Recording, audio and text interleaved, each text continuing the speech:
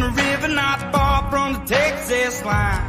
I ain't got much, but I'm damn proud of this double wide off in the pines. I'll do whatever it takes, I'll go to my grave, protecting me and mine. So you better understand, if you step on my land, I'll leave you where you lie, let the wolves cry.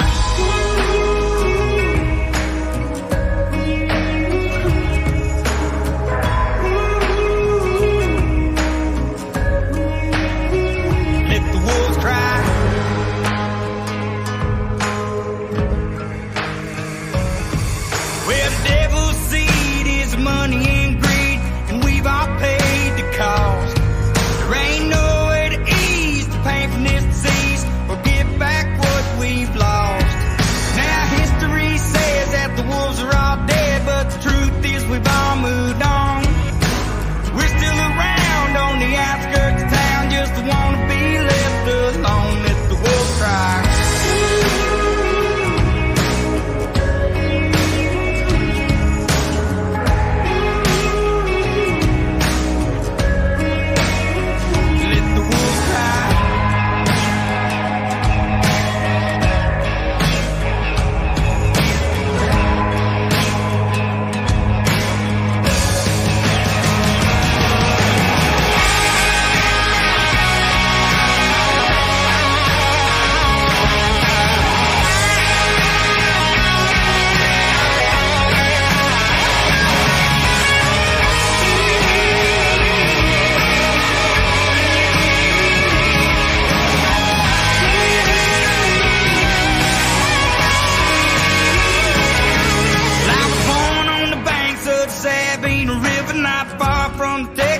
Line.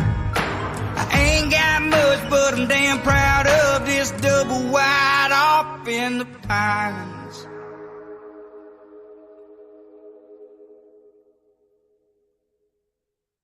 Hey, good morning, good day, good evening. Peace. What's up, Willow, Matt, Pure Blood, Hillbilly Homestead, Huckleberry. Y'all got me? 5x5?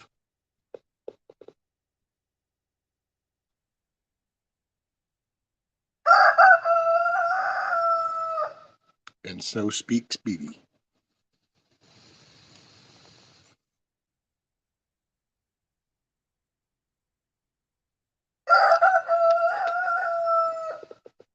Hey, what's up, Carl?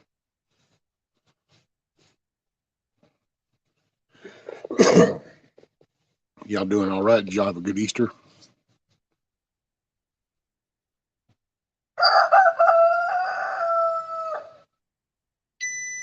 And you know, I don't know, a pretty sombering weekend for me. Tell you what, I'll throw an invite out there. Anybody wants to come up, shoot the shit. Let me see. Ding, there, that.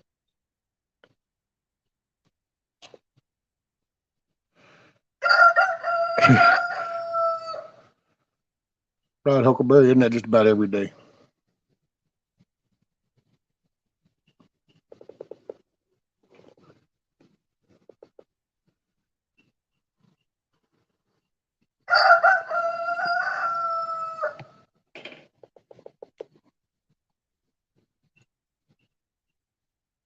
YouTube had to tell me I was live. I guess in case I didn't know it.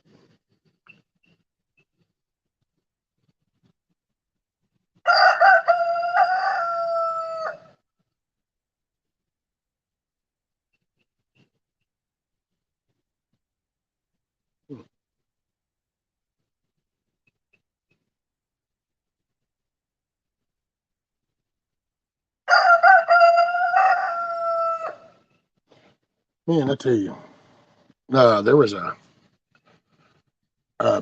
a food place in Oklahoma. I thought this was kind of interesting. Apparently, it's called, I think it's Benny Keith. I think is the name of the food processing plant, but they're in Oklahoma. They had to shut down, and when they were asked why they had to shut down, because all these restaurants, vendors, they didn't get their stuff.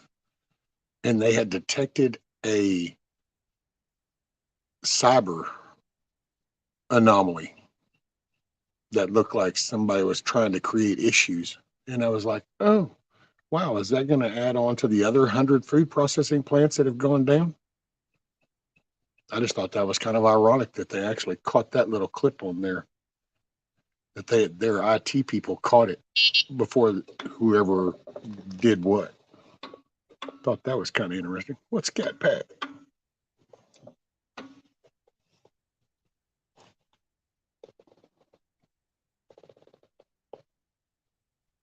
Oh, man. Well, did y'all have a good weekend?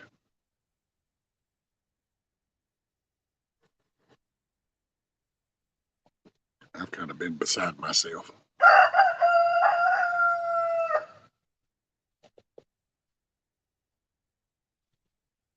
Oh, yeah, no worries, Carl.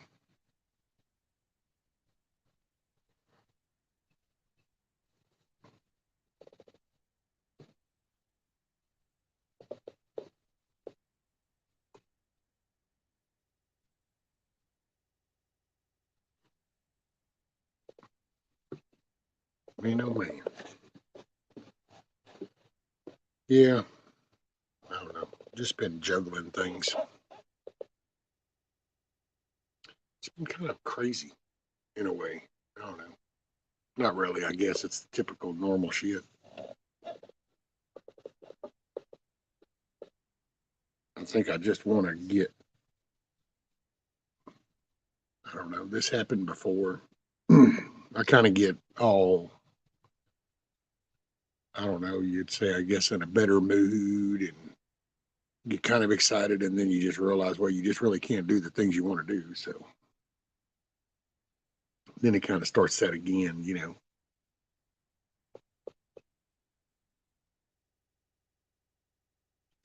Oop, damn mosquito bug by me. First Easter egg hunt for my grandson. He's walking and babbling now. So freaking cute. Oh, that's cool, Scatback. Yeah, you can't be that.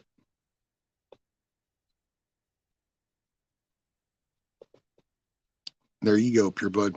Get that coffee going. Hey, morning, hit gal. Good to see you. Let's see, rescue. I never heard so many so sad about this holiday and family. I don't get sad about the holidays no more. That's not me. That scar tissue's plenty thick now. It don't bother me. Left the doors and windows open because it was so hot yesterday. Woke at 3 a.m. chilling like vanilla ice cream.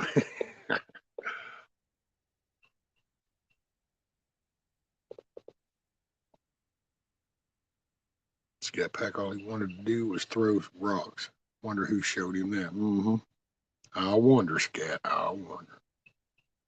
Hey, what's up, Random? How are you, Jim?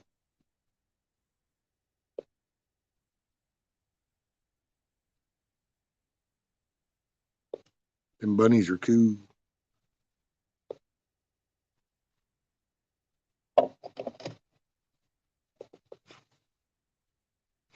Oh, dude, Hutch's little chicken thing. I don't know how many of y'all caught that.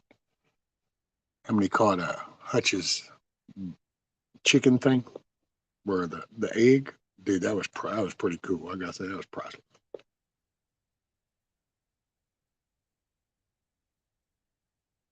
I was like, what? The chicken knows what? And then I thought he was gonna like make fun of the brown egg thing or something.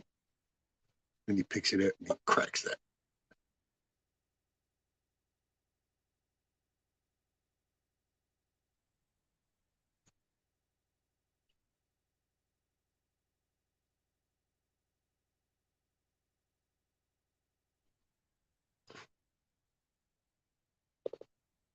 I'm living with a new man. Santa left the building. Oh,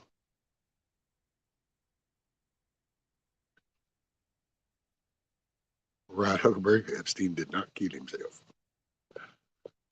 My friend's granddaughter was in a bad wreck Sunday morning, pinned for 5 hours under a dash before they found her still having surgeries. Oh, wow, hit gal. Sorry to hear that, ma'am.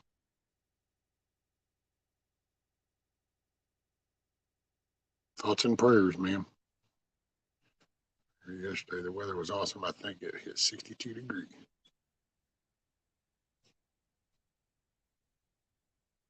Oh, Carl, yeah, you'll have to go look at Hutch's little short about the eggs. The chickens know.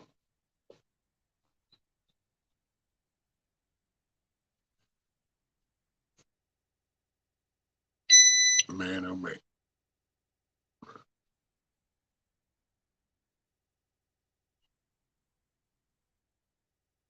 And you know, Jen, just another day in paradise. Still sunny side up.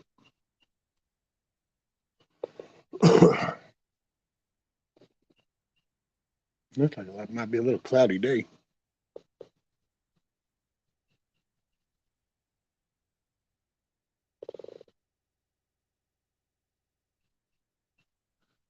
Yeah, you can if you want, Jen. Box. What's up, brother? Man, hadn't seen you in a minute. Hope you're doing good, buddy. Hey, Miss Tina. I see you.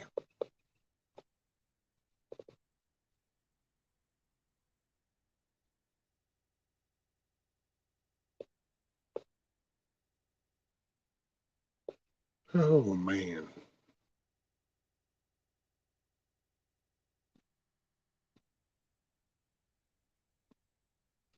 I didn't hear one word from anybody.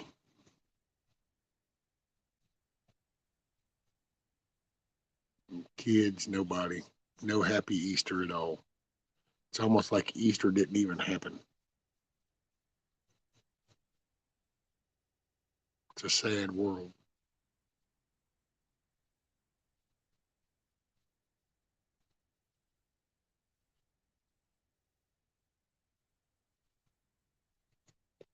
I don't know.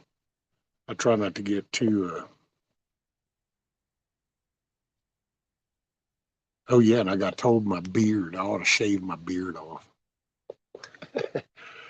I laughed and I said, why does that bother you or something? Does it just no? I don't. Well, yeah, no, it was better with just a goatee. I said, okay, cool. That makes me want to grow it even more. I feel a little rebellious. Thank you, Jen. Thank you.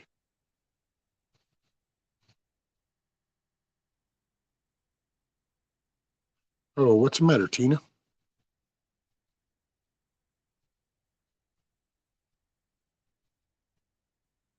Tina says, I too have a serious matter that needs prayers this morning. The Lord knows.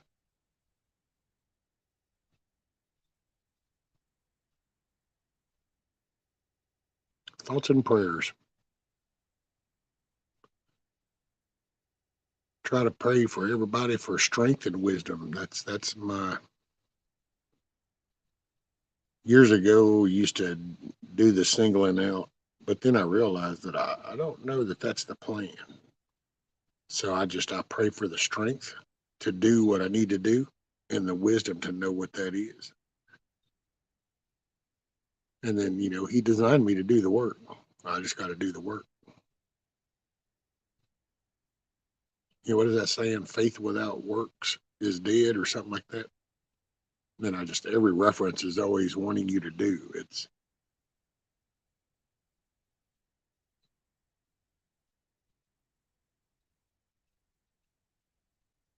So yeah, I always pray for wisdom and strength. Kind of fits with the serenity prayer. Hey, what's up, Matt? I've seen that slipping by.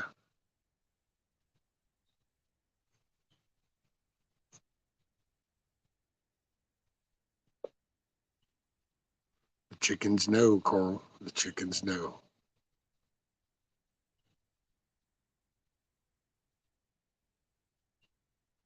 Yeah, what was it that my ox just said? He was saying, been busy working my arse off. My back has been killing me since Thursday. Oh, shit. Yeah.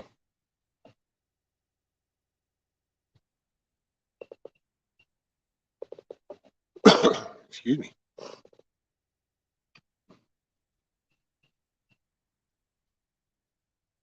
trap some rabbits.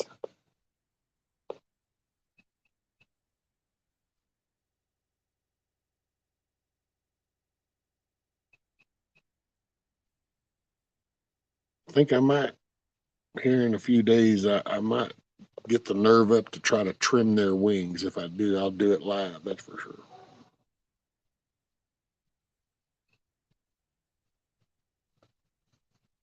Trying to plan for this Missouri meetup. Sometimes it just, I don't know. Don't know if it'll happen or not. Trying to get there.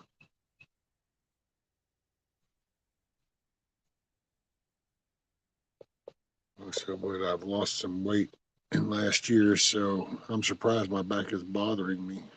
Normally doesn't. My knee is back to about, since I blew out 2 years ago, so that's a positive. There you go, Box. Well, I will say just something I noticed when I went through all this, and I might not say this right, so sorry if I don't say this right, and definitely not trying to dig on nothing, but for me, it was like being overweight had me balancing a certain way with certain muscles on my back, and they kind of built up to carry that load. And then when I lost it, I found myself not like leaning like I did because I didn't have the extra weight. Next thing I know, I was a little bit farther up. And it took a little bit before those muscles kind of came in tune, because all of a sudden I was actually then doing things in just a slight different position. And it was enough that I could feel it, if that makes sense. Let's see, Tina says we've been having nice weather, so I'm thankful for that. So tired of the cold. It's too hard on my bones, right, Tina? That titanium stuff don't like getting cold. Hey, Mad Shag. Greetings from the area coast. Commuting and listening. Right on, brother.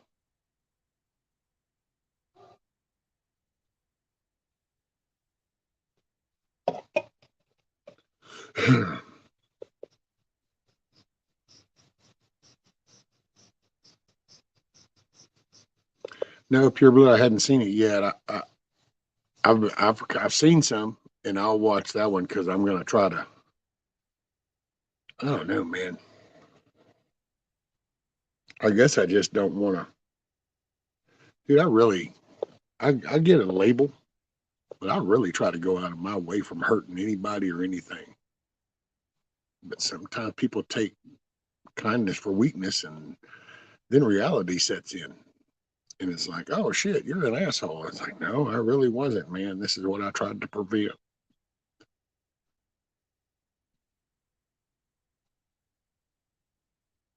Okay.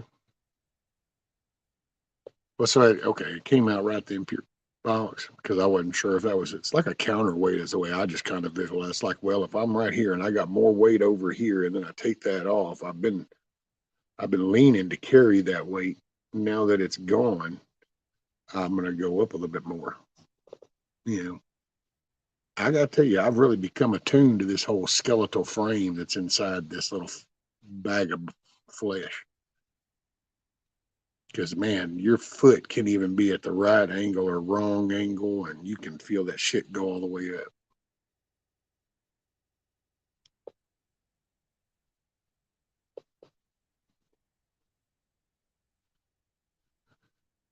Most weather changes, yeah, buddy. Never clip my chickens either, but I hear it's just like I hear. That's what That's what Hutch says. That's what everybody says. All these people that do all them videos, they're like, "No, look, you just see, look, that's all you got to do." And I'm like, "See, yeah, I reckon." Oh, let's see, something went off.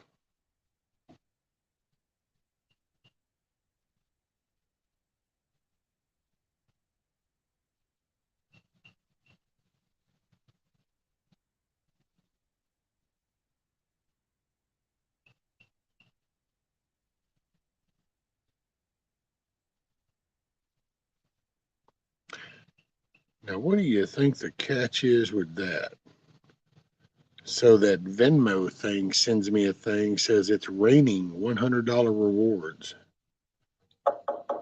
You just add a hashtag rain to any payment you send, and you're automatically entered for a chance to win $100. And it's like, I wonder what the catch is with the hashtag rain.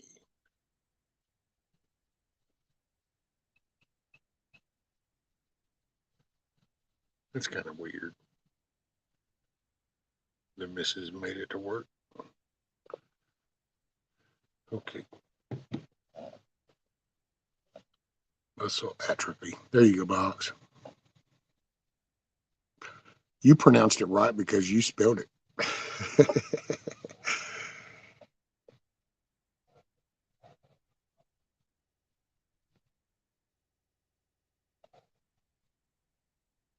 I will say this on the matter: because of someone's bad decision, that someone else to make a wrong decision that led to the cops getting involved. It's a big mess. Oh, wow.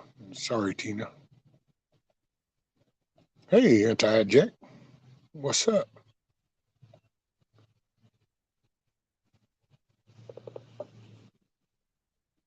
Hey, Hans. What's up, buddy? Well, it's not so much me no more,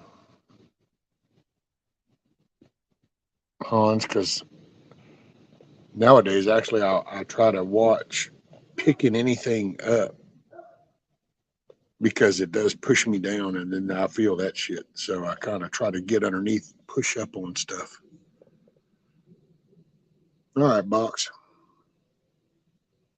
He says, well, I got to go get ready for work. I'm moving slower than usual. Have a wonderful day, everyone. Stay safe, stay aware, and be prepared. Right on, Box. Take care, brother. Make it a good day.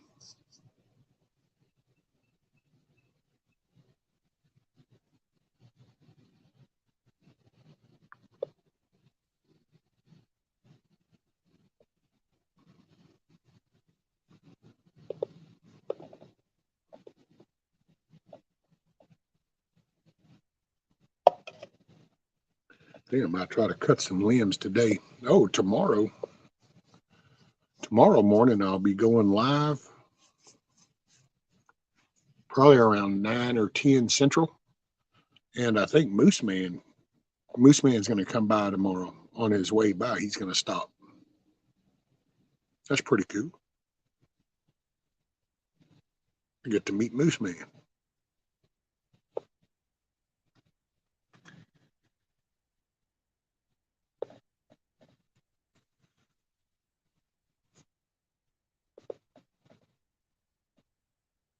I don't know. This weekend, it just kind of like trying not to overthink it.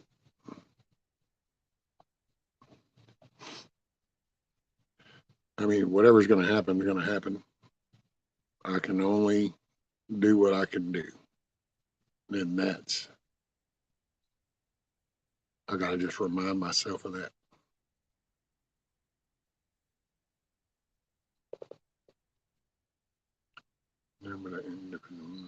Rescue and homeschooling children have finally ran out of snake adventures. Guess what we're moving on to now for science? Rabbits. A little rabbit science.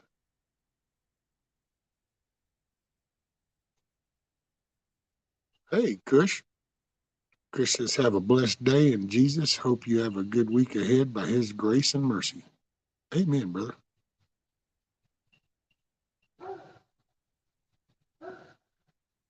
Carl, I remember Moose from Dangerous Freedom a long time back. Yep.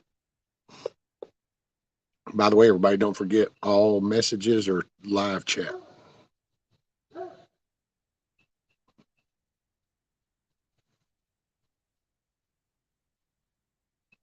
Yeah, I don't know, man. This weekend I was really,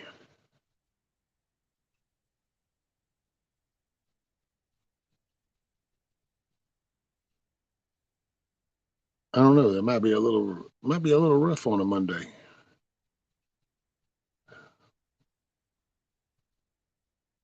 Don't really mean it to be, but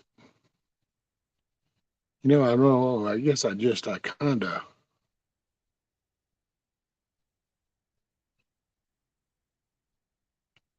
when you think of all the talk and all the,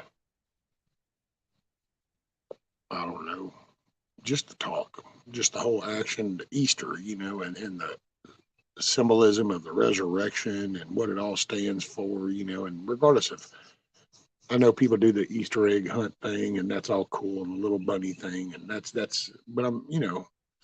anybody that's actually, anybody that's talking about the actual resurrection and faith based like that. And it's like, you would think, that it would, in these times right here that the world's in, you think it would really, you think it'd send home the message, you know, to, to kind of start doing things, to put faith to work, and that there's a reasoning, there's,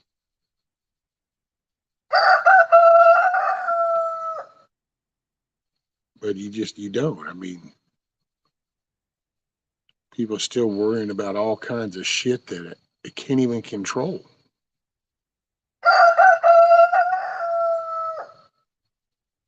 It's just, and it's all kinds of crazy crap. I mean, just like on a highlighted version here on the YouTuber land.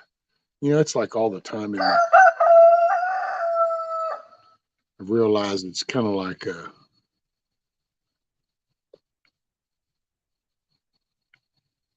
the moon landing, flat Earth, the Illuminati, the Freemasons, aliens, and it's like, just think about all the hours and hours that have got BB's an ass. They get put into, looking at and following this and then doing that, when it's like, well, I don't know, is your house in order? Is your own house in order? Is your character in order? Or are you in order? Not just because you're going, I'm fine, but, or, do you concentrate all that in and build there? And it's kind of like, I don't know. I start to worry. I kind of worry for people,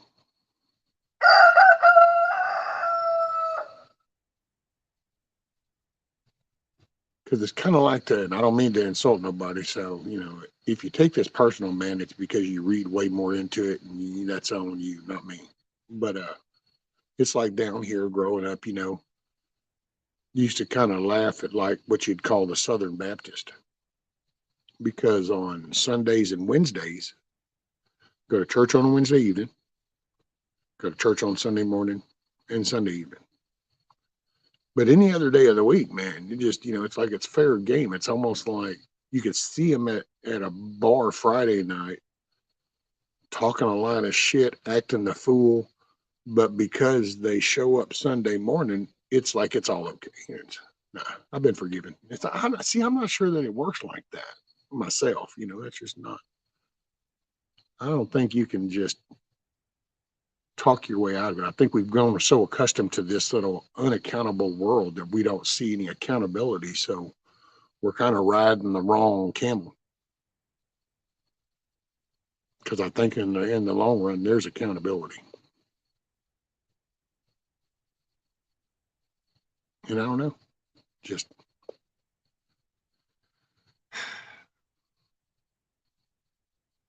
one of those weekends.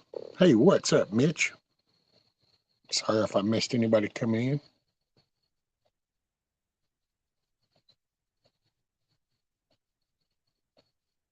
I want to be one of them.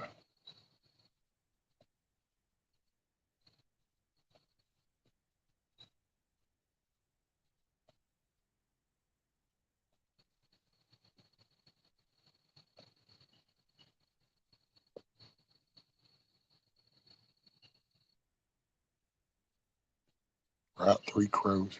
Sorry, I was scrolling up reading what you guys have been saying because I just kind of went on a little bambling thing. So,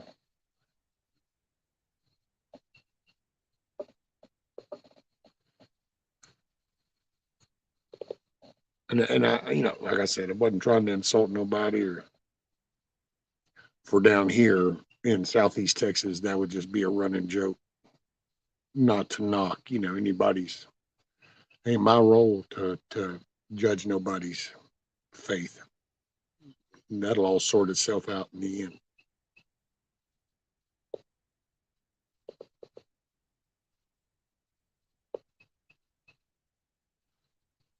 Yeah, I gotta say, Mitch, I read that hello head rooster, and then I went, yeah, that's right, I am. And then I realized that, well, I don't know, BB seems to chime in a lot. I think he keeps trying to step over me.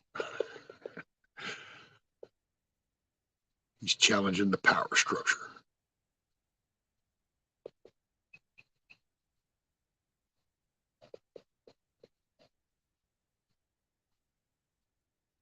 Enter you in the Sweat Lodge 2 days in some peyote.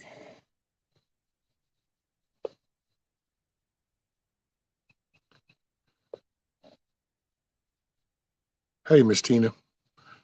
Hey, thoughts and prayers, ma'am.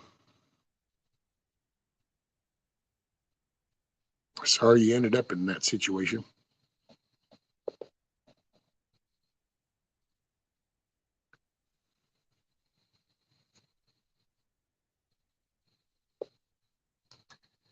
Yeah, I don't know, man. It's just kind of weird.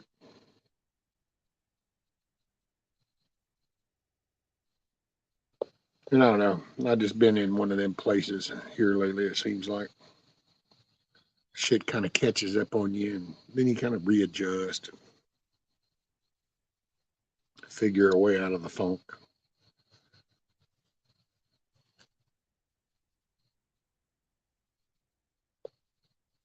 What's up, Mr. Benjamin?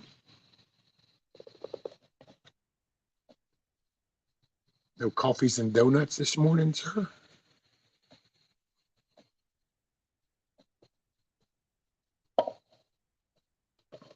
I'll be glad when the sun comes up. I got stuff to do.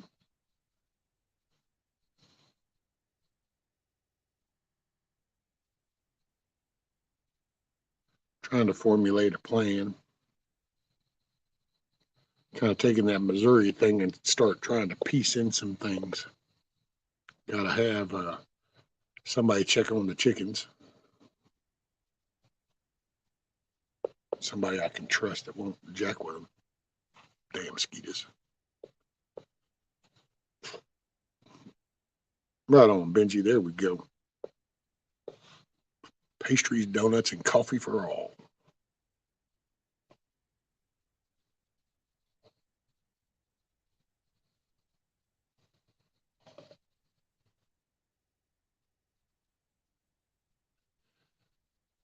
I don't know.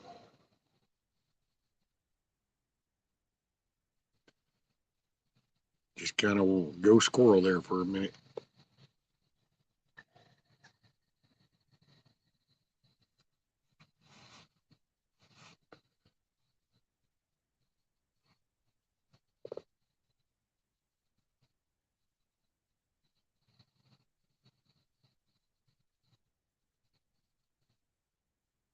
I don't know what I'm gonna. I just don't know. It's daylight there. What? Oh, you're on the East Coast, ain't you, pure blood?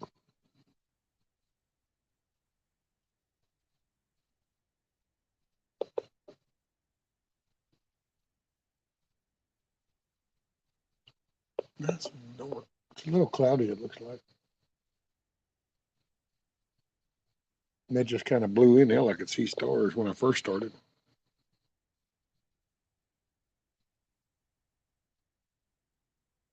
There was something I was going to ask.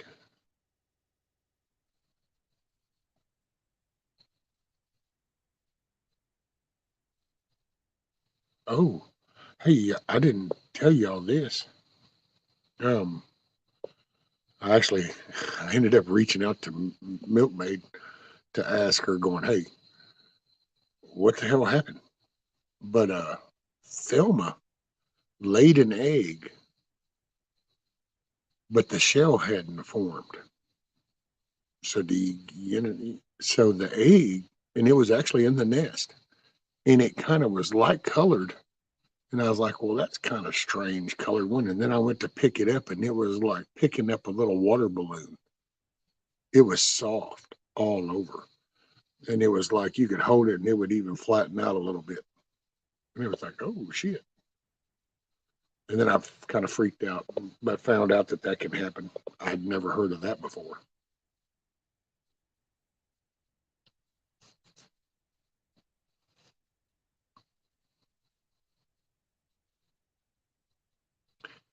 East Coast gets the worm first. Eh, they get the easy pickings. Then the central time zone comes in, the only time zone that really matters, and gets the good grit.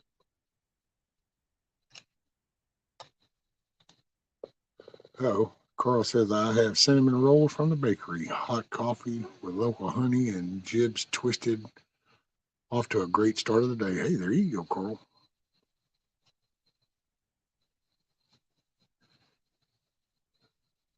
There you go, pure blood. Okay, Michigan. Scapakasana. Okay, see, I don't know, Huckleberry. It can happen. It could have been a little stress. And it was so weird too, because she was the one for 2 days in a row was laying them up on the roosting bar, and they would fall and crack when they landed. And so then she stopped doing that, but then went over to lay, and then comes out with this little water bubble of an egg.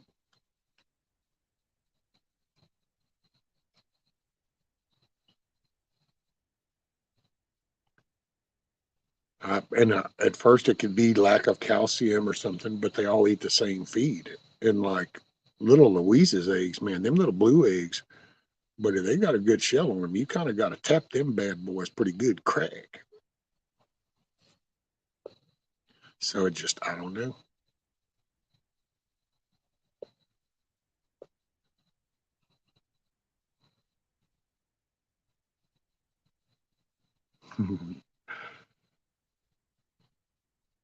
Man, I keep telling you, Rescue, I'm in the middle, so it has to be the only time zone that's right. It's Central Time Zone. That's why it's the Central Time Zone.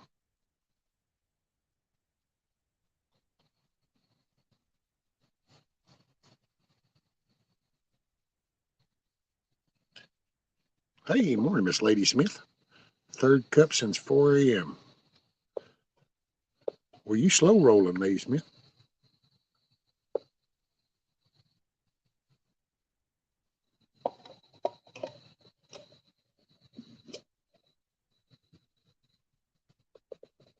Yeah, see, low calcium. But see, the others are doing fine. I think one, I don't like where I put this chicken coop, so I don't like it right there. It could just be me or whatever, but to me, it's like it's got it's too close. They can see stuff and they don't. I think it might be stressing them out.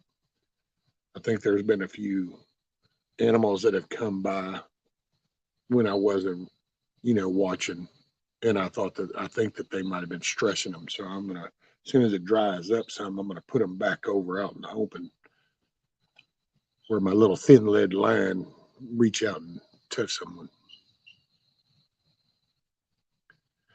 If it happens a lot, try a supplement. Yeah, Matt, I'm gonna kind of keep an eye on it.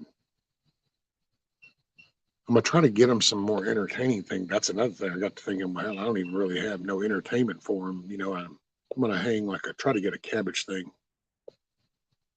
shit like that, and hang for them. I'm just kind of starting to see some gaps in my little plan here, and it's like, man, winning this half cocked. What's up, Pete? Roman Prepper. How are you, brother? At the gym. Get fit as a fiddle.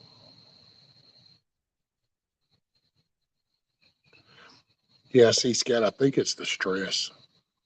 I think they just she stressed out a little bit because the other two laid. And who knows, man? It's kind of like I laughed and made fun of. It's right up to par. I'll get the weird one. I'll be the one that needs that extra care. It'll be that one. It's like me, me.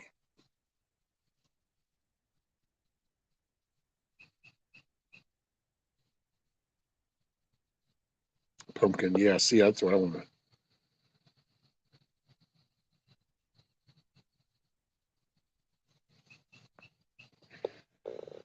You need motivation to get stuff done today. Well, son, you just got to get up and get at it.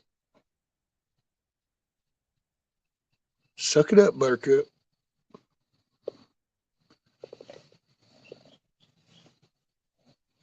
Rescue, but in a way that's kind of good. Doing the things, and then learning yourself under the shoulder screen. Yeah, I mean I know but I hate to do it at their expense. But yeah, this month when I get my check, I'm gonna try to plan out where I can kind of keep them with some pumpkin, I guess, cabbage, that type of stuff. That way they can peck away. Excuse me.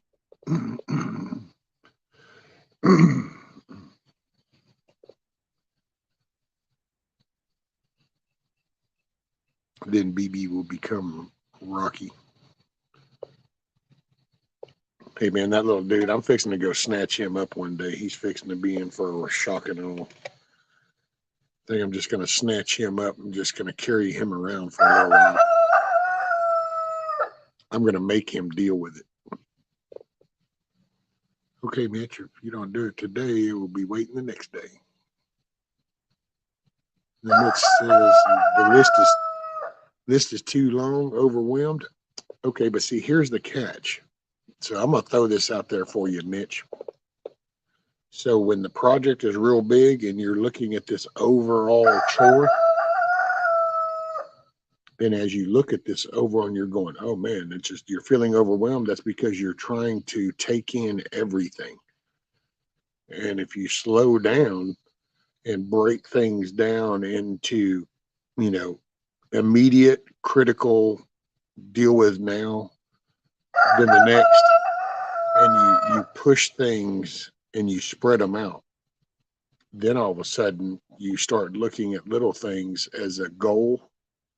One little thing, if it's if it's if it's picking up glasses and dusting off the table, then you tell yourself that that's your goal. Today I'm going to pick up those cups and I'm going to dust that table. And when you do that, tell yourself you accomplished it. And then just pick one more thing and not, it's kind of like you don't climb a ladder all the rungs at one time. You do them one rung at a time. So sometimes you got to slow day-to-day life down and deal with things one at a time. Right, pure blood, boy, he is sure laying it on thick too.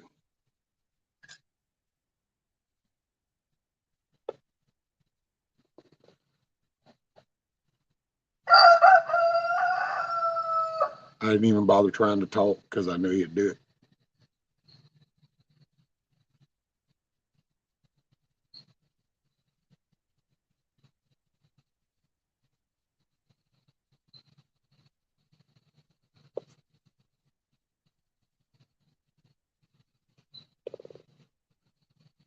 Maybe there's something to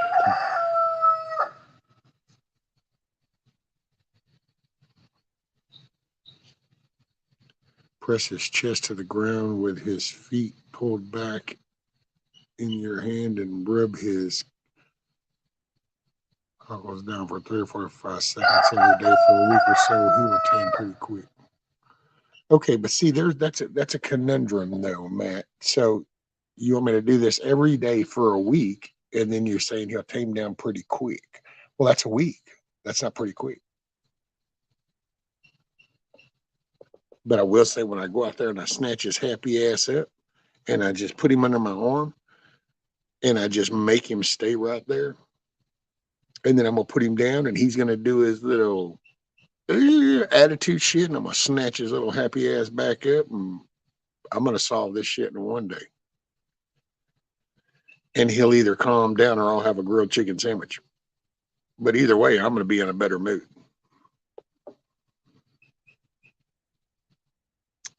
There you go. Rescue RE ladder equals the Three Stooges. Do not agree.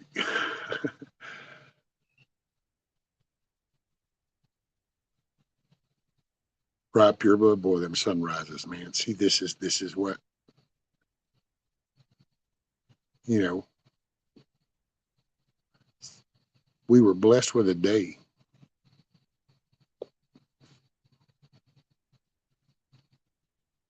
I mean, I don't know. I guess I've gotten to where when I see things, I can almost any bad stuff is man created. That's a given. It's man created. Nothing that was put here is bad. Oh, JR will be going live in 30 minutes. Yeah, I hope you don't mind me. I don't mean to step on him, but this is kind of my thing. I kind of like some morning stuff. I don't stay up at night. Well, I mean, I do, but I read. I don't get wound up.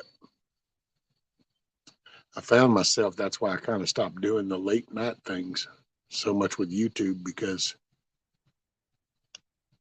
it's like little vacuum holes you get pulled into and it just keeps your brain going. And I'm trying to be more focused,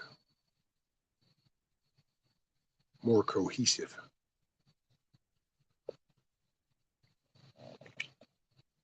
Love watching, and let's see, Han says a week's quick versus a year. But see, this ain't going to be a year. It's only a year if you just tolerate that for a year. I ain't going to tolerate his happy ass for a year.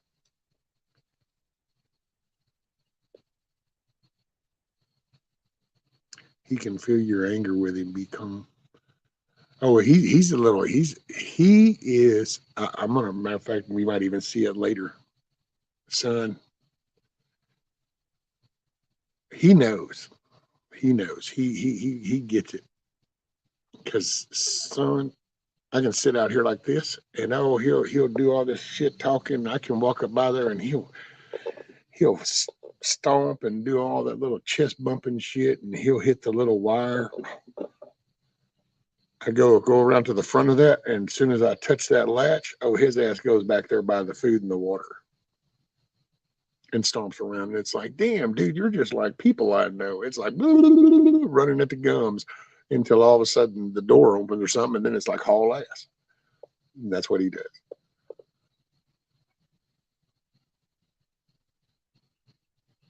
Roosters can be jerks.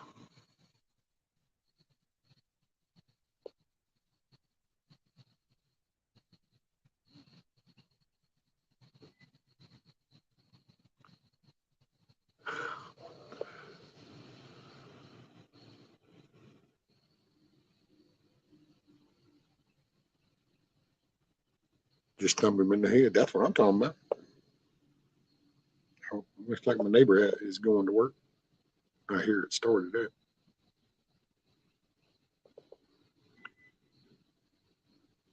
Agree, rescue. Cognizance is a choice. AM thinking, yep. Well, I mean, I had just gotta, I don't know. Man, I ain't got no answers. I'm still trying to figure shit out, you know? Bust his ass with a stick like it milkmaid. See, I still think some of their issues is because of the female thing, because it's just the animal world.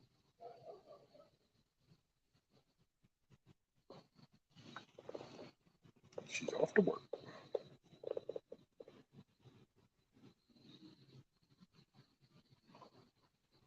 Benjamin, it's 4:20 here. Time to feed my brain.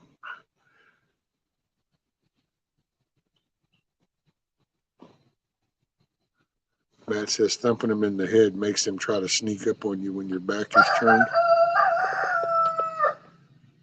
Dude, homeboy's gonna do that one time.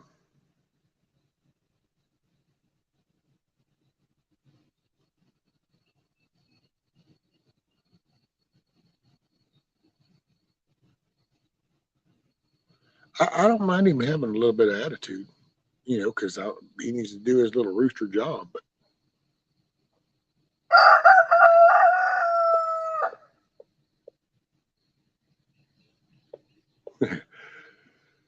right after I have him go get his own switch.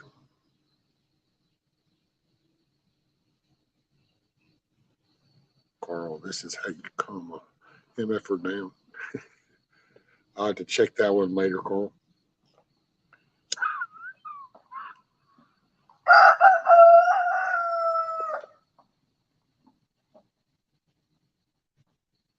Lots of robins singing this morning. Hey, cool. I hear some crickets.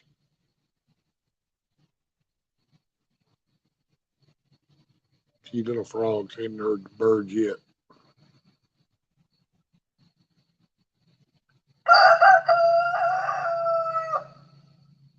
I got the door open on it, so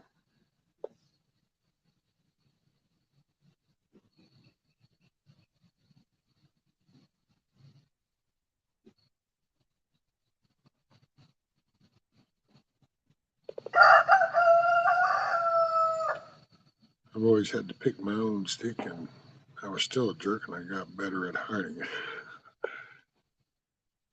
It's like, that's it. Go get your switch.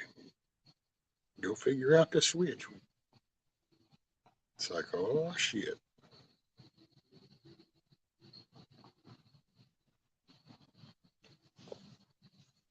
Hey, morning, Tony.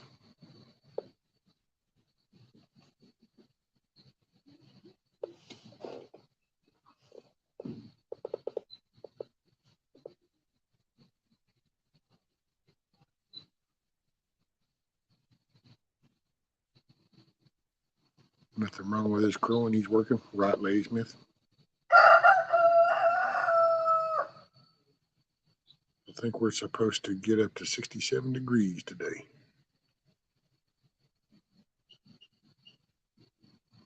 Oh, man. Michigan's going to start warming up.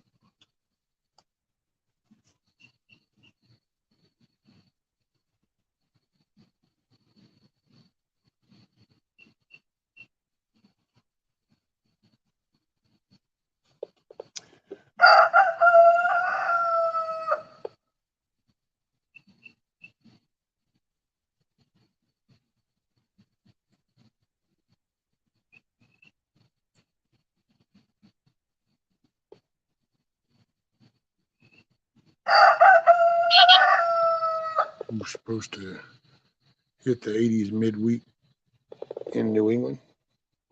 Oh, hell.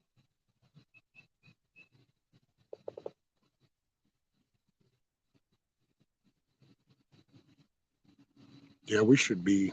I don't know where we're going to be today. I was glad the rain stopped.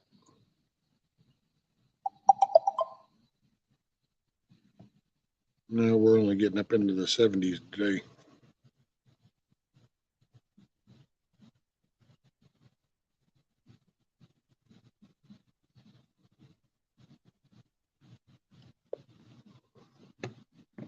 I need to refill my coffee.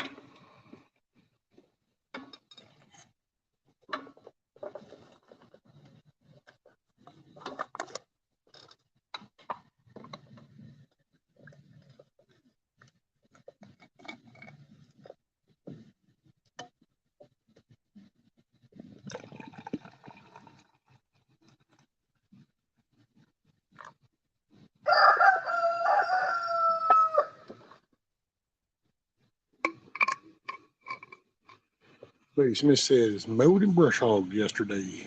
Season is here. Yeah. Here in a couple of days, all of a sudden, this old yard is going to show all this nice little refreshing rain we just got.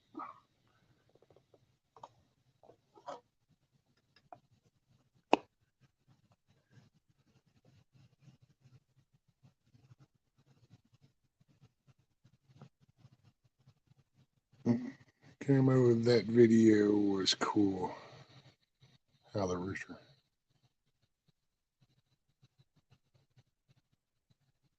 Our youngest boy woke up and said, "Shut off the alarm because we have a rooster alarm."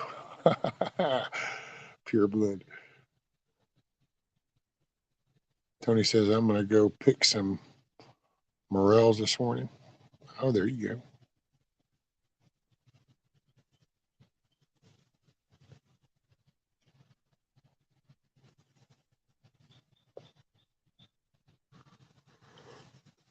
So are those like rare ones? I noticed like Carl's like happy hunting, been looking but not finding. Lady Smith's like found two.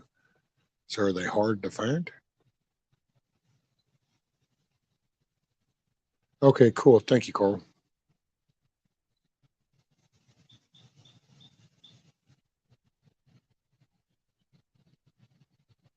Hey, Jay.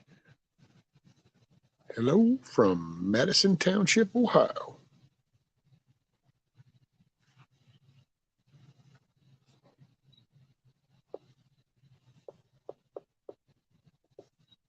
Man, I don't think the clouds are too thick because I can see the stars every now and then.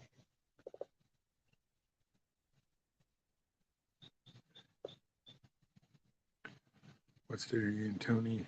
Southwest Missouri. So Tony said, Camo, I found around 40 so far. I usually pick a couple hundred every year.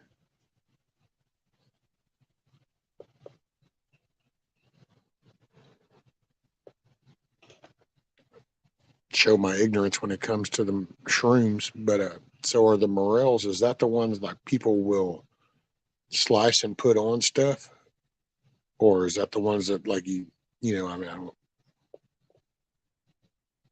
just don't know, man. Mitch says got my cherry tomatoes, chooks, steak tomatoes, and cantaloupe incubating under lights in the spare room. Hey, there you go, Mitch.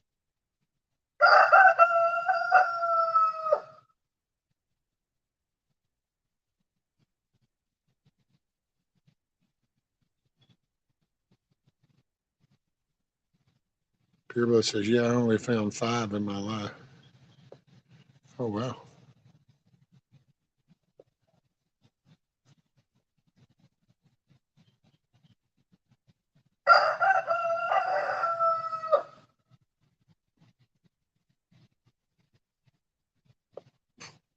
Rescue, we slice them and fry them. Okay. So that's the bigger ones that you slice them and can saute them up good, real thick and stuff. That's cool. Carl says, scat, there's one species that known to be found around dead elms a lot. There are a few types. Oh. Hey, what's up, Wizard? Look at man, we got Wizard and didn't even talk about money. Yeah, kind of. But if you have the teeny tiny ones, just to saute and butter and consume. Okay, got you.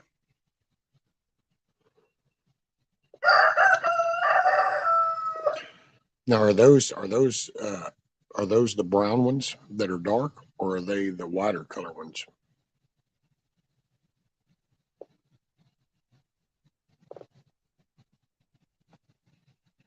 Tony says, Lady Smith, yes, I'm picking the dark one right now. Yellow ain't up here yet.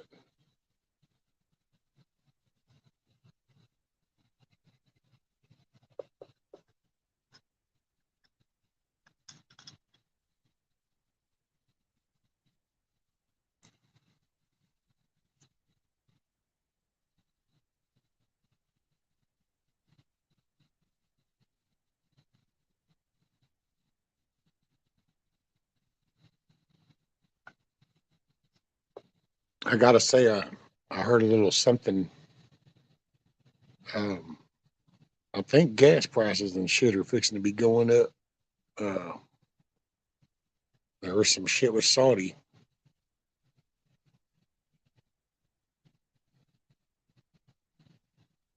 And I think we just need to. I know what I'm trying to focus on is I'm trying to just get it envisioning. Okay, if this isn't here tomorrow, now what? running that scenario in my head. Just been kind of crazy. I don't know.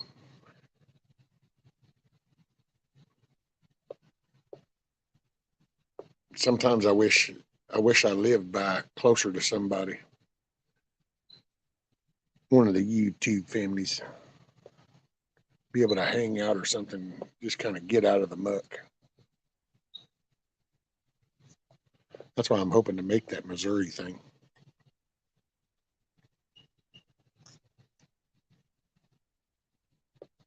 I don't know.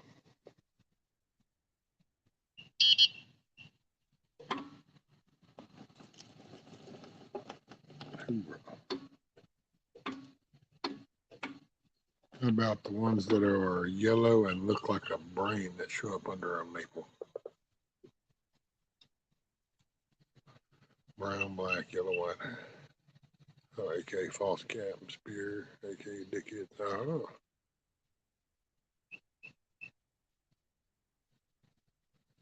That says we call them the spear peckerheads.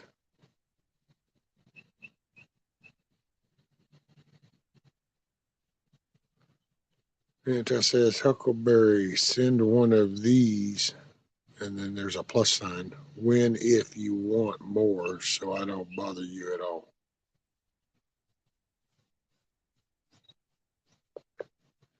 Well, what's the little plus thing?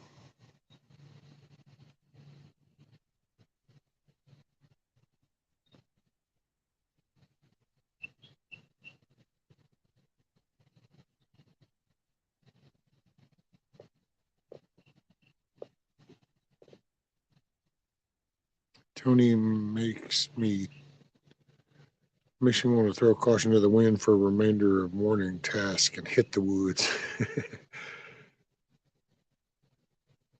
It says we got that crazy fungus here that glows in the dark.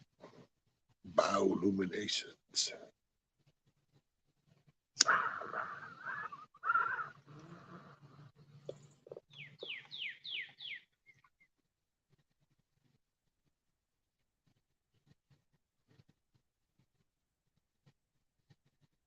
Tony Smith, A. Smith, I love hunting mushrooms even more than eating them. I give a lot of mushrooms away every year. Oh, there you go.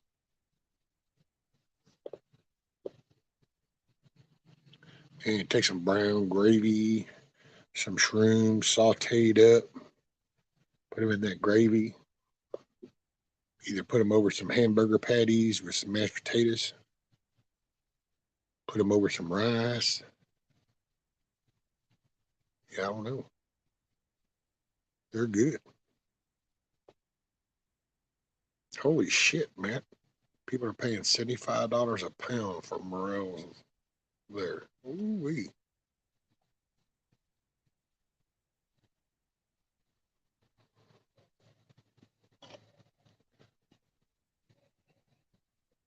Oh man, Milky sent me a picture of this cool little chair. Had tracks and stuff. That was pretty cool.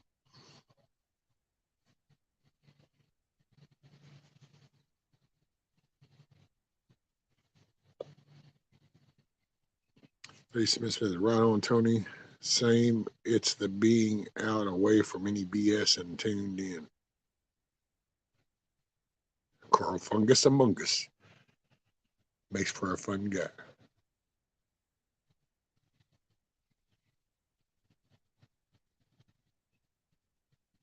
Mitch looks like China ready to hit Taiwan.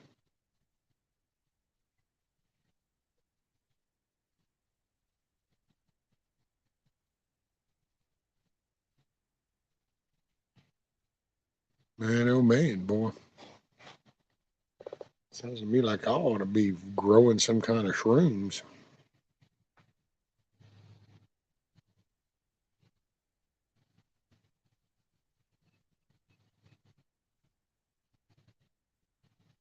I wonder if you can you grow those, or they're just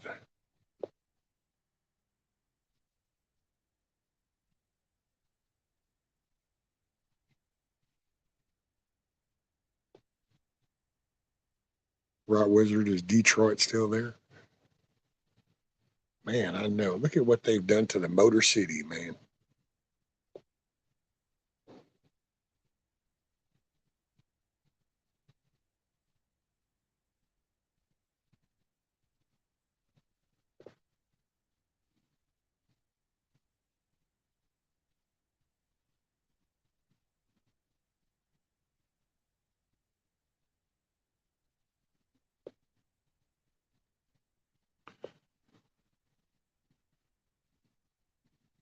Oh, you make a slurry out of the mushroom and then pour it. Oh, wow.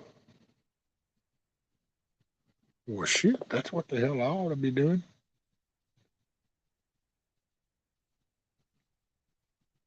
Hey, while everybody's still eating, try to make an extra side buck or something. Wonder how hard could that be?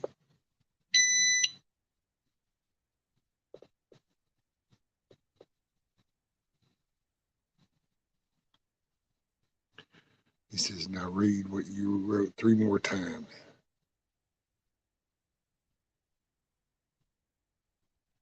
The pieces of it, Wiz.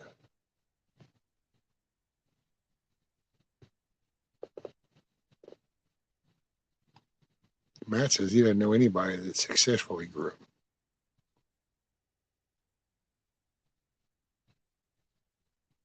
Lady Smith says that success rate varies greatly.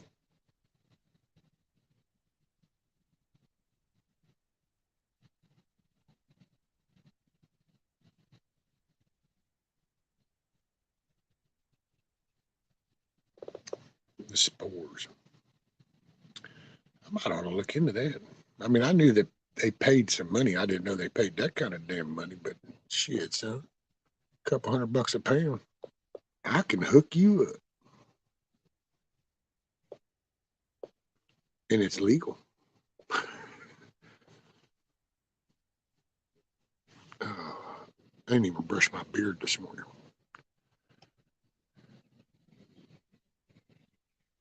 A few years ago, I started throwing my cleanings under elms here at the house, and they grow there now. Oh, there you go, Tony.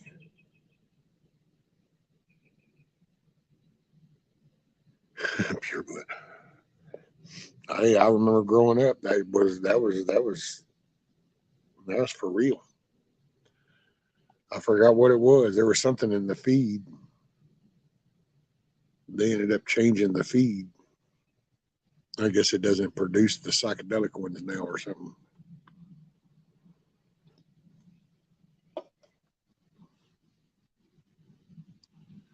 This guy will show you how. Okay, cool, Scat Pack.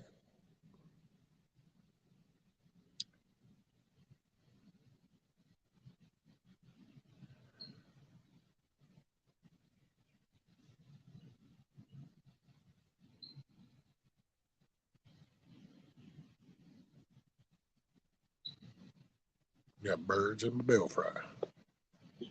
I hear one starting to chirp.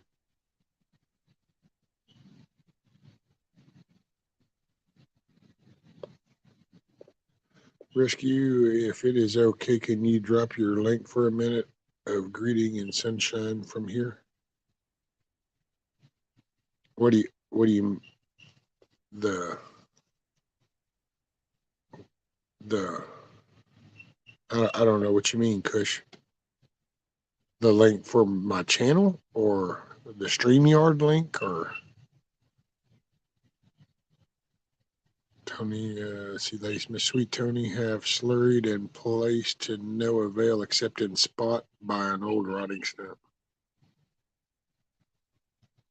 Then Han says, make sure you know what kind you're dealing with. Rescue, have a beautiful day. Chat, be well and safe. Till next time. Hey, Jen, thank you for hanging out. Hey, there's Mr. William. Hillbilly Homestead. What in the dark of the dawn is going on here? Right. Well, look, I'll see if I point it up. Well, it's not, you still don't see nothing. It's getting there, though. Ribeyes are cheaper than shrooms. Hey, Moonlight Gypsy. Morning, ma'am. Where did Kush go? I didn't know what he meant. I can do this if it's the channel. Let's see.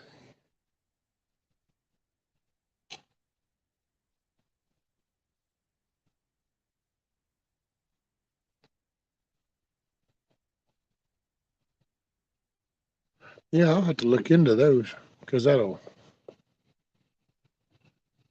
hey man, if there's, some extra bucks. Plus, if people like them, shit, just it's a way to kind of add back in.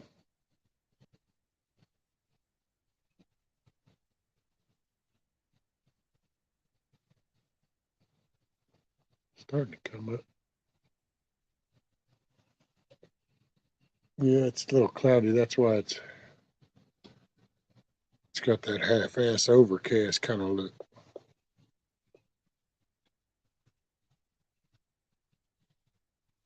Fair warning, hunting them is addictive.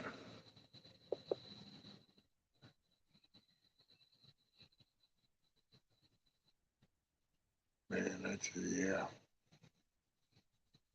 Tell you what, I regret all them days I used to gripe about having to go through the mud and climb over this and that and the other, just rather work or whatever. But nowadays, oh man, I'd take all that griping back in a minute.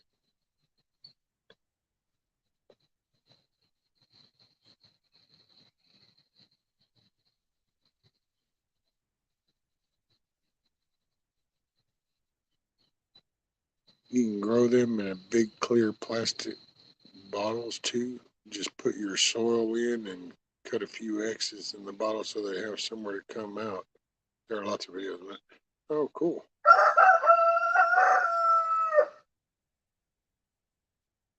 Wizard says, preach it, ladies and men. Oh, Huckleberry anti-adjack. Huckleberry done through the medics on him.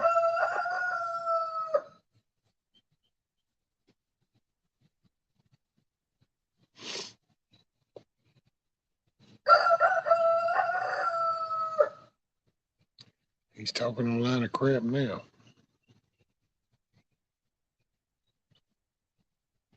He needs to get motivated, his lazy ass in there.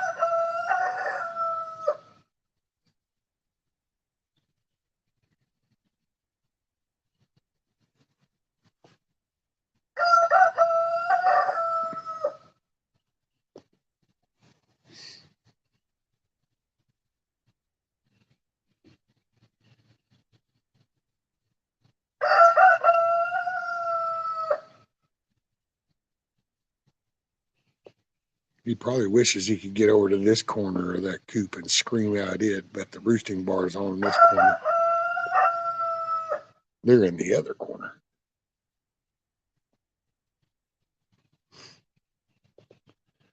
I was just looking into it a couple of days ago. It's a profitable business, that's for sure. Hey, cool, Scat.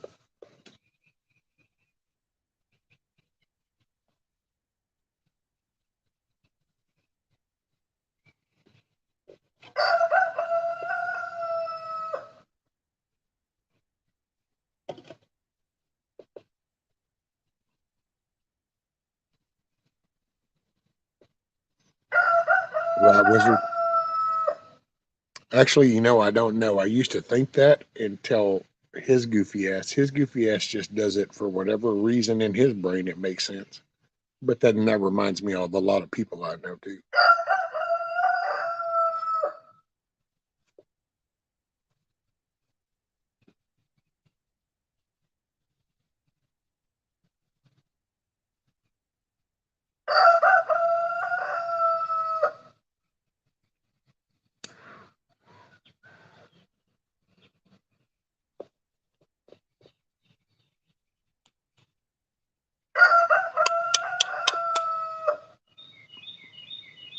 There we go.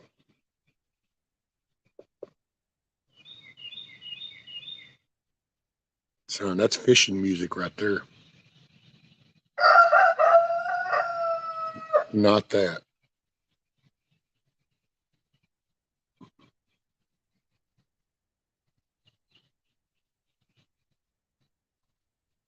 can hear him starting to talk now. See, that's fishing.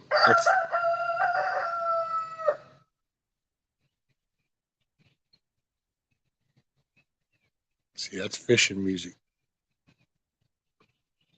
This is whenever you're sitting out in that little boat over there on that artesian lake that's right over here. Man, this was like paradise. I'd get back to the back of that lake where this little creek part comes into it. I'd be sitting there in my little boat. Got my thermos of coffee. I start sipping on some coffee and I wait for this. And when this starts happening, it's like, okay, reach down and get that little rod, put that worm up on there, start throwing it out there, and then bass just start hitting. Bang.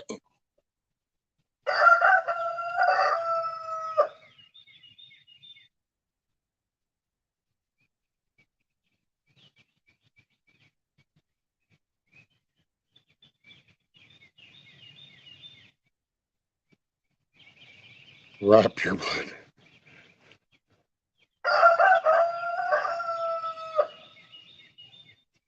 Foul language, Huckleberry.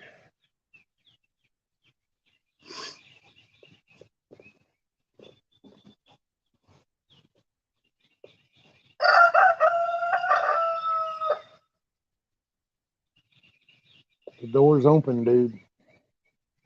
Not that he'll come out. Tony says, how's everyone's weed growing so far this year? Mine seems a little slow. Well, I couldn't tell you, Mr. Tony. I live in Texas. So there you go. Elusive. What's up, brother? Hopefully you're doing all right. Doot, doot, doot, doot, doot.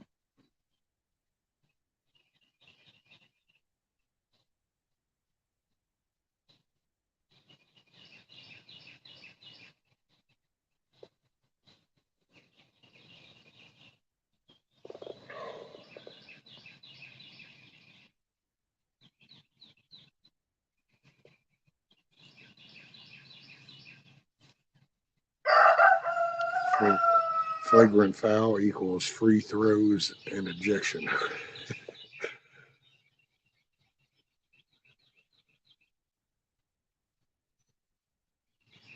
Oh hell! Your bill. Oh, did you?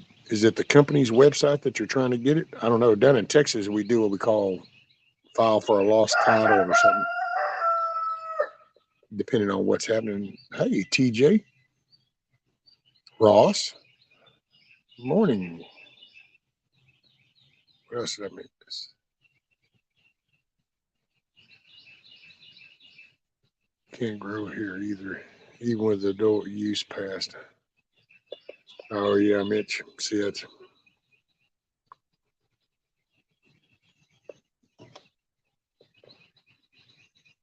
before you went live. I was listening to hunt music, sunrise, and 3 different hibernation versions. One from San Antonio live in '75.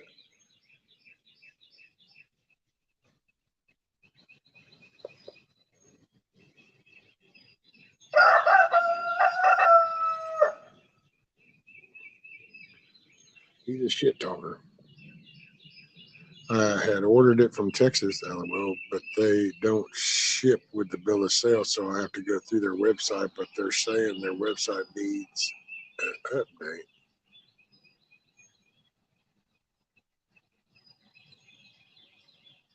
Wait a minute.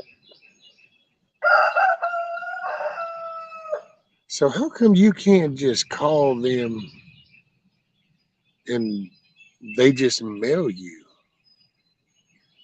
the bill of sale?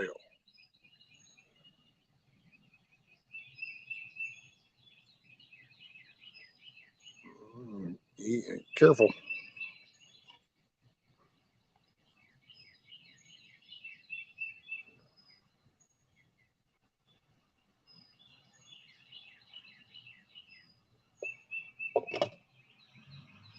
Nope. Sounds like somebody is taken out for work.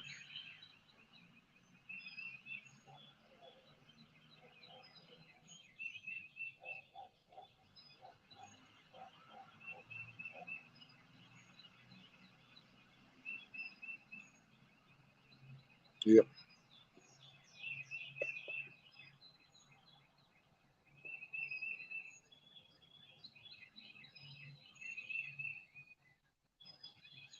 Yeah, I don't know, man. Is that out of curiosity? Is that happen to be a dealer out of Dallas?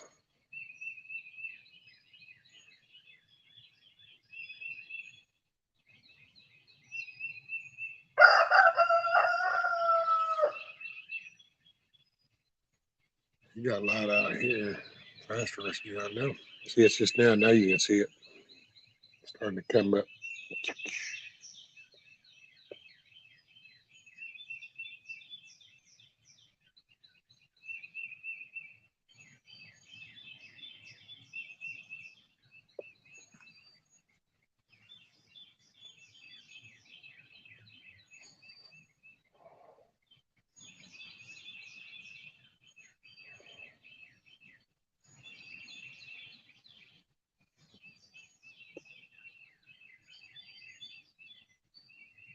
Oh, man.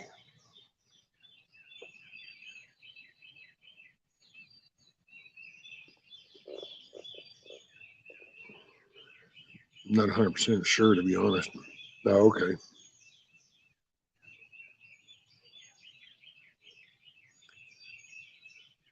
Tony says, grown weed since 82, and it was serious shit back then. Hey, man, there's something to be said about Acapulco Gold and some sense of media. Yeah. People might think some of this younger bunch probably thinks that those are just lyrics in some kind of song or some shit, and it's like, oh no, that was the real deal, buddy. And some good old tie stick.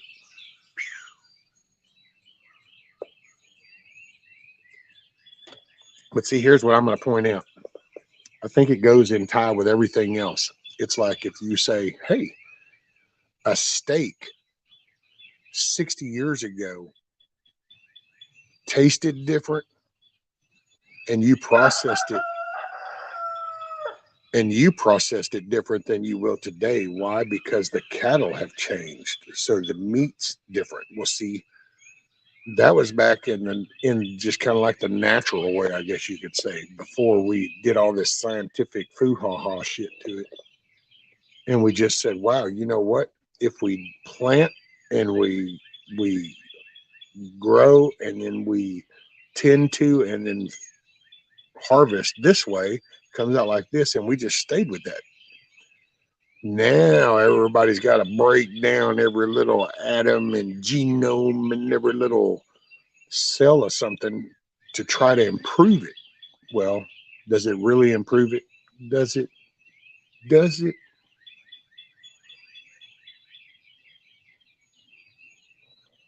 Because boy, I don't.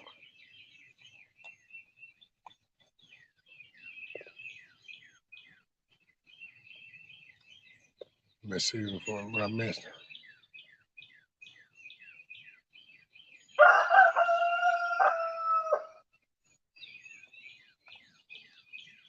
Panama red, right there you go, Mitch. You know. I stick right, Scott. All right, Lady Smith. There we go. There's my peeps. See, everybody chimes in. They can all get it. TJ says, I'll be back in the yard again today. Yesterday, I hand dug, tilled a 15-foot row for corn. I still have to dig another one in this hard black Texas muck. You gotta love that caliche.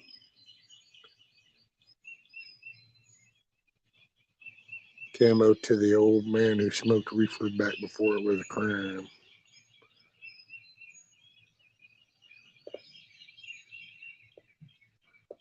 There you go, Ross. Oh, that's a good one here. I'm going to put that one on the screen. There you go. Ross says, I be puffin is better than ibuprofen.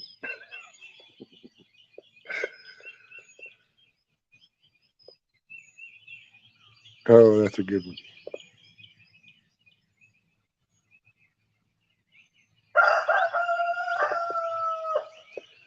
Rescue the high Words don't necessarily make it better, but it damn sure has a chance to morphodite. Maui Wowie. Damn, ain't heard that one in a while, Mitch.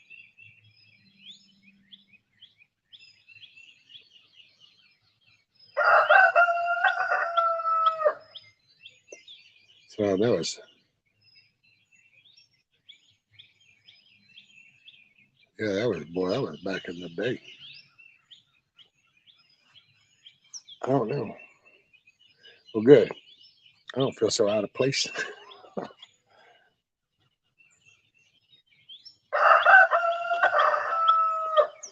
You know, you'd think his throat would get sore or some shit at some point, but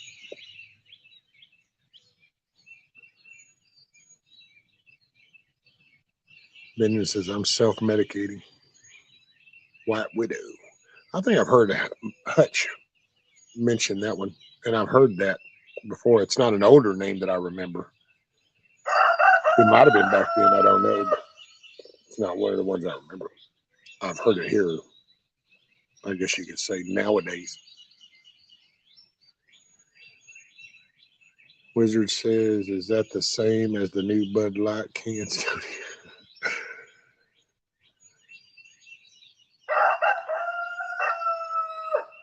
Tony says, I was smoking back when it was a serious crime. Now it's legal. See, dude, you know, I remember when it wasn't a big deal down here in Texas.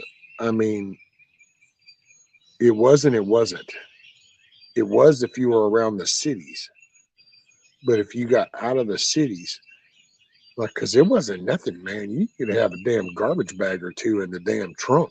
And it would just be like the old paper sacks. And it'd be like, oh, you want some? Sure. Yeah, here's $10. Okay. Pop that damn thing, just reach in the garbage bag and just shove it into that, fold over the top, go, here you go, there you go. And then be like, cool, man. And then if you got tagged with just, you know, a little bit, then most of the time they just made you pour the shit out and stomp all over it and then go, you need to stop that stuff.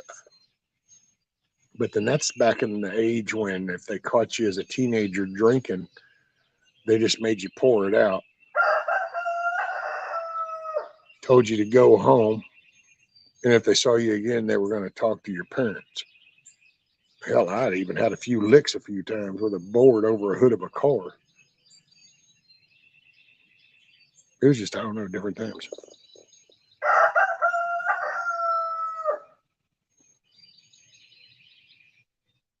William says, I never cared much for weed, but y'all keep puffing. Ross says weed was illegal. You know what? Here's the thing. It's just, and it's the arrogance, because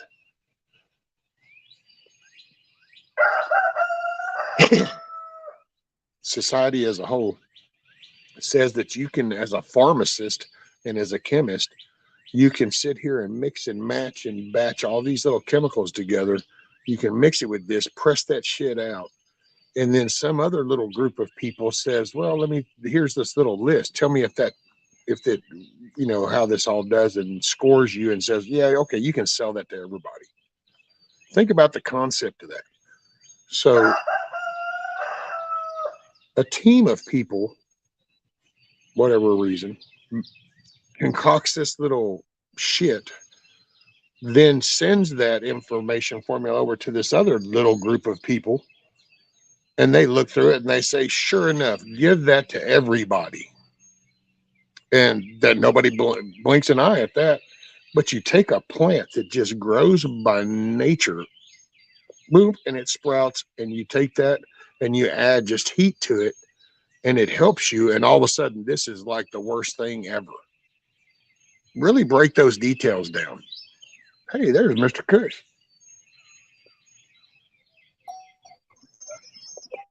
What's up, sir? Hey, Brian, blessings. Hey, greetings, Oh, breaking up everyone. just a little bit. Just want to come up and greet you all. Have a great and blessed day. Keep the faith and have a wonderful, happy Eastern season. for everyone. Keep helping one another, you know, and do the best we can while we are here, as the Lord will look after us. He is faithful and true, and keep the faith. Okay. But Bless God you is for good. what you do. Um, Always, yeah. That's what I wanted. I was reminded about the color of blue. That's the color of hope, for everyone. That's why the blue. It's from the dark comes the blue, right away when the day breaks. It's a reminder. It's a warm color, and it's a color of love. And that's why during the pandemic, it reminded me about the red, the white, and the blue. And his banner over us is love. So other many other things, we question him, and he is a good father. He will give us, a brother or a sister, and along the way. So have a great day, a blessed day, Thank and you, Kush. I enjoy your singing, talk of the singing that you do. I mean, it's a pro. I mean, yeah, and it's also where I live because it's also, it's a good reminder about what our Lord said to Peter. Of course, he said that to Peter, but I mean, it's a good reminder that without Him, no one can make it without Him. So That's it. I wrote in a line, "Wake up, Nikki, and milk me," because that Right. sings. Um, I found real welcome. I found the two nice stories. One is from Kirk Cameron that I found as you grow. One is from Missy Robertson, Because You Are My Family. And has to do with adoption, how the Lord adopted us as His children. And He's not going to forsake us. So, and we know that everything works for His glory.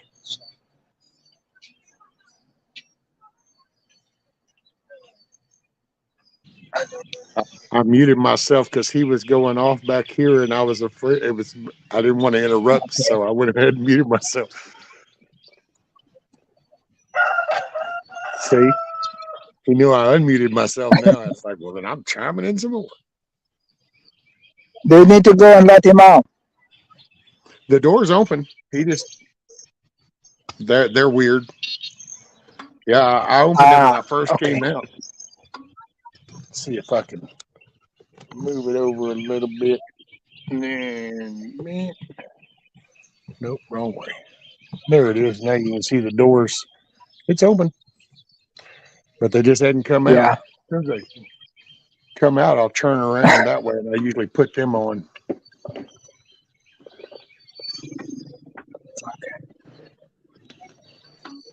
I was looking to see through. Well, I hope somebody else will join and come up. I'm going on. Oh, sometimes they do, sometimes It's they don't. it's afternoon. It's afternoon here, so. But I'm glad you did, Kush. Oh, bless you. I'm very glad also. Keep the light going. Love you. Yes, sir. And the Lord loves us Take care. more. Have a blessed day. Amen. Bye. Oh, Mr. Kush.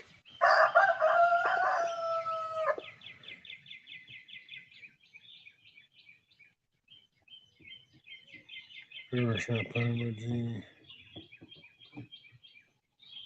hear him stomping in there. Do y'all hear that stomping?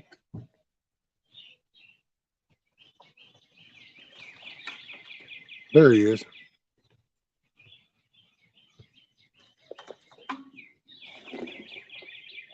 And seeing he'll run over to this corner and he'll act like he's got a little bit of an attitude. He just, I don't know, little shithead dude. Look at him.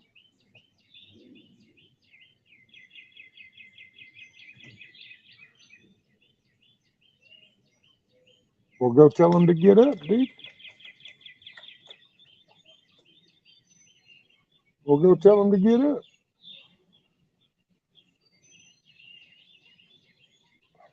I think he's kind of wanting, a little attention this morning. And the ladies are like, dude, you need to chill.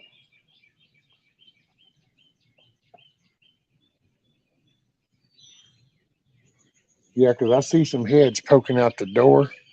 They're poking out the door right there. And it's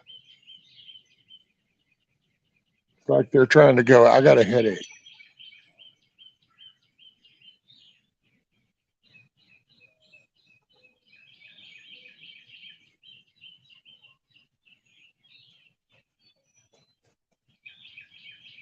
Look at him do his little stomp. I got to get y'all over here.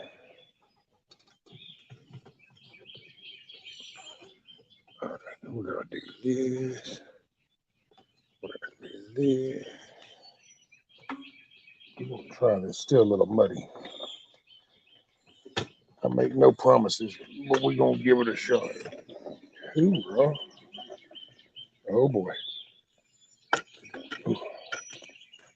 Okay, so that's as far as we get with that. Hoorah. All right. Oh, no, pure blood, I can't. It's too wet. Hell, I might get stuck right here in my chair.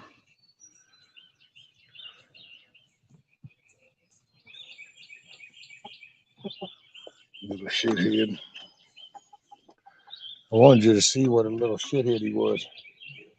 He talks a good game. Until the door opens. Okay, let me.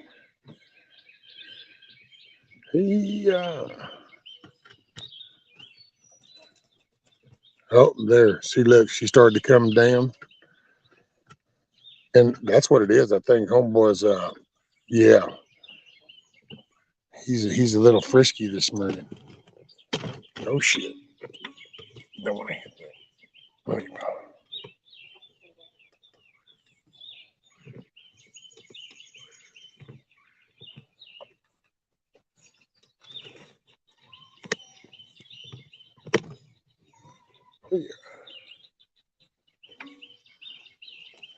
Effing rooster, right?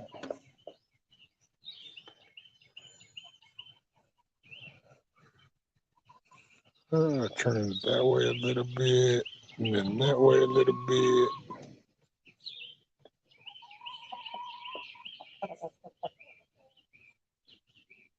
Hey, buffering.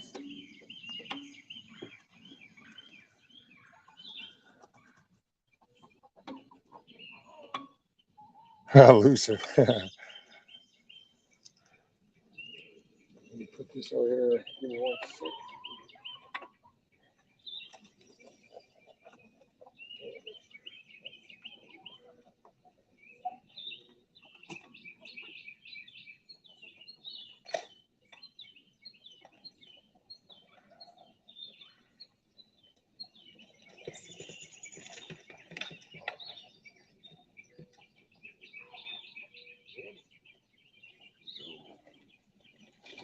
Oh, shit. Oh, nope, nope, nope. There we go.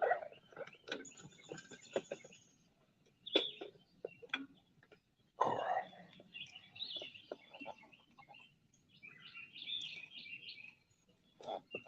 Okay. Yeah, probably won't be. I need to probably be still. Old Loose Man's supposed to come by tomorrow.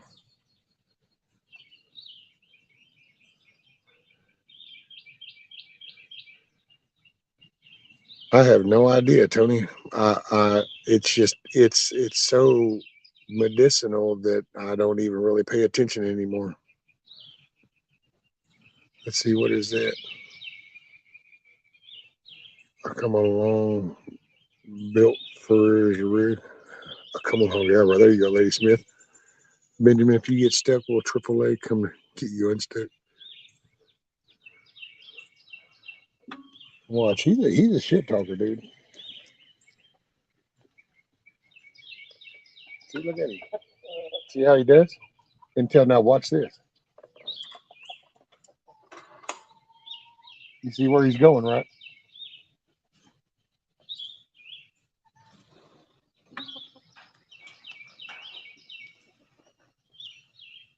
What's that? See, he's not really, he's a badass on this side of the wire. See where he goes? Y'all thought I made that shit up? Look where he goes when he thinks I'm coming in there. He'll talk a line of shit. I got a rooster that is the epitome of the keyboard warrior. He's a badass as long as the door's closed.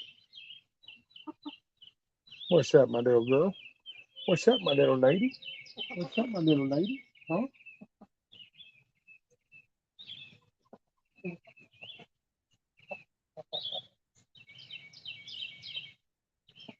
Oh, you jealous? You jealous?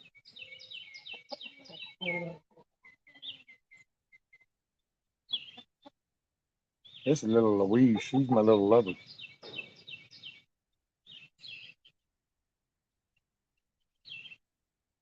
What's up?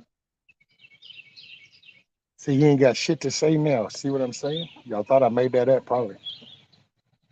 See, open this door. Everybody's a badass on the other side of the door, ain't they? All right, you ready to be a badass again? I'll shut the door.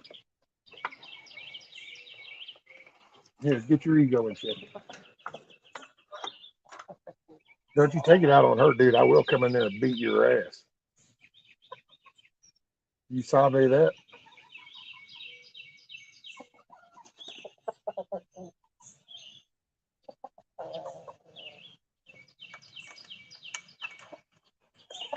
See how he's a badass on the other side of that door.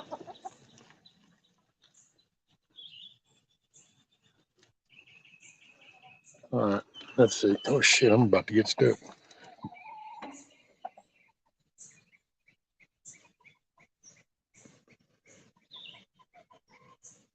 Hey, what's up, kid?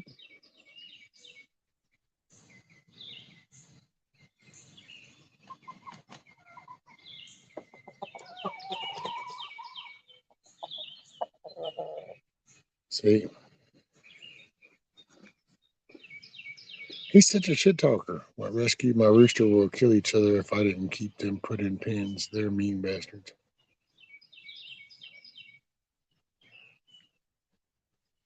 I gotta tell you, I don't know.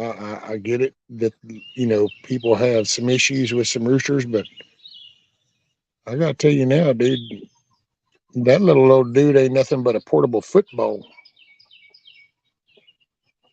And if I were to punt his ass in that pen, he'd bounce around like a ping pong.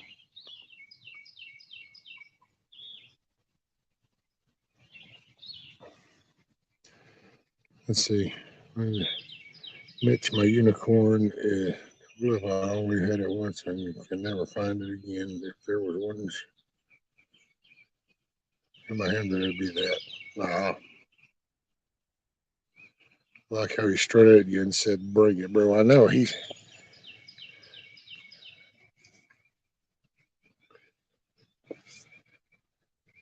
gonna sneak you one of these days.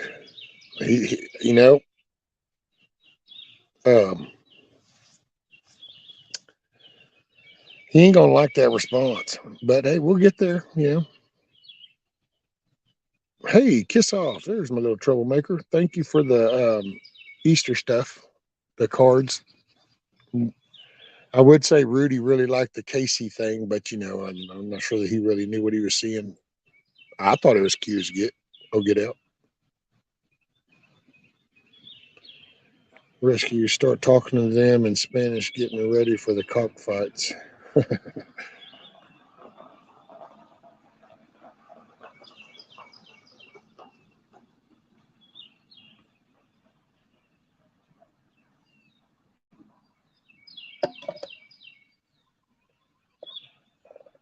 don't know. I'm gonna have to. I don't know how this is gonna work.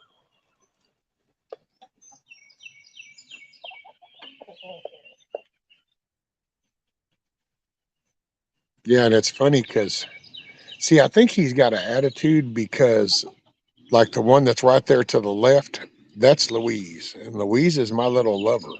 But if she's the first one that started laying, she's the one, if she'll just hop right up on me if I'd let her. And so, and come to find out, I've been watching, and she's kind of the number one hen. She kind of tends to tends to business. So I think that makes him a little pissy. I think his poor little male competitive testosterone genes just can't handle that. And it's like, oh no, I want her attention. See, and he knows I'm talking shit about him because I think they can just pick up what you're putting down. Tony, I used to fight them, but I'm not in the shape to handle them anymore. Yeah, I gotta say, Tony, I don't agree with that, but I never have. I'm not into the dog fights, chicken fights. To me, it's humans pitting other animals against each other for their own entertainment. But then we'll turn around and whenever we got like some weirdo sicko dude over here, but if you go beat on his ass, it's illegal. And I just don't know. I just think we need our priorities in order. See, like I don't get on to him, I don't make him. If he's gonna crow, I let him crow. I don't usually go say jack with him if he comes stomping at me, just because. Well,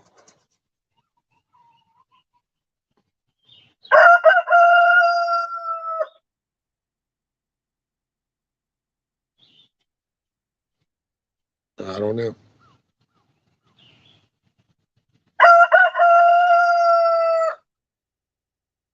Wizard says stepped away for coffee, and there's the comical relief. Want to kiss off? Kiss off, my little troublemaker.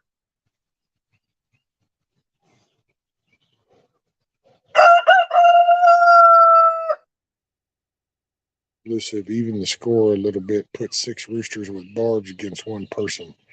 You might get 1 or 2, but then roosters tearing you a new one.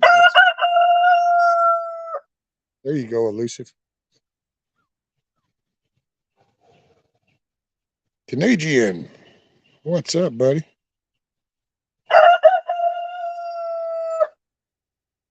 How are you, sir? He's at work, stopping by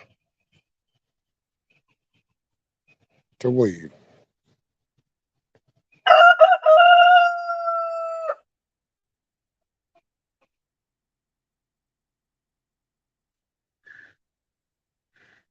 My cats came running when he started crying. They were like, what the hell?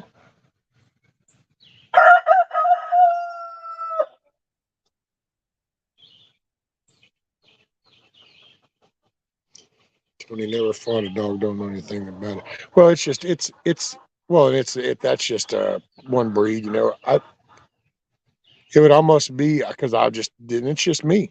I don't know. It'd be no different than forcing.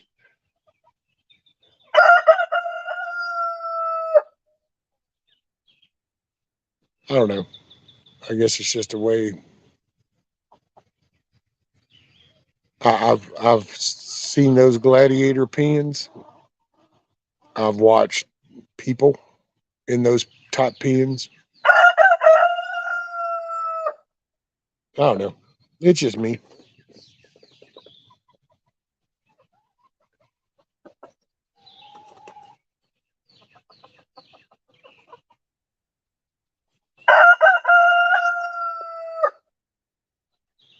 Now, see what happens in nature.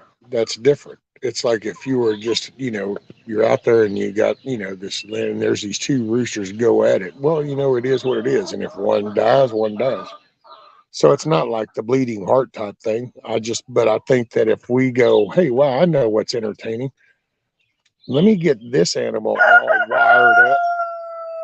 Let me get this animal wired up, get this animal wired up. Let me strap some shit on them. And now I'm going to confine them to this small space so I can watch them hack at each other. And hell yeah, and I'd see there's where I just go, man, you know what? That's called prison. You can see that shit. That's the only reason I just don't. Not a big fan of I don't know how you promote it. Now, like boxing and all that shit, hell, man, that's your choice, whatever. Go down and throw dukes, and it is what it is.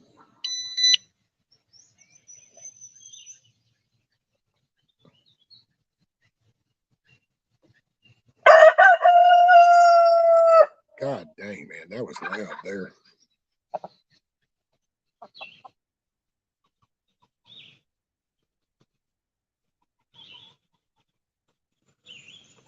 Wizard, I have to be around that thing I married to get geared up. He just draws the best out. Whatever, kiss off. You've been with him this long, you ain't going anywhere. Something must have been good, otherwise you'd have never ended up this long with him. You just need to stop making him watch so much damn Fox. That Fox will screw his brain cells. That Fox is just as bad as the CNN.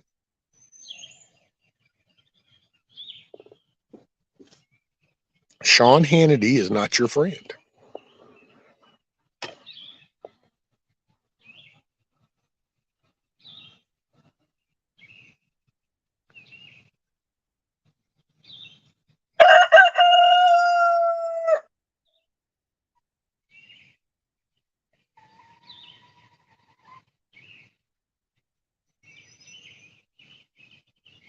No, it's not pure bliss, but it wasn't pure hell either, kiss off.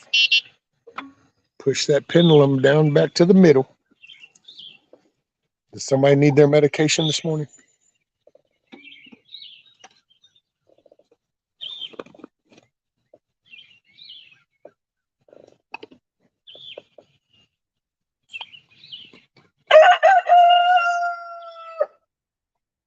Good Lord, have mercy, dude.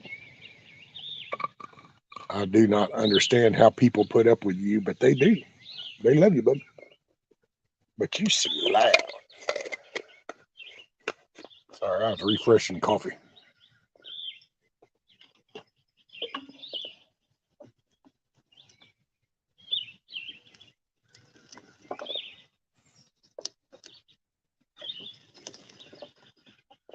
Stop driving around in this damn thing. It's good. I don't need to make no ruts. I end up getting slipping. Marriage is an institution, a mental institution.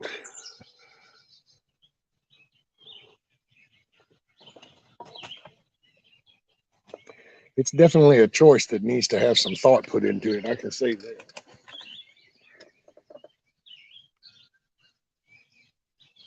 Bite me.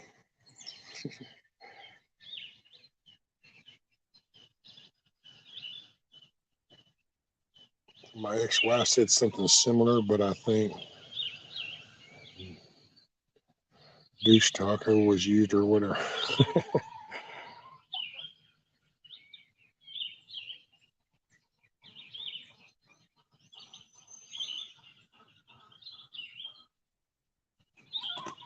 Oh, okay, Tony, I got you. No, I got that. I thought you meant because like down around here, they keep them in pens to kind of like the other stuff to keep them agitated, and then they got these little blades that they actually strap on instead of their spurs, and there'll be some long, gnarly looking spurs. They they'll strap them on in place of their natural spurs, and then they put them down in there and place bets, and that's what I meant. No, as far as just having two aggressive type animals, yeah, it is what it is. You got to do what you do. I got that. No, I was just we're talking about. I thought you meant like the intentional fighting.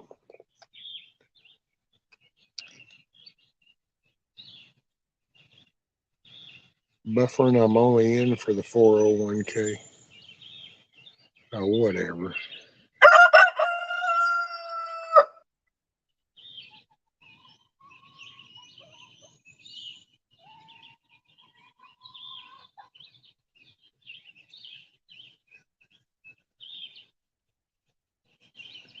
Make him interested in something else. Something.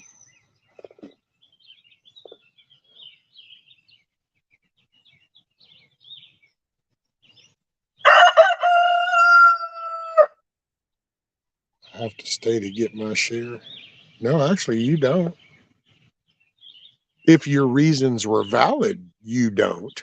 Now, if you just make shit up on the fly, well, you might then, but if it's really as bad as you say it is, then,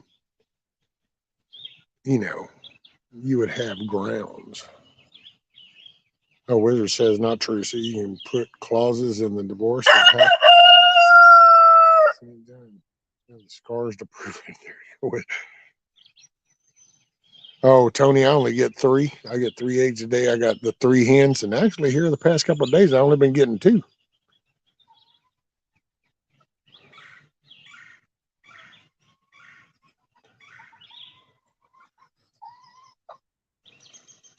Looks like one might. I'm hoping one goes up in there to drop now. I'm gonna make that door bigger. That door just looks way too small. I just can't stand it. So I'm gonna make that door go out wide and then raise up.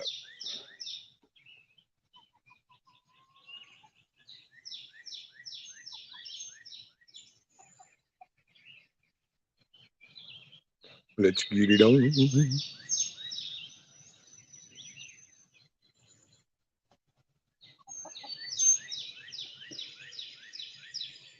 There, you feeling better?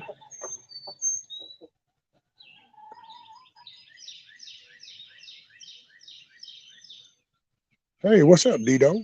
Morning, Mother Cluckers.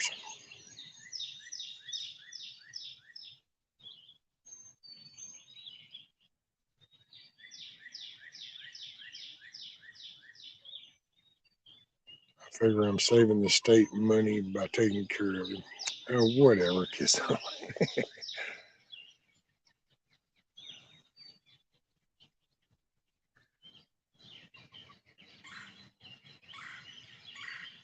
One of your chicks is holding out. Need to get all fantastic on her. Yeah, it's little old Nikki, the one that's over there by him now. That's on behind him. She just. Well, no, wait. Nikki does. It's Thelma. So it's. Oh, it's the one that's up there now. So maybe she's. Hey, maybe she's gonna go up there and tend to biz. Maybe today I will get 3. Little old Louise, the one that's just went over that bar, she's every day. She's my little blue egg every day. She was the first one that started. She was actually a week and a half ahead of the other 2.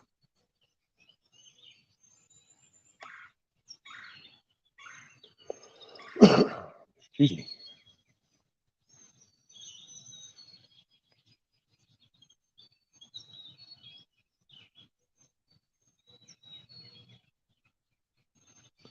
Is Nikki lurking? I don't know, Huckleberry. D-Dog says I'm getting hungry, Risky.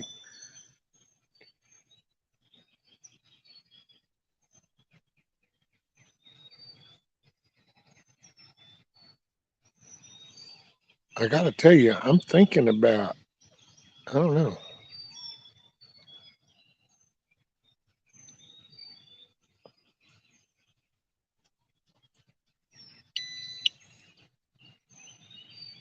Tony says, rescue, I got around 40 hens. I get a couple dozen, but some hens are sitting on eggs already.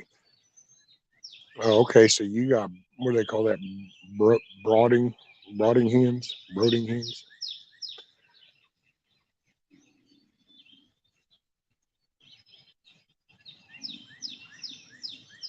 So Nikki is a copper marine. See, I don't know. I, the other Nikki didn't know what really Nikki was. Just kind of matter of fact, it's a mix. I know Thelma and Louise are and BB are mainly American Reds, but there's even a little bit of mix with them. Is that so? Is that what she looks like? Wizard is a copper marine.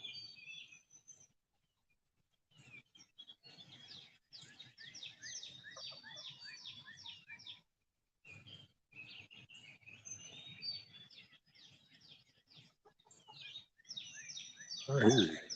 I hear you, girl. Yeah, I could open that door. She would come out. She would just be all around right here. But I try not to show her too much favoritism because I don't want him caught. I will straight jack him up if he starts being mean to her. I don't need a rooster. I want the hens. Yeah, Mitch. So the two little reds, like that one right there by the ramp, you can see her butt right there. That's Louise. And then Thelma looks just like her. She's already up in the coop box. Hopefully she's laying an egg. And then you'll see this little, I don't know, we laugh and call her the little raptor chick. And her name is Nikki. And then the rooster I named BB, short for Bug Out Bushido. I named him after Bug Out.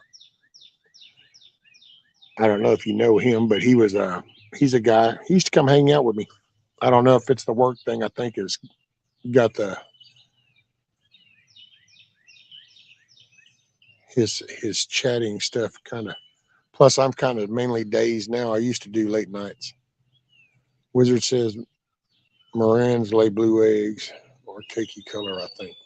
Oh, well, then maybe that's what they're mixed with. And Nikki just got the predominant side of it and a touch of the red, where Thelma and Louise got mainly the red with a touch of the Moran. Devil Dog says, I was at the farm store last Saturday and a little kid asked their parent, what are the baby chickens for? I said, chicken nuggets.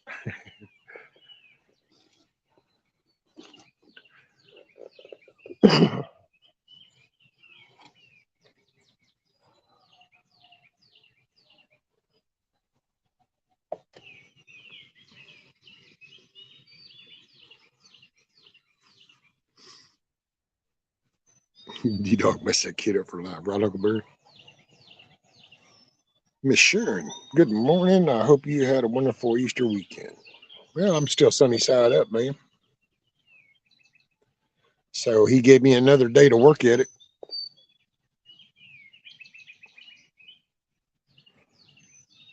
Girl says, put him on the grill if he messes with the girls. That's it. I don't need a rooster per se.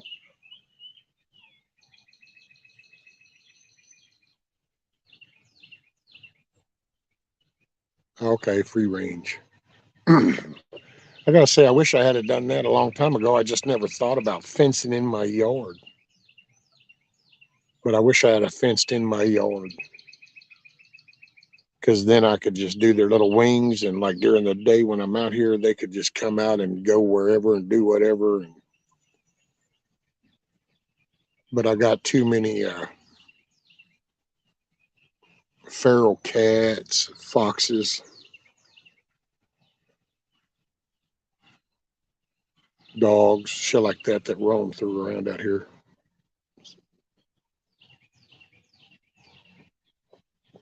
My friend says, I bet he gets a hamburger next time.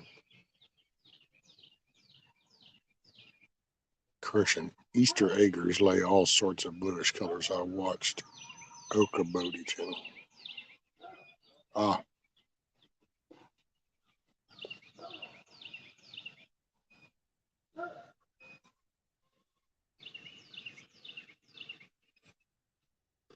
Yeah, I don't know. That's a in between Prep and Nikki. Wasn't really even sure. I know. I think I'm gonna try to, which I don't know, because if I do the Missouri meetup, then that'll probably put off getting any kind of incubator or anything like that.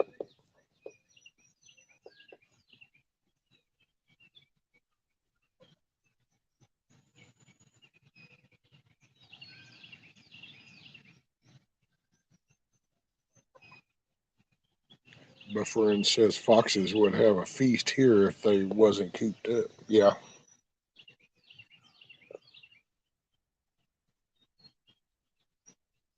Shoot, dude, if I just even fenced in a little part of this and then turned them loose for the night and had a coop out here, they might last the first night just because I've kind of been establishing, like, there's a lot of these little ferals and shit that know that there's a thin lead line that protects them. But I don't think they would last the second night. That first night would be a discovery. The second night, they would be gone.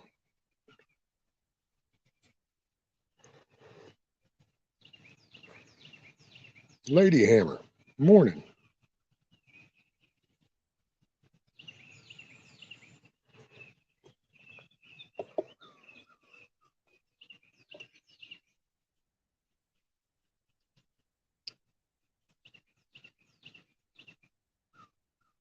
Yeah, I don't know why I said American Reds. I just realized that when I read your thing, Pure Blood, about Rhode Island.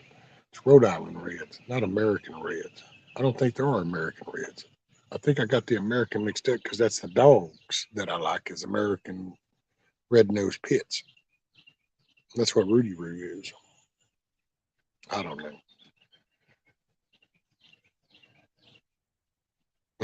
I really would like to have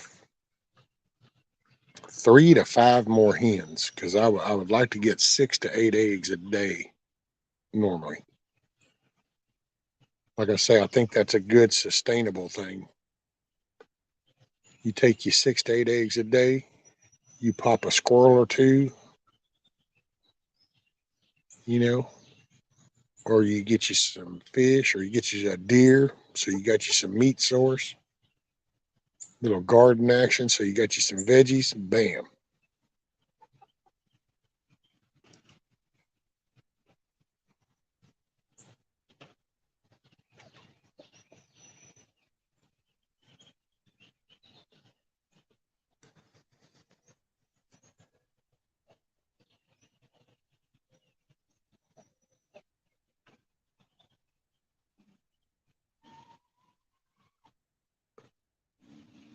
Wizard says, Okadobi, she's cute, married, and oddly seems to be someone we all would be friends with. Buffering says, yes, love pits, too stressful though. Oh no. Well, what do you mean by stressful? The dog itself, or just the way people want to interpret the dog? Because the dog's just a dog. It is what it's raised. The one we had for about 13 years before this one, he didn't even know he was a dog.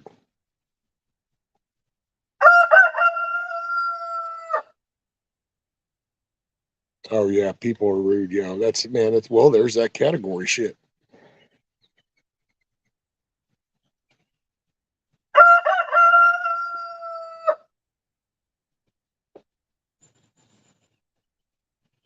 Where's all the leftist screamers about that? How they're classifying and demonizing. They're demonizing a dog, but oh no.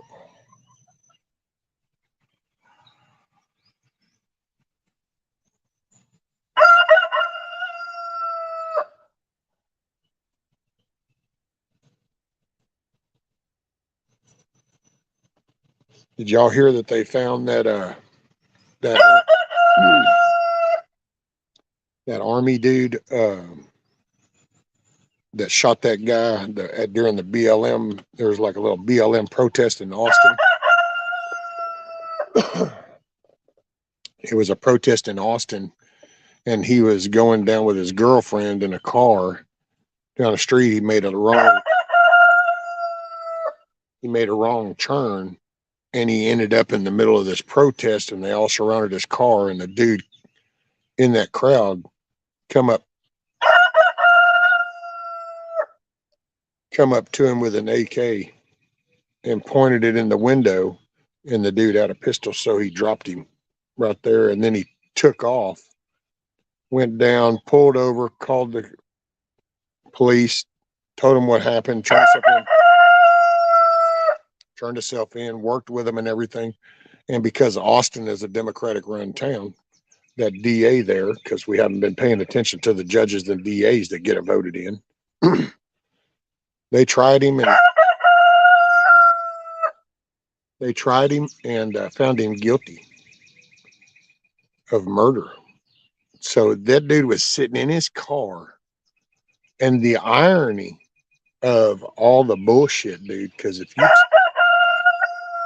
shut up, BB, I really just want to get this out. Can you just shut up a minute? The irony is that during the Rittenhouse thing, all you heard all those little screamers talk about is how Rittenhouse, why did this guy show up with a gun to the protest? You know, he shouldn't have just been out there on the streets with this weapon, blah, blah, blah, blah, blah, blah, blah, blah.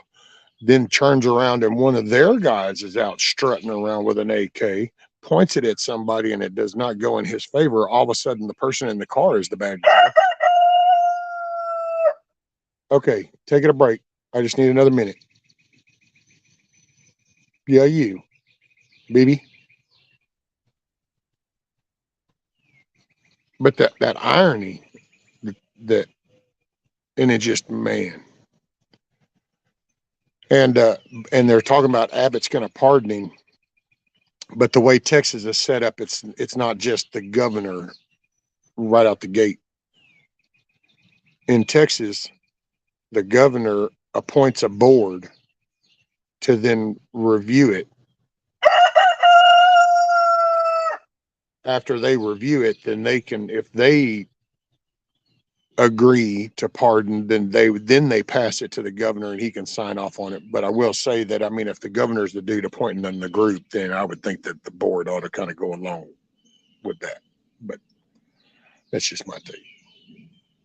But see, this is why, man, it's like, I get it, man. I get all the cool little, and I grew up always wanting to look into all kinds of things, Bermuda Triangle, and that's why I said was talking earlier about, you know, all the stuff that's out there, and all the past stuff, and all these little, I guess you'd say, rabbit holes per se.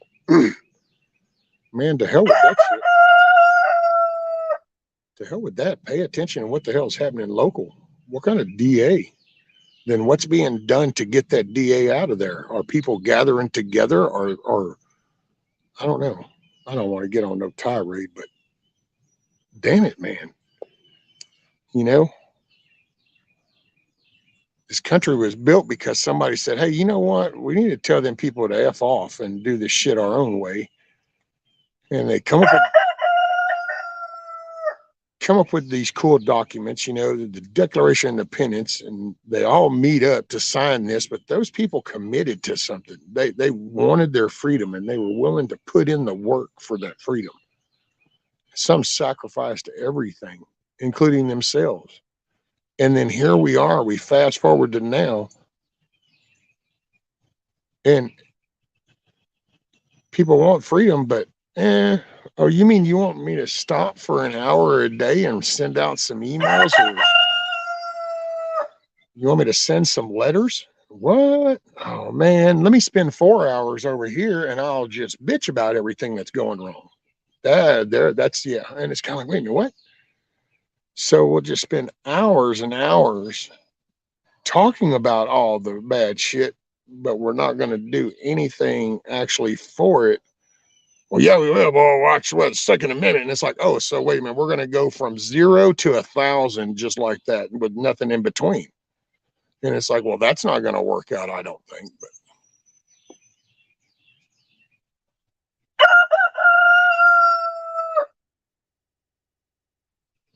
But oh, exactly, Mitch. That's, well, see, you know, he just trying to do the right thing, he thought.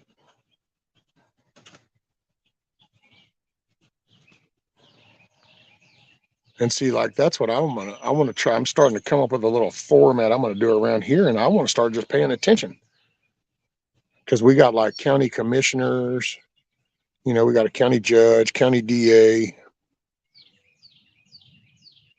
And so I just want to start kind of watching the track record, and then I'm going to try to make a little, you know, maybe like a little Facebook group or some shit. I might go, I doubt. No, I won't say that because I probably won't do that. I personally hate that damn program. But I'll try to put out little things, and I'll actually write those people, and I'll just point blank ask, and then I'll post their replies. Start just hold people accountable. Don't follow off all the shit. Just right's right, wrong's wrong. Here you go. You agree with that? Well, but even and I shut this right here. Yes, no, yes, no, yes. Okay, no, yeah. There you go. Because all they do is gum bump. They bumping gums, and there's a lot of talking and babbling shit. Reminds me of Charlie Brown.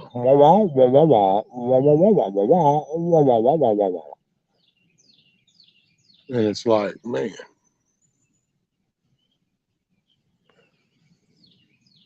And so we got to hold them accountable. We just can't sit here and let it go by. I don't know. I've just been feeling this real big urge. You got to go down swinging, and you do it the right way, which is okay. I will voice my opinion. And I just look at general basics. It's like you got elected people, whether I agree with that or not. It's like, okay, so then here's the course of action. I'm going to tell you this is wrong, and when I tell other people it's wrong. So then whatever happens when the dust comes down, I know that I took the I guess you could say the righteous steps. That's the way, I guess, in the way I view it.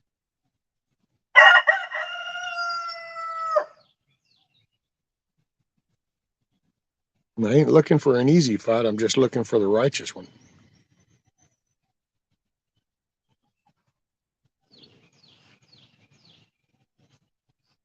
I know, right, pure blood.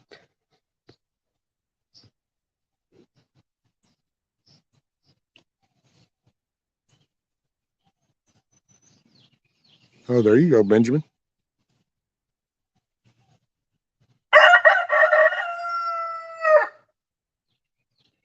Well, and see, and you got to remember that the only thing you're ever going to hear about is the bad stuff.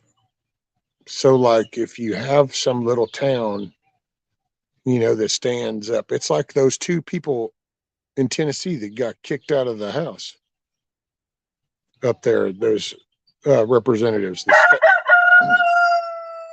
the state representatives. Well, see, you don't hear the positive side of that. You're just hearing when you do hear about it, it's to condemn the conservative side.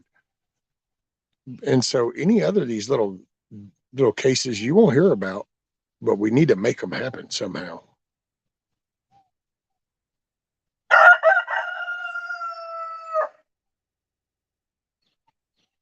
We all need to contact our state people and let them know we don't want our cattle and pigs jammed. That's what they have. See, that's what I'm talking about, Lady Hammer. Lady Smith, good luck with that rescue or rare trait. But it's because you allow it. It's like a house full of spoiled kids. They only got that way because they were allowed to be that way. So now, as somebody sitting in the middle of the living room, we can just kind of look around and go, man, this is so fucked up. Wow, all these kids are so spoiled. Oh man, wow, why is this happening? Oh no. Or we kind of go, hold on a minute. Somehow I nodded off and shit's going batshit crazy. Oh, that was pretty cool. Some geese flying over. Damn. Wish I could have flipped that over fast enough. I never even heard a warning of them coming over. But anyway, it's just, I don't know. I guess I'm so solution based. I'm getting aggravated with myself in a way because I don't know. I'm all about a solution. If you got a problem, I used to say that for almost a damn year. Somebody that says, wow, I got a problem with this. Well, then that means there's a solution. And if you don't acknowledge the solution, then that means you really ain't got no problem, because that's those two go hand in hand. If you have a problem, then that means there's a solution. Otherwise, it's not a problem. It's just a fact. So it's well, and so I'm all about, hey man, beat the shit out of a tree. I've anger issues. I used to have a real serious anger problem, and but you just kind of, I don't know. I guess I just see things through a perspective of, okay, enough griping. What's the solution? It's kind of like, I don't know. You pull up and you can watch all this shit burning down, and you go, oh wow, I don't know. That looks like it's a 3-bedroom. Looks like 2 are already gone. Or you just go, man, okay, here's the problem. Shit, something's burning. Put it out. There's a solution.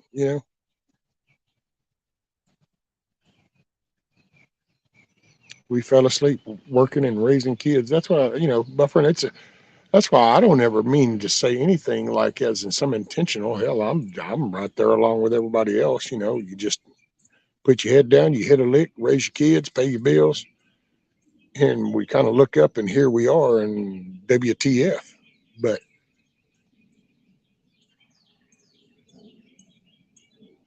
at some point, when do you stop griping and start working to the solution? Like, we pulled up, the forest is on fire. We're in the truck.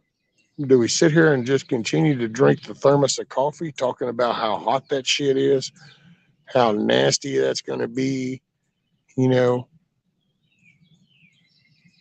how hard that's going to, or do we just like get out the damn truck and go to work? You know what I'm saying? I don't know.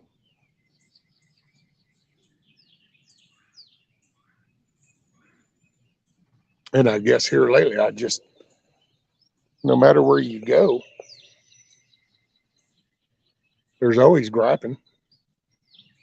Oh, look at what they're doing here. Oh, look at what they're doing here. Oh, look at this. Oh, look at this, which is cool, but there's never any follow up. It's like there's a Jared, a guy with guns and gadgets, and he follows the Second Amendment stuff.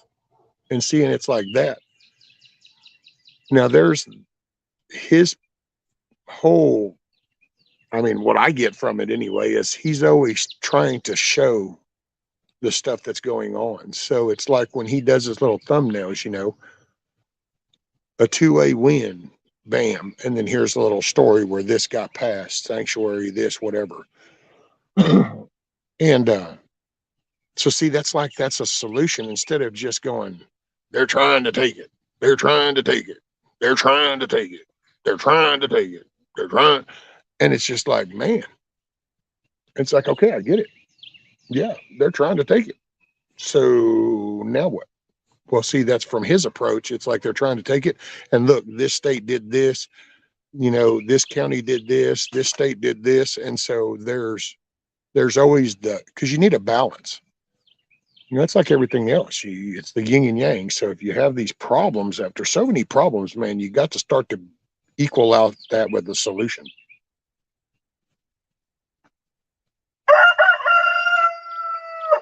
Otherwise, you're just sitting whining and bitching for no apparent reason.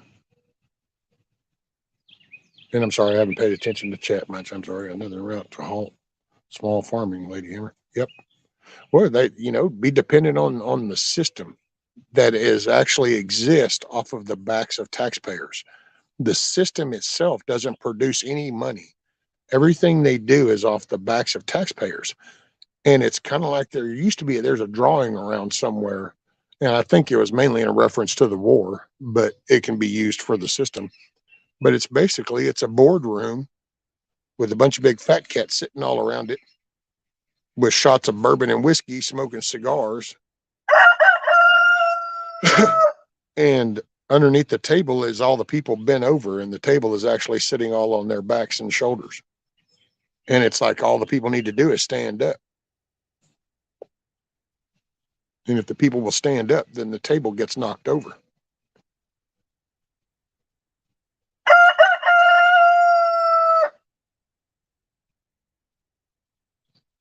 And I guess that's what I mean. I just, you know, and I'm not, see, that's the thing. I'm not trying to say that's some major solution. I just know that it's a step in that direction. So it's like if you see us like this little Austin thing, what I want to try to do is I want to write Abbott and I want to let him know that I support, you know, that man getting a pardon, that Army vet should have never been charged. And it's, I said at one time, you know, you hear all these activists, man, they run around all in Washington. So like the little AOCs and all these little dipshits, they got their little mouthpieces out there that'll go chime in and scream at people, you know, with a dog whistle, get them. But if you stop and break that down, there's the positive side. Anybody that does stand up and say anything against any of that, they get no support. In all honesty, they get thrown in right with them because then most people are going, they're all the same. And it's like, well, so we're not even going to back the dude that wants to stand up and call them out and say how wrong that is? No, because somewhere in his life he's done something wrong, because we're all sitting on our righteous, perfect clouds because we've never lied. None of us have ever lied. None of us has ever done anything wrong. But somehow now things are so heated, you can't see the forest for the trees. You know, there is no perfect solution to this. There is no perfect people. There's no perfect savior. There's no perfect shit. The only perfection here, in my opinion, was Jesus, and he came, he showed us how to do it, and it was like, here's your last chance. So this is what we're going to do for you. And you know, then he died for us. And so there's your perfection. So that out there, that's done. Here on out, it's man made, and it goes either way. It's like a Chip Roy. Is a Chip Roy a politician? Yep. He got elected. He's a politician, and probably 3 years ago, he might have been just like all the others. But now things are so bad, and he sees it for what it is. So he wants to call them out. He calls out the useless spending, calls it. Well, that's the stuff he needs to hear. Can you imagine the fire and the drive that would be behind him if he could actually walk out on that damn floor and throw down like 300,000 emails saying this is the American people that are tired of this, and then bam, you know, and then how many colleagues start to rethink the shit because now they're starting to see an actual voice from the other side. Because when you really break it down, the only voice you ever really hear unified is from that side. You don't hear a unified voice from the conservative, patriot, whatever side you want to call the other side. You don't hear no unified voice. You hear reasons why. Oh, well, what can you do? What can you do? You know, what are we going to do? That won't be no good. That ain't going to do nothing. Why do that? That's all the same. And so it's like, holy shit, dude. And I just kind of, I don't know, I put myself in a brush fire, in a house fire, put myself at work, and I start kind of thinking that same mechanics. And it's like, well, shit, dude, everything would just be shit if this was how we approach things. If you showed up on a damn house fire or a car wreck and, oh, well, fucking fenders dented all in. Look, the steering wheel column already impaled him through the chest. What's the fucking point? Oh, well, the fucking van's sitting on top of him. What's the fucking point? Nah, let's just go on, man. You know, I mean, I don't know. Or you show us just, and so it's like, well, when are we going to, when do we start to focus and go, okay, hold on. You know what? I am a responsible person. I do pull a fucking weight. I raise my children. So wait a minute, I got these qualities. So let me focus this and put this to action.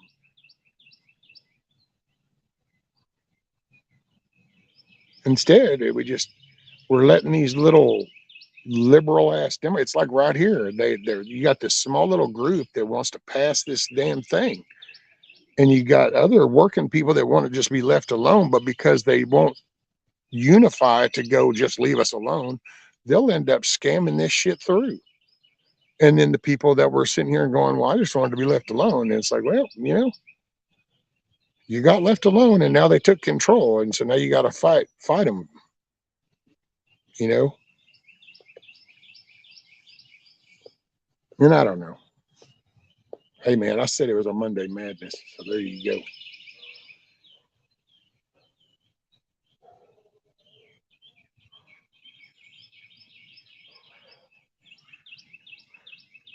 Look, I kid, boy, the people listening went down to damn 20 and chat stopped. Yeah, I wasn't, I don't know. I guess I needed to get that out, I guess.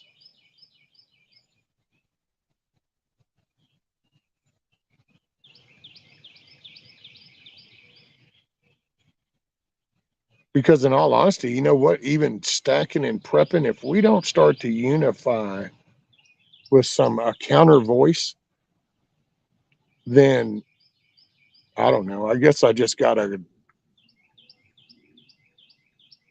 different look, and it's like, man, if we don't unify, you can stack, you can, I don't know, you could live in a fucking Walmart. And you know what? If that's it, and you could have 40 people, there's 330 million people here, So it's like, really, come on, man. I get it, and I'm all for the communities. Don't get me wrong. So I'm all for the communities, the mags, I guess you could call them, and stuff like people do now. But I'm all for that. But it's got to start getting some kind of cohesiveness. Otherwise, it's not going to matter. Like I said it before, I said it the other day. When Venezuela collapsed, nobody was waiting with retribution or paybacks in mind, because Venezuela ain't screwed nobody over.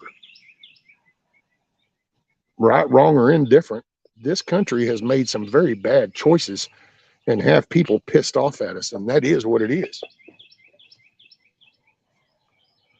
So if this collapses, my little 500 people community here over in Southeast Texas, I think it's it's probably actually only about 300 and something, but technically about 500 people own some property all around here. But it's like, okay, so now bam, it all collapses. Here we go. I mean, really? We don't produce no gas here. We don't produce electricity. And so you got solar panels. And here's where this is my catch with that solar. I'm all for it. I think they're cool. But we don't mass produce those here. So unless you buy this setup and then like 2 or 3 backup pieces to everything, what do you do when something goes wrong? If you have a whole system that's depending on this particular thing, it's no different than the electrical we have right now. Storm comes along, the right tree falls over, buddy, you end up 20,000 people out of power. Well, okay, so now here we are in 6 months, things collapsed. Oh, that squirrel just chewed through your wiring, or hell, the panel just quit. It was a cheap made ass component inside there, so it quit. It is everything does. And so, see, I mean, I'm all for those. To me, those are like little useful things. But what's the plan? What's the picture to get our shit back? Because it's almost like most of the talk is just how to just ride with it. And it's like, well, at one point you're not going to be able to just ride with it.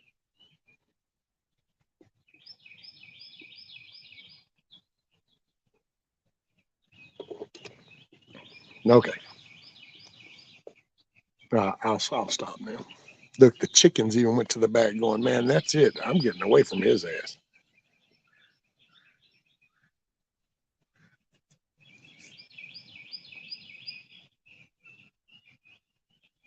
Oh, it looks like Thelma come back out. I wonder if she left me an egg. Right, Mitch? And I talked about that last year whenever, because everything is damn near made from over there.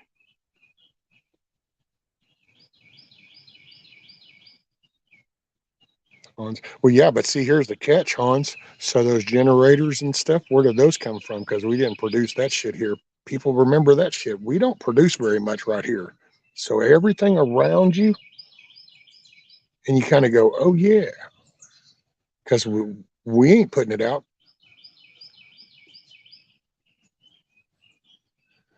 You got this whole Saudi Arabia thing that's going down. Dude, Biden actually calls them a pariah, then proceeds to go over there and to uh, asking them to put out more oil, then insults them again. And so now this dude's pretty much done. I'm tired of the crown prince over there is like, I'm tired of catering to the US. So wait a minute, what? And then it's like, well, okay, that's fine. We've got strategic reserves. So, we don't really need your oil.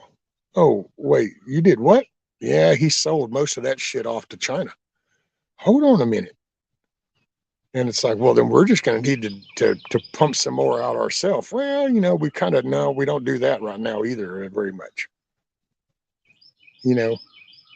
Lady Hammer says, have you seen that documentary about dimming? It's about chemtrails. They are destroying our planet, but why? And what do we do to stop it? See, to be okay, so to be honest, Lady Hammer, I'm not sure myself what all the nefarious reasoning behind it is. I know that some of the stuff that they're doing is, I think, just out of egotistical stupidity. And it's because we've been playing around with the weather seeding thing for a couple hundred years now. So that's not really new. We've been always trying to make it rain. But when you take that egotistical stupidity, like, well, we know a little bit, so let's just do a lot more of it, even though it's screwing things up. You also have this part, as you can see other actions, like when a whole medical field lies to you and stuff, and an intentional thing like that, all of a sudden now you throw in another element of nefariousness. And so, and I could see, I guess if I had to kind of go, a little bit of a real nefarious thing just off the top of my head, if I was controlling food processing plants and I was controlling production places and farmland, and I knew those locations and I knew where those were and what was happening, then I could see where if I looked over at these people that have been playing around with this cloud seeding thing for rain, I could go, hey, they've got some useful little things. We could use this to kind of help. And so, see what I'm saying? I don't know if I'm making any sense, but so I could see nefarious people taking those egotistical, stupid people's idea of trying to make it rain when they need it to rain and going, we could use that for our purpose. And then all of a sudden they're trying to eliminate livestock and eliminating certain farming conditions that would then intentionally migrate rural and country people towards cities.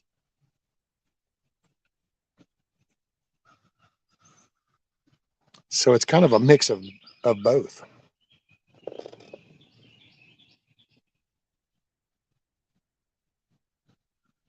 Oh man, Mitch, wouldn't that be the shit?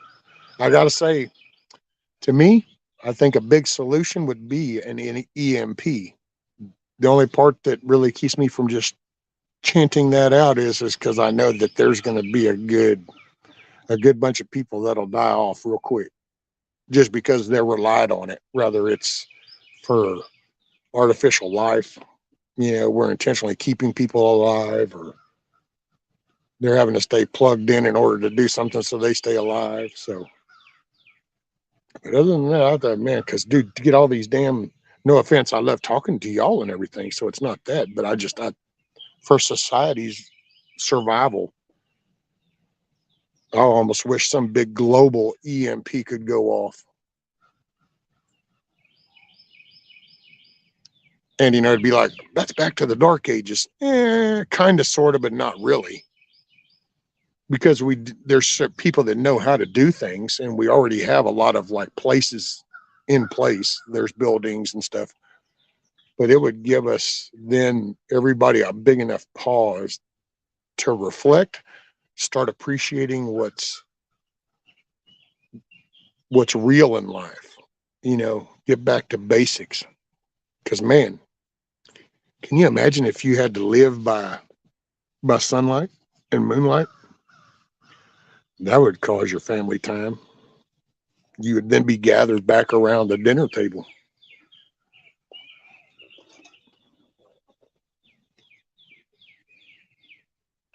You know, right, Mitch? You got China that went over there and made a peace deal between, what was that, Iran and Saudi Arabia, or Syria and Iran. Anyway, they were over there and they make a peace deal. They've already they're teaming up with Russia, and they're basically all this bullshit talk we've done for, freaking decades of threatening these countries about, look, now if you don't do what we want, we'll sanction you, and you won't be able to use that US dollar as much, blah, blah, blah, blah, blah. Well, now all of a sudden, Russia and China got together going, I don't know, do y'all want to tell the US to F off? Because we'll give you more options. You can buy our oil, you can buy our natural gas, and we'll take your rubies or your yen and your yuan, and we'll take your douche marks and all this little shit. So now all of a sudden the US dollar ain't going to be worth jack.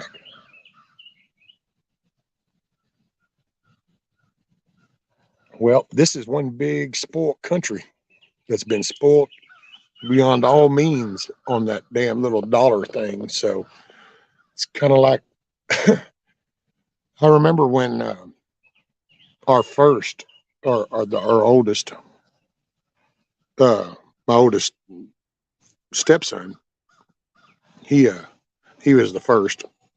And when he was little, I want to say 5 or 6, we could go to the store and, you're on a budget. And so you're like, no, you can't get that. We're not going to get that this week.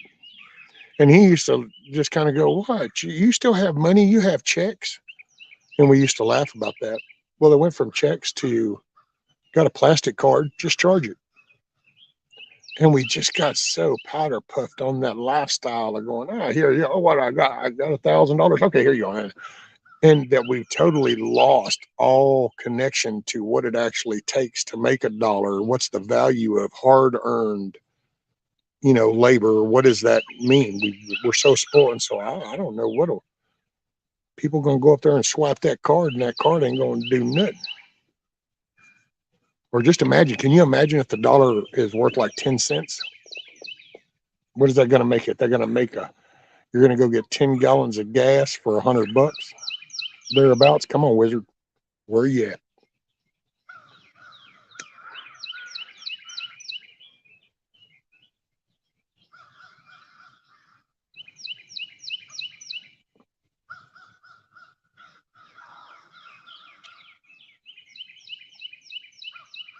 Right. Oh, dude, and I'm a China and Russia. I'm not a number finance person. Gold. No, I'm not on. I hear something and then I'll go intentionally dig that up, what that person says, if it strikes my interest. That's kind of.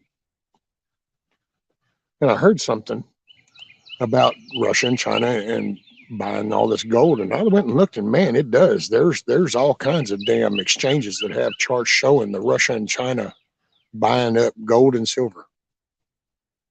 And it's like, damn it, boy.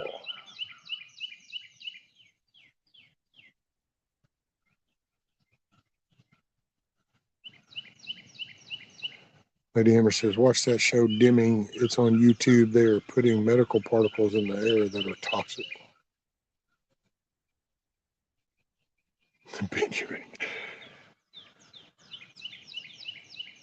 It's worth nothing now. Yeah. Oh, no, it's an illusion in our own mind. Hey, is this what Styx meant by when they said the grand illusion?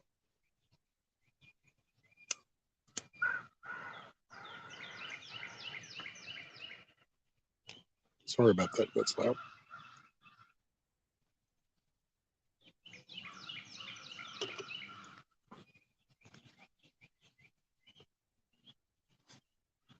I don't know, man.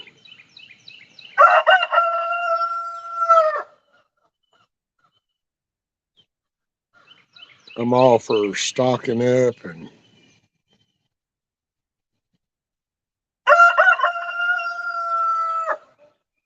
but I think that if we don't play an active role in some kind of solution, we're just going to get steamrolled.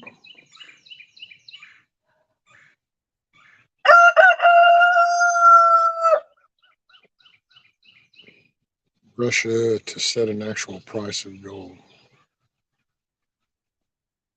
Yeah, see, it's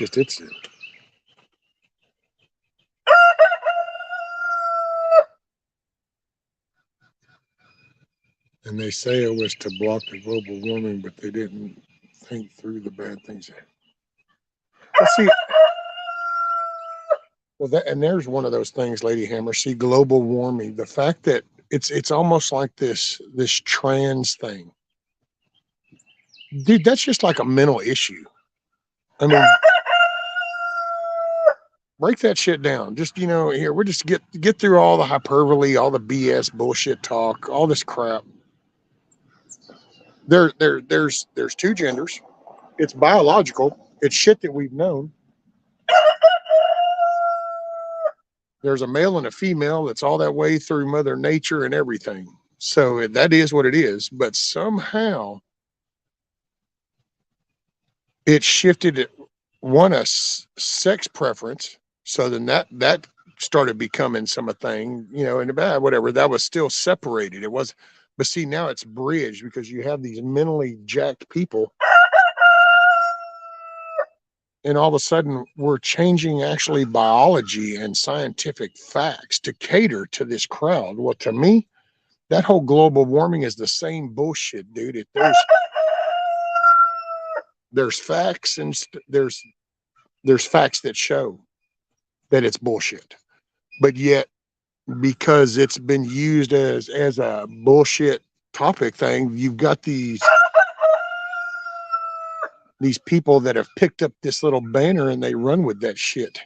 And now we're actually making world changing things that will change the world and not for the better because of their stupid thinking, because of it's kind of like whacking somebody's pee-pee off because you're going for this mental disease called gender dysphoria.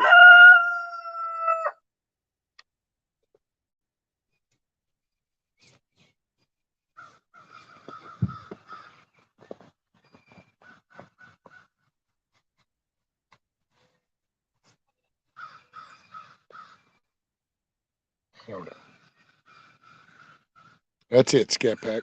Let your yes mean yes and your no be no. It's in the book. What does it Bear says? Read the book and do what it says.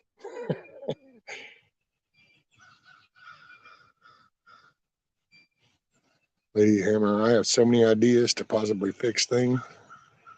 Yeah, and it would take everybody. Take a lot of us to fix it.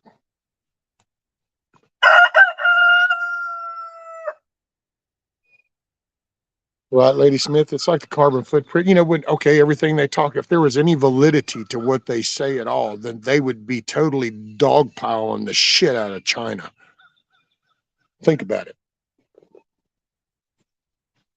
If there was any truth to that bullshit at all, then all the other countries would actually be dogpiling China because they are like the mass producer of the supposedly the worst stuff that we do, that we're having to change our whole lifestyle based off of. But yet there's a whole country that's 10 times worse than we ever were.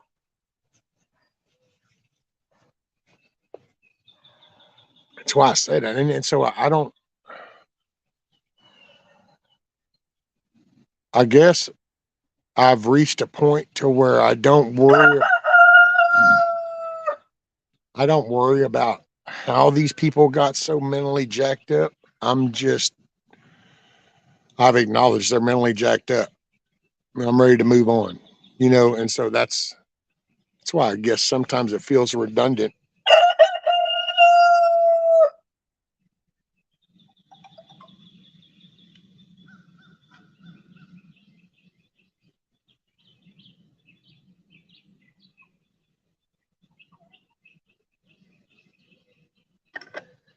you know, in a way.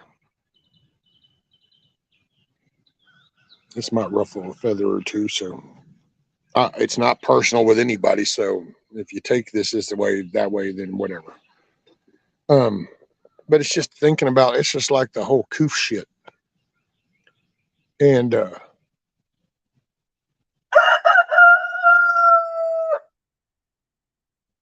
dude, there were basic facts that people just like WTF through. It's like the mask. Okay. One, yeah, I'm not quite seeing, but come on, man. When that dude said to put another one over the top of that one, when he said two, come on. Anybody, I mean, come on. It was like, wait a minute. What? Are you shitting me? Two? And it's like, it's almost like because everybody was told to shut up, they did.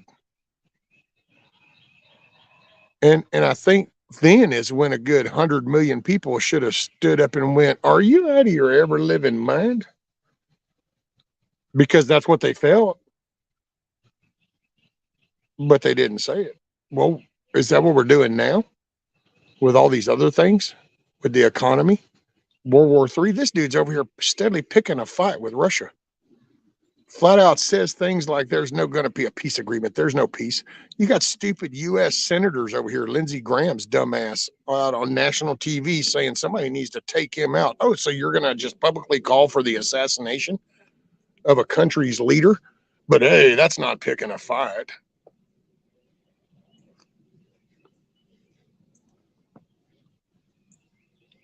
Wow, dude.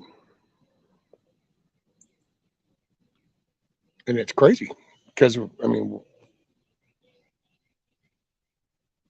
people don't like it. People don't agree with it. And that's where I guess I've also kind of got into some of this, the moon landing thing, the flat earth thing, the colonization type crap,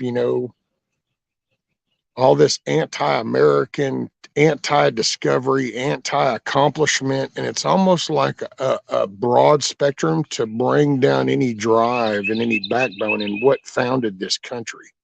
The strength, the determination, ingenuity, the imagination, the heart. That's what was here to build the damn thing all the way up until about the end of the 50s. And then it started getting kind of a little wacky whack. And then we kind of went into the 70s. It was a nice little ride. Then we thought it was all like really cool coming to the 80s and 90s. And look at all this technology shit. And look at all these cool electronics. And man, we were making a jump.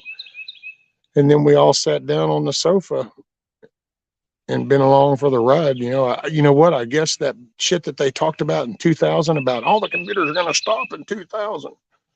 I wonder if that was all the people's computers, because it was like we just went into cruise mode from about there, and just it's like here we are, and it's like wow, can you imagine that shit?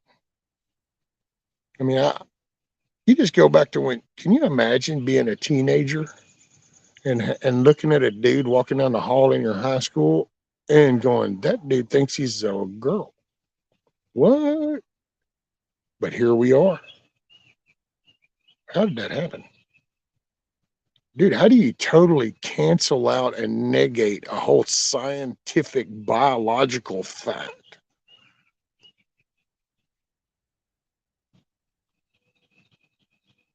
And so I look at that. How do you get people to actually put two of these masks on their face that we've been using for years in paint booths and everywhere else? We know that these things don't do that, but yeah, okay, we're going for it. The vaccine, I guess, oh, well, that might got me there. I don't know. I don't know if you can say that whole word or not anymore. But it's like that. I told her from the get-go going, okay, the minute somebody's saying you have to do this, how could we didn't do that with the polio or anything else? So that should have set off triggers, but it's like we became so numb that we didn't really see these little warnings. And then there was no unified voice like there was when we decided to tell that damn the Brits to get the hell out and that we were doing it our way. That was a unified voice. Where's the unified voice? I mean, you can find 50, you find 100. I guess if you're a big channel and you've got, 100,000 people, you can say, well, here's 100. This is a country of 330 million people. Can you at least get 20 million? You know, I'll tell you, can we get 10 million people out of 330? Can we get, hell, 5 million? I'll even go down to 5. Can we get 5 million people to say, wow, let's email every representative and senator on the Republican side and tell them that we want them to vote no to the Restrict Act? Because, see, here's a problem. Restrict Act, Patriot Act, no, 2.0. There's a problem. That's bad. Okay. You can go from channel to channel to channel to channel to channel to channel. That's bad. That's bad. That's bad. Oh my God. Oh my God. Oh my God. Oh my God. That's bad. That's bad. That's bad. Okay. And so what do? In a year, we're going to talk about when they passed it, and we'll see. That's what I'm saying. Can you get 5 million people to say, okay, I'm going to email and in a polite way, tell them that I don't like this. I don't agree with it and I don't want it. Nope. But boy, wouldn't that be a statement if you could?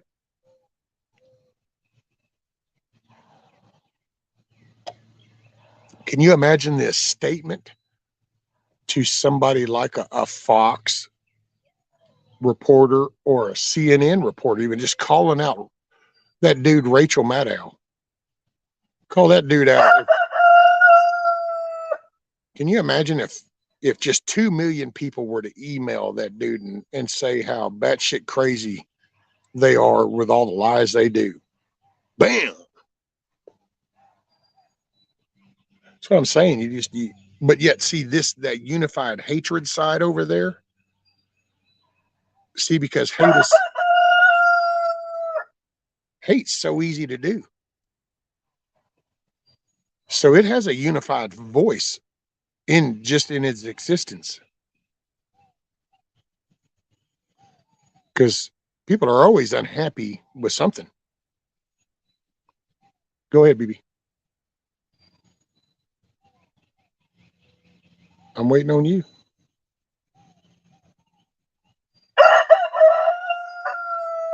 Thank you.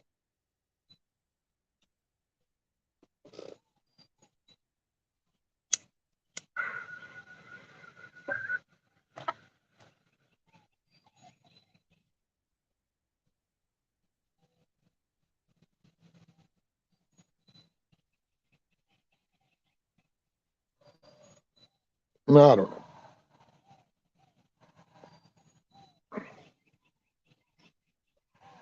Oh, Tiger be doing things. I saw some of that. All your little planters and stuff, Tiger. I saw a little bit of that. And by the way, morning. Morning, everybody that's come in. Good morning, good day, good evening. I don't know too many people have come in. More are probably gone out than come in.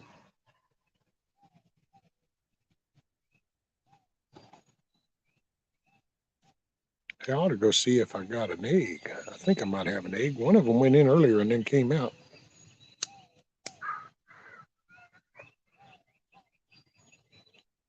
All right.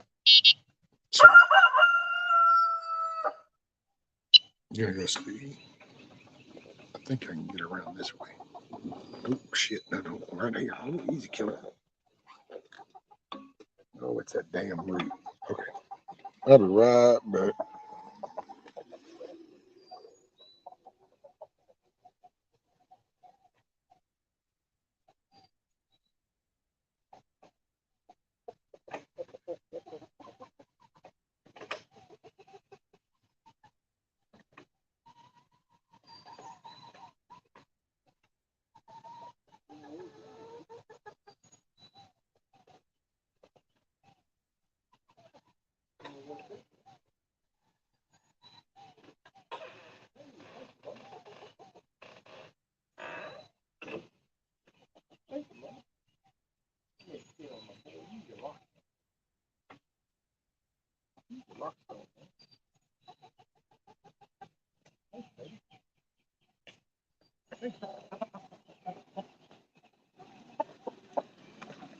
All right. Yep, we got one.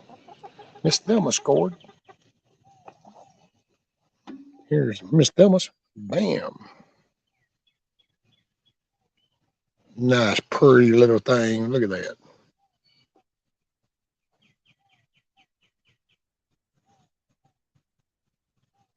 Yeah, but.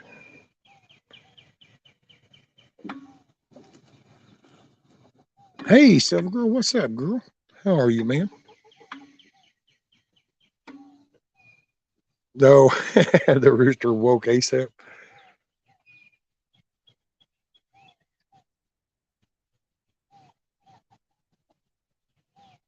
That's cool.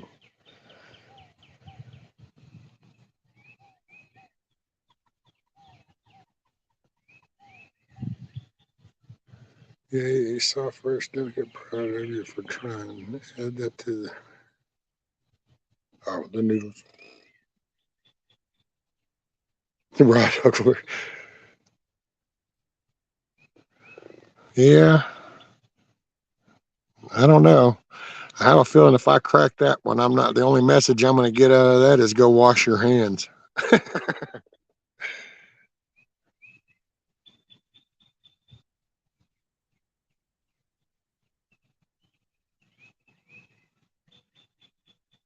Sweet ride. Oh, not really, Mitch. This thing gets stuck. It wasn't proper thinking. I'll say that. Oh, I don't know, Skip. I don't know about that. Tell you what.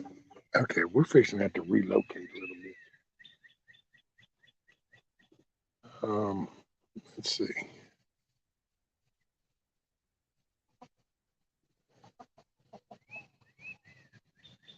Where can I go?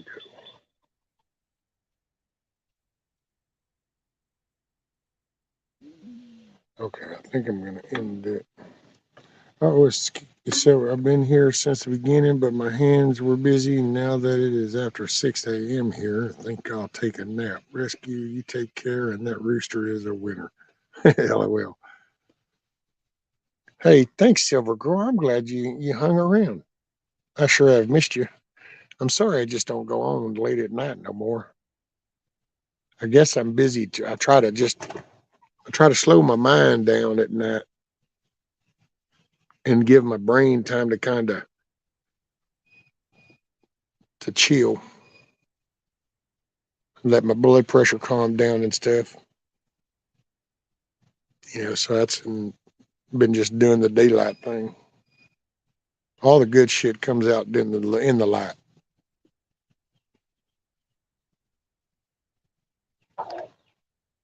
Right, baby?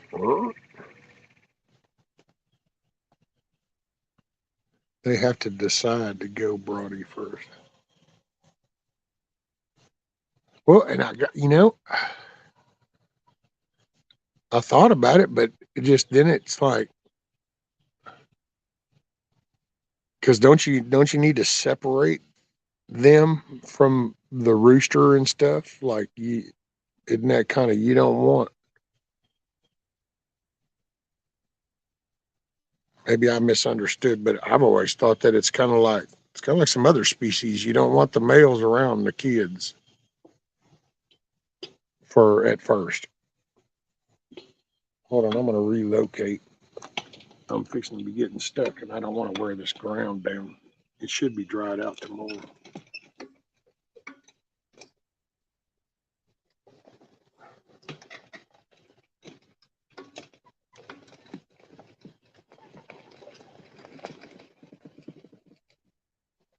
All right.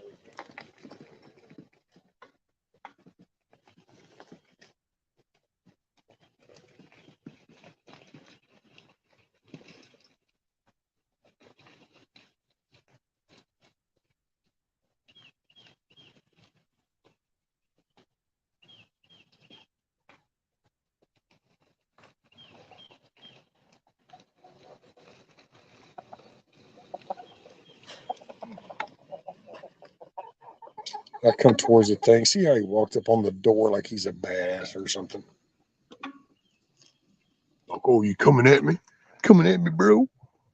Until I touch the door, and then all of a sudden it's like, wait a minute, I wasn't saying nothing. Oh, shit. Hold on. Oh, crap.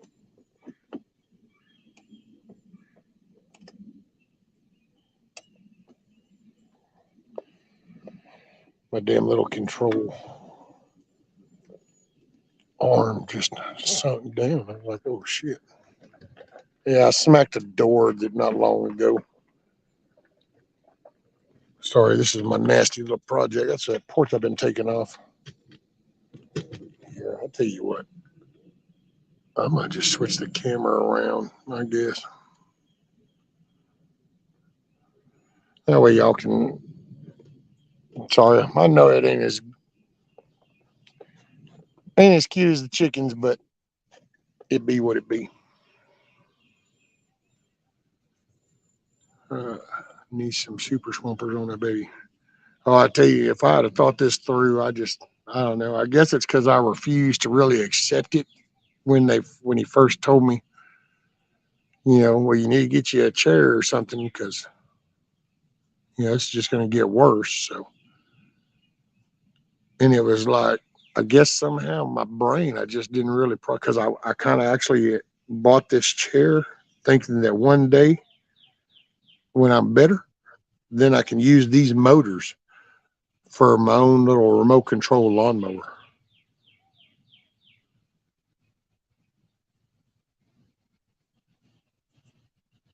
But it don't look like me. Yeah, I wish I had got something more for outdoors. But I did. That's why I bought my mower, my zero turn. That's why I got it. And here, when it is getting a little bit nicer, I'll go down towards the creek with my mower. I'll stream from down there for a little while I fish.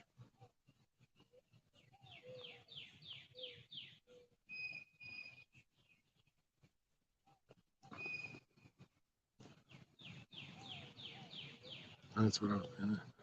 Some mud tire reds. Oh yeah. Information overload.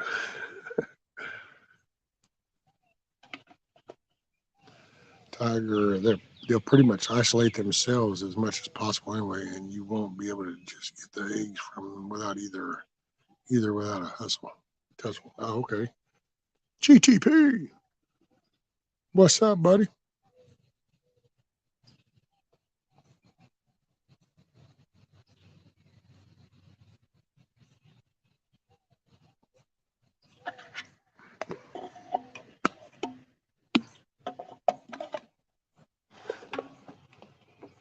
Um, dang. Well, it looks a little muddy right now, but it is the what is it? XLXT, I think. It's not the residential one. The small residential ones. No, wasn't that one. I had a John Deere, damn near brand new, and I just couldn't do it because those seats slope down, and you've got to use your feet, for the brake and stuff, and then you're having to do that little plastic steering wheel, and I was having to push myself in that seat and try to hold myself in that seat while I was driving it. Just I couldn't do it. So for a little while, the missus had to mow, and that really ate away at my man card. Kind of started nibbling away at the corners of my man cord. That was a hard pill to swallow. That's my whole life. I've always tended to the outside. And then I was actually watching Backwoods and talking with him a few times, and he had his mowers in the back. And I said, wow, and I thought about it, and there was a Gravely dealer up in the town, other side of that town. And I went up to them, asked him if I could sit on it. He said, oh, here, okay, I'll go find out. Oh, here, I'll take you with me. Hold on, Alamo, you're all up in my grill, dog.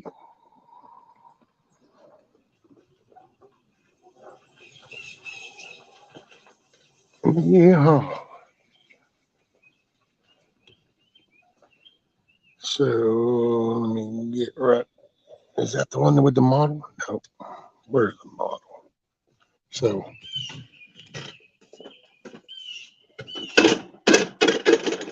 okay, it's my bad. It is the ZTXL 52 inch.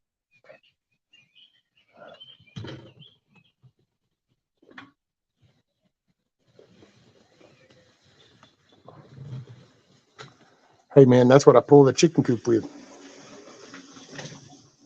Oh shit. Yeah, see, I can get stuck. That's just because I went by and came back. Some muddy patch in this crappy asphalt. Okay, I'm gonna set you right here.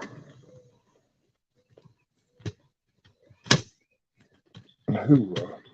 Okay.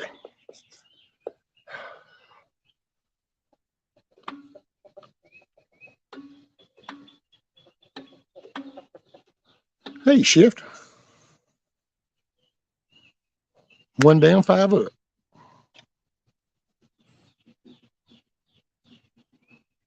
Yeah. Anyway, I talked to Backwoods, and so I went up there and I was like, man.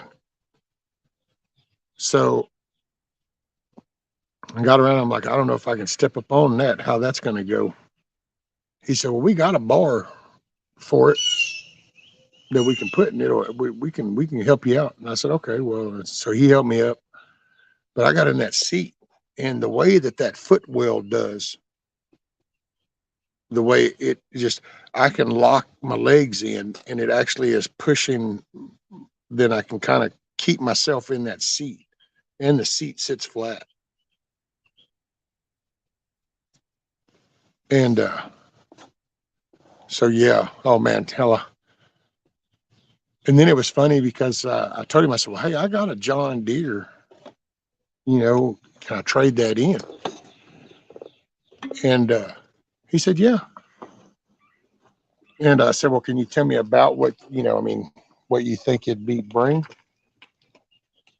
And he said, well, it just depends on the shape. I said, well, okay, if I just, because I said I'll say fair condition. He said, oh, okay, well, fair, all right, we can give you this much. And I said, oh, okay, well, yeah, I could do that. And then I just pay the rest off. It's didn't really want the note, but at the same time, it gave me freedom, and that doesn't really have that price tag. So,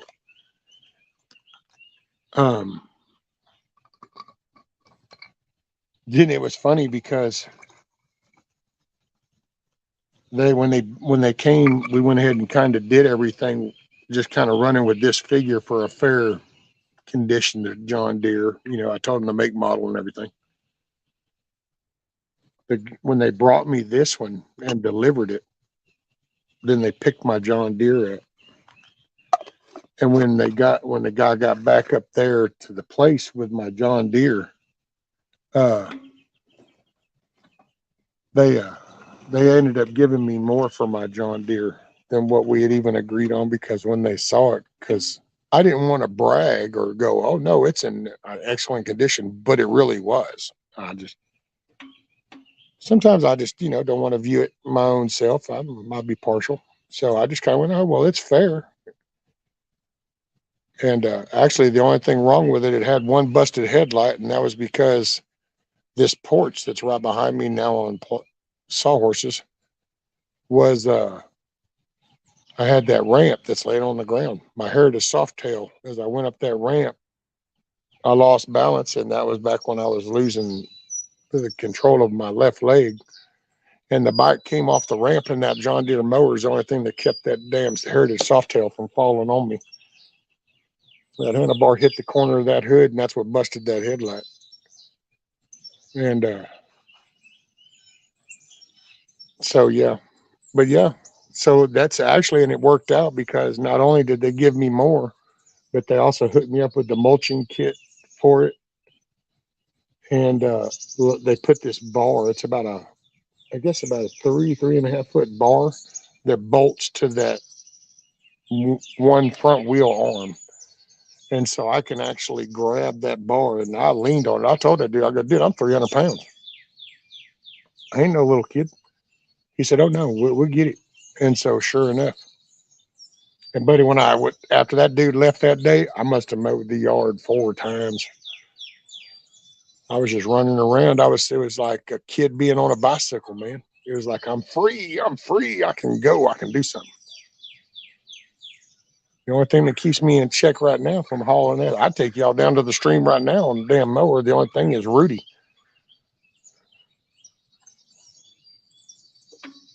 Rudy's he's 2.5 years old and he ain't never been by himself. Except for when he's in the car and we go in the store or I go to the doctor. I'm gonna have to move y'all back a little bit. I gotta get on this asphalt.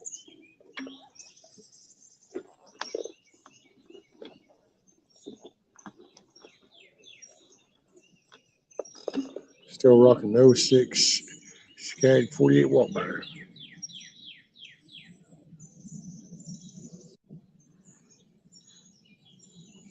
Yeah, GTP.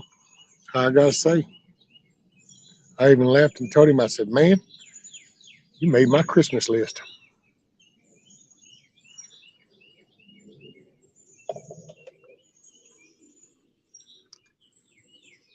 And then, like I said, after the mower, you know, then I'm doing the chickens. And then I come up with this goofy ass chicken tractor thing that's some hurricane proof chicken coop. I don't know. So, yeah, I need that mower. Oh, I guess, Mitch, you're probably new enough. You hadn't really seen the chicken coop. Yeah, I got Fred. Matter of fact, just a GTP to show you how good of a business they are. Hold on, we ain't done. I'll show you this. Because the very same people that did that also hooked me up with 4 of these, you know, which I don't know, to me is a cool deal because they could have just refixed them or something and then they didn't have to give them to me. So, wait, what am I doing? Hold on. Let me flip the camera around. I forgot I could do that instead of me trying to read and show you shit. So these are my Fred Flintstone wheels. So see the Fred Flintstone wheel? And there's another one over there, and these are what supports them. And I got wooden dowels. That's what the blue little block is. There's a hole that goes over into that 2x4, and it's got a 1.5-inch dowel rod, wooden dowel rod that goes through it. And I've got a block on that end that won't let it go out. This board that goes across is what stabilizes those 2 down axles, I guess you could call them. But the same mower place, I happened to go up and going, hey, you wouldn't happen to have some old wheels that I might could buy that are like on the front of my mower? And he went out and talked to the shop guy, and he come back and he said, hey, if you can come back tomorrow, I can take care of you. I said, cool. So the missus stopped by the next day, and he gave me 4 of those. So I got 2 more under the carport. He gave me 4 of those. They don't have the bearings in them, but hey, man, like I said, Fred Flintstone style. So what I do is those things that's raised up off the ground, you can see the little gap actually right over there. So those wheels keep it off the ground. And then what I do is come up here.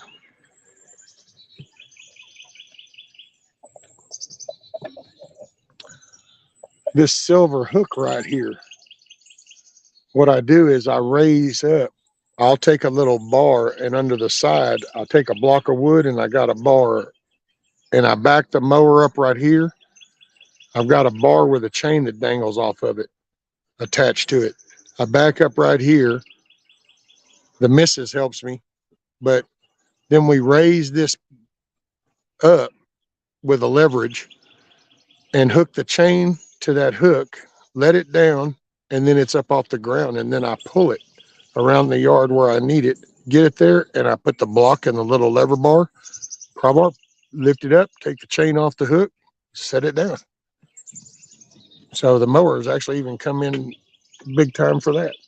Let me flip the camera around. We're going back to the comfy spot. So yeah, it's a chicken tractor. I didn't even know what the hell a chicken tractor was until about, I guess it's been about 6 months ago now. Never heard it. The only chickens I knew whenever I was a kid was it was shit I had to go feed and stuff I had to go get eggs from, and they were out there by the barn.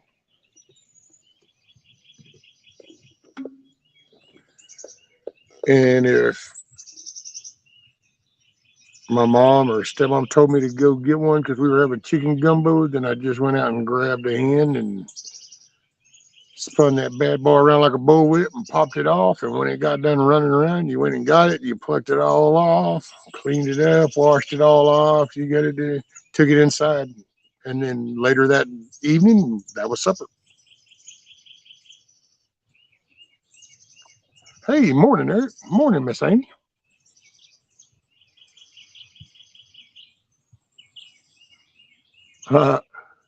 Friends. Are you going a little Adam on me, Amy? Friends. Hey, friends.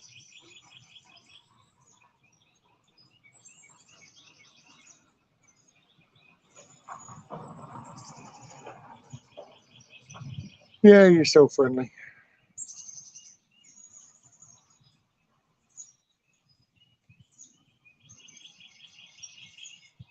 An urbanite invention? I don't know. I'd never heard that term before, Lady Smith. And I just had a panel one night and talking, and then somebody said something about chicken tractor. I was like, what the hell is a chicken tractor? And oh yeah, there's these mobile little things and you can move them around. And I was like, what? And sure enough, I Googled that shit up, and Tractor Supply sells these little prefab jobs. People, I've seen all different styles. And I'm like, well, I'll be damned. But the main thing that got me is how you can move them around the yard so you can get them to focus. And like they'll clear this patch. I could take you over there and show you where they were at before I moved them here. See, and that's that rectangle will get cleaned all out. And, they shit on the ground and everything. And so next year, that area where I usually have been keeping them, that's going to be the garden next year. So then that soil will all be pretty good, which I need to dig it up. I wish I had it gotten, I could rethink. I could tell. I'd say it'd be a payoff. If you're young and some young person were to hear this and we come out the other end of this little country fiasco we're in, if you can within your means, I would get my hands on some little small front end loader style thing. Don't have to be a big one. Little skid steer, little tractor with a front bucket, something like that. Because you never know. And boy, that can, like right now, I could use a front end bucket because I can't dig. But I'd push, I might,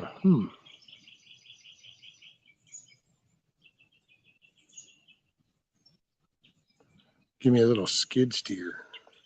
But I would just, because I would like to level that off over there. That's where I'm going to try to do my raised beds here. I don't know. Sometimes I think my day-to-day life is an illusion of grandeur. I start out the gate, buddy. It's thoroughbred action. I got all kinds of ideas, and then that whole thoracic lumbar part back here on the spine goes, yeah, whatever, homie. And that nerve ending going all down through here, just my leg goes numb, feet numb. That's what kind of got me down the past couple of weeks. I kind of went stupid on this little deck thing. And it was like, yeah, okay.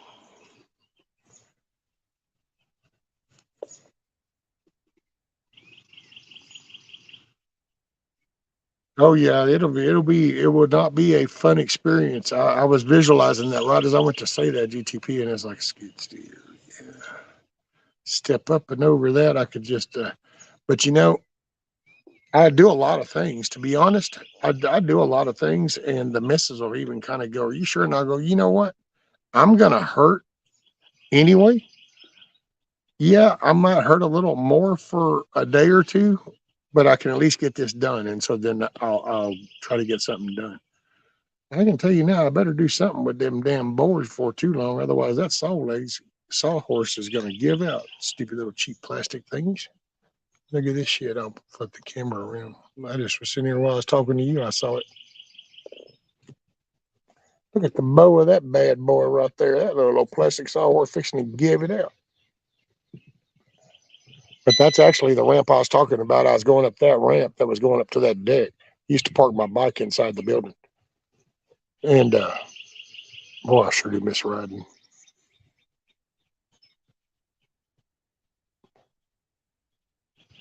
Flipping wind therapy. Come on, man. There it goes. Wind therapy is the shiznit.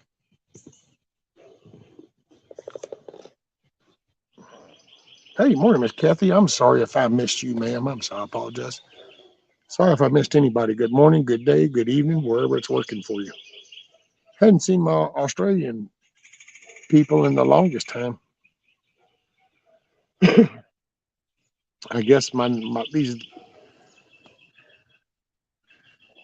these latest hours now.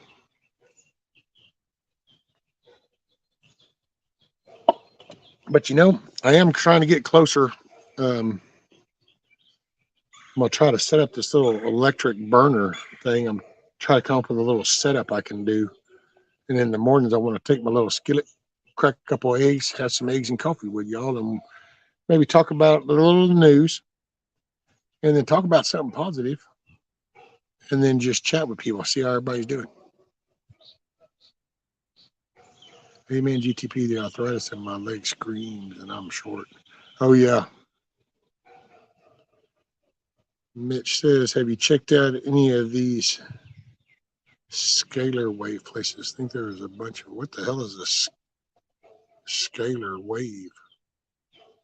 I don't know what that is. Wizard says getting out of a skid steer is like going to divorce court. Feels good going in, but your ass hurts like you've been no. Actually, see, I don't know. Before I never had a problem with skid steers. Now, I will say I've watched people make them rough.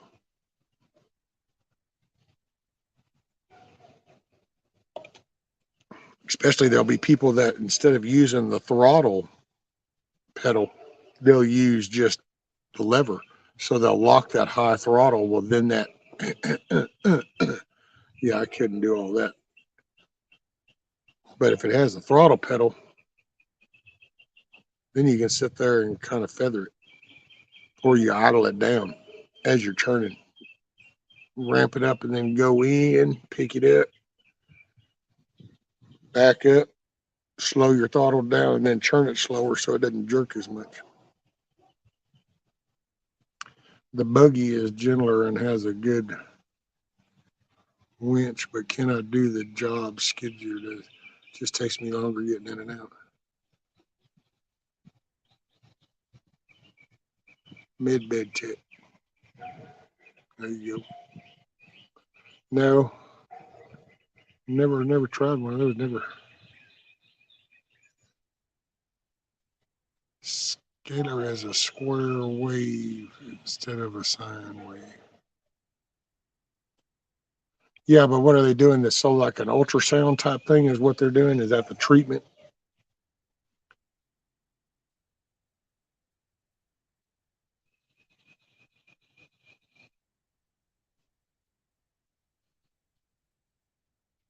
Because I mean, I have vertebrae that have, well, the ones on the lower have just collapsed. I've got a few of them that have just collapsed. The vertebrae are disintegrated. And then my sciatic nerve or whatever I know sciatic's in your leg, whatever your spinal cord. That's if I move wrong. Some of my other, uh, like where the disc has blown out, and then now the vertebrae have started to kind of align. Then it's kind of like as that nerve ending's going through, like that finger. Well, all of a sudden these fingers are like the vertebrae, and it's causing my spinal cord to get pain. That's what causes my shit to go numb.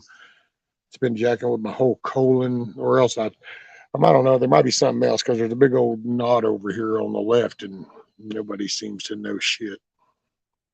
Which, of course, anytime so you ask, there's a test. Well, then everybody wants their cut, and it's like, yo, dude, do you understand the fact that I'm not working? And it's like, I'm supposed to have some MRI on the 20th, but I don't know if that's happening because that's just I got to see what the damn stupid Medicaid deductible shit is.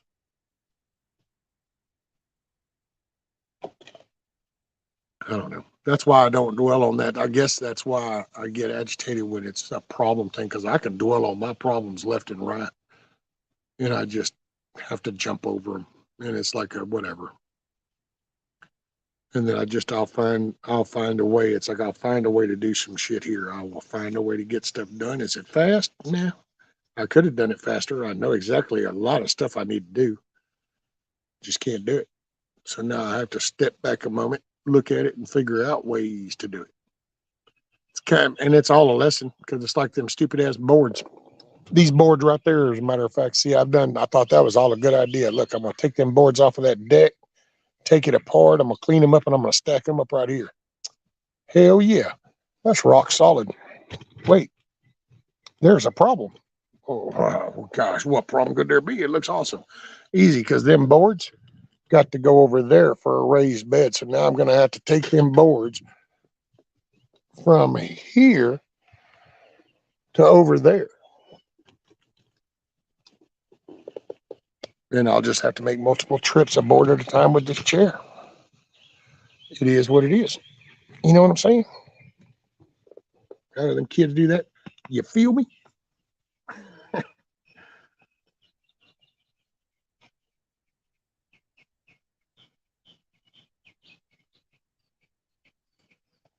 I'll help her moving around bells instead of putting the spear on the big tree. Oh.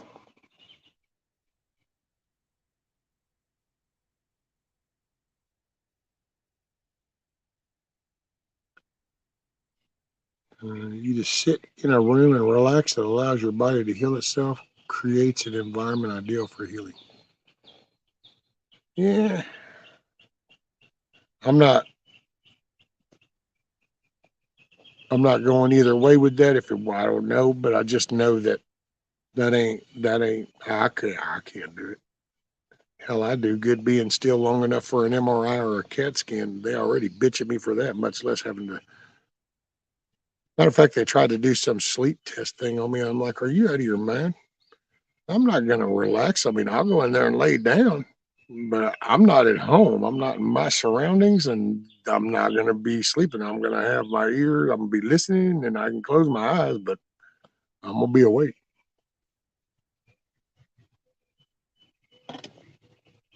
I think I have trust issues, so I don't get comfortable.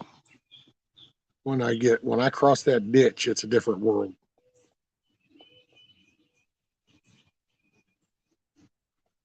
Right here inside these four corners, this is rescue land.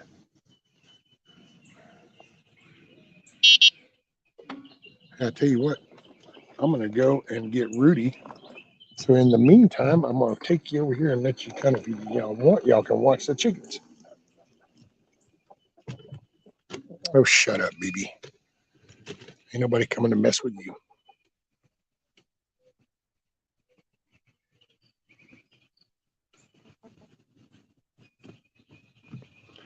There you go. I'll let y'all watch the chickens and I will be right back.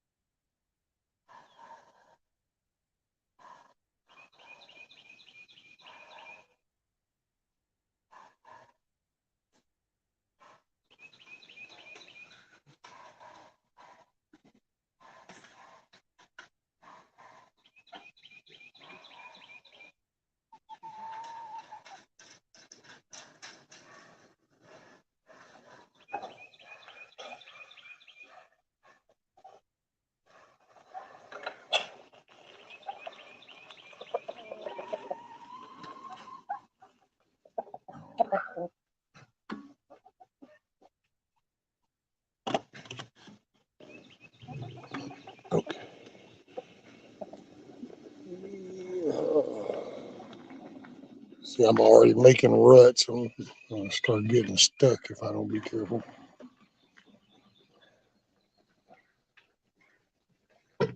Hoorah. Let me get you right there. We'll go to the back. Oh, look, there's Rudy.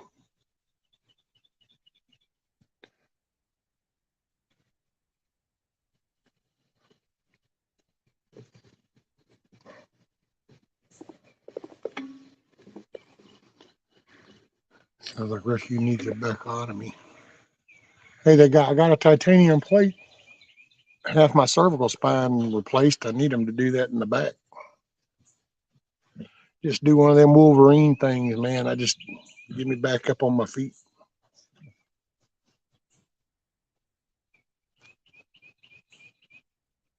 Has anyone used the sound frequency to heal the body? I see numerous videos of it, but I haven't heard anybody say anything positive or negative.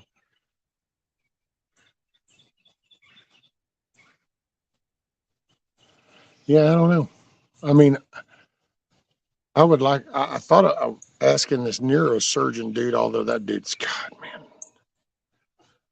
he gets on my nerves. I couldn't figure out why we just could not get along. And I figured out what it was.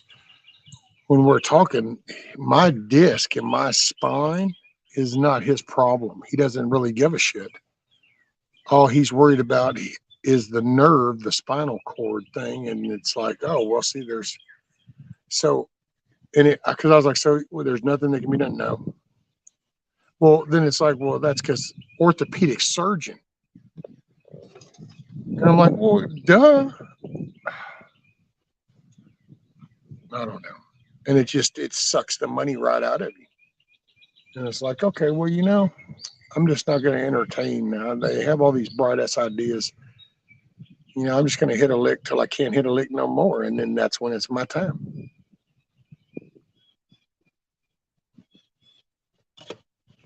So I don't know.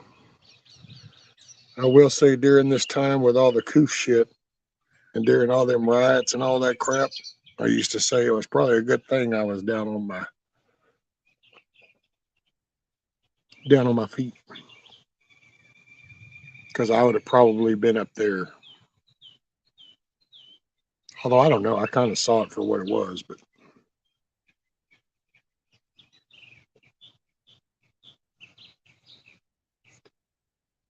Rescue's almost full RoboCop. Shoot, no, I wish. Hey man, as long as that shit'll work. I just ain't replacing organs. I ain't doing that. You want to do a bone? That's fine. Replace the bone? Okay. Not with somebody else's bone. Yeah, they got all pissed on my neck, trying to steadily talk me into the blood transfusion things. And a donor bone? I go, no. They said, well, what do you want us to do if you start bleeding out? And I said, then I guess you let me go. And they said, well, but you should have donated. I said, well, you should have said something. I said, I don't know. You just told me to be here for the surgery. But I don't want nobody else's shit inside me. So I don't put no foreign shit in me. I don't want you to put no foreign shit in me.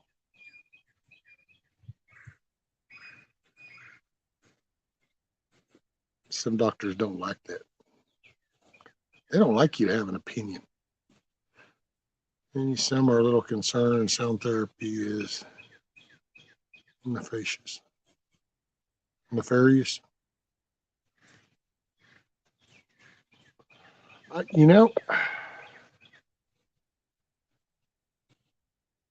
I will say what would probably, first thing by just off the top of my head, I would probably myself be leery just because some of that stuff, it's kind of like, is it really, and I'm not intentionally picking on that, but just, so is it the sound frequencies that's doing the healing? Or is it because you're believing in the fact that it's healing you? So in all honesty, your brain is sending the signals and you're fixing yourself. Because I do believe in mind over matter.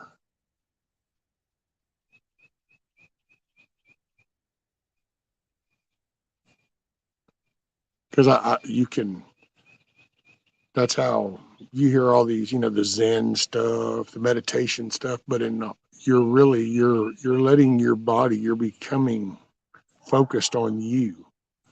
And when you do, you can, your brain is it's kind of like when you look at your desktop screen and you see all these little icons. They all do different things and everything, but when you click on that, it's going to one central part called the processor, your brain kind of. And it's getting instructions from that on how to handle all that. So you figure if a person was that way and you're like all cluttered up and stuff and you hear this, and so that gets you to slow down enough to go, okay, this sound or this meditation or this salt bath or whatever it is. But if that particular idea is what gets you to slow down and give your brain time to talk to your body, and then all of a sudden, that's what I think it.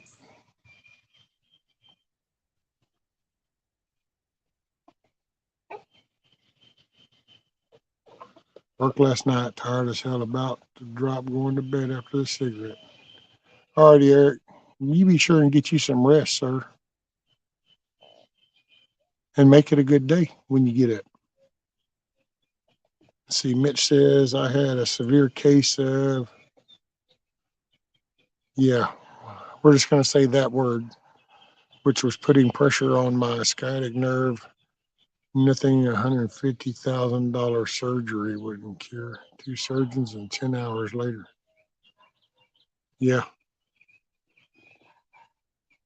Medicine or mind control? Well, yeah, there you go. At least I don't know. Mitch says it's your own body doing the healing. Both. I get that, Mitch. Waves just create a positive vibe if you will let your body heal itself. All our bodies have the ability to heal itself. Human body is a bioelectrical wonderful apparatus and uses frequency every minute it's alive.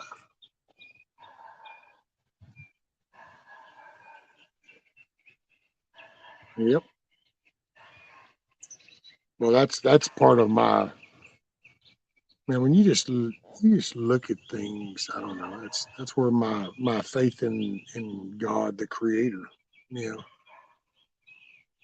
you just kind of zoom out. Look at the anatomy of a person, dude. Just in all the mechanics of how that all works, and then the animals, and then you take plants, and you just, I don't know.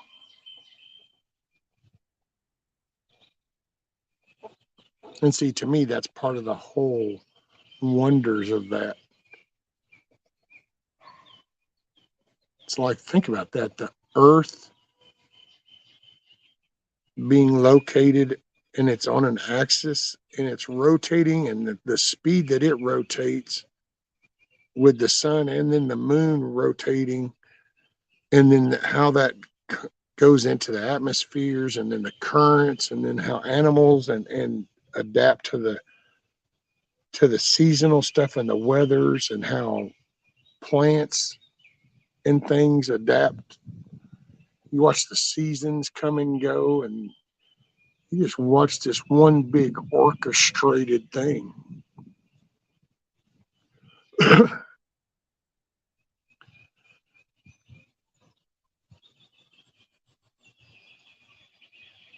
don't know. And it's almost like, and I almost hate to say the word, smarter we get, the dumber we get.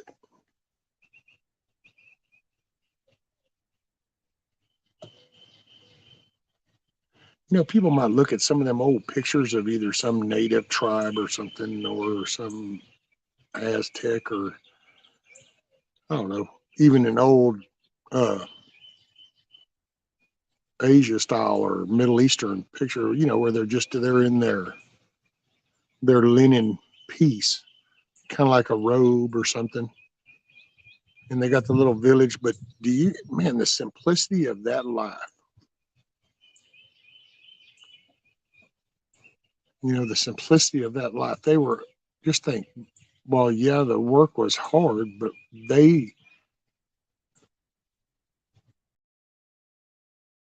you found quality in that. But they actually had time to spend with their family and absorb the outside and then the world. And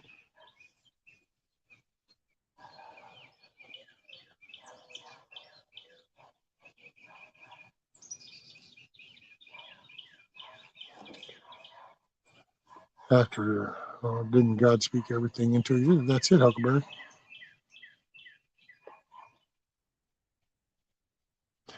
Amy says, maybe try swimming. Oh, no, Amy, actually, I learned a lesson on that one. Water, it's bad. So, I mean, I would like to have I wish I had I wish I could get in the damn bathtub. I don't even have a bathtub I fit. There's a crack in the bottom, but I don't fit in that anyway. I wish I could get a bathtub, but I tried going up to just float in the pool. And at first I thought it was awesome. And I was like, oh my God. Because it did let me stretch out. My catch was, and I didn't even realize it until I went to get out. I got over to the steps coming out and I grabbed that handle. And I can't remember if it was my son or the missus that was going to help me on this side. And as I started coming up out of that water on those steps, my waist cleared that water line. And the minute I went from my chest up to my waist, and then it got to my knees, all of a sudden it was like things had been separated, but they didn't go back in. They were the place they were before. And oh, son, I damn near hit the ground. It was bad. Rescue, not a good weekend. Went over to a friend's place Friday. He was sitting at the table in his shop, hardly moving around. His hands and face were so swollen, he looked like he had gained. Oh, wow. There's a reason why you feel so much better and at peace in the forest with all those negative ions. It's funny, without TikTok, you have like 19 extra hours in the day. Looked like he had gained 50 or 60 pounds since I was there a few weeks ago. So he had been to the ER now. Wow. I mean, hell, is he diabetic or something? Or allergic reaction to something?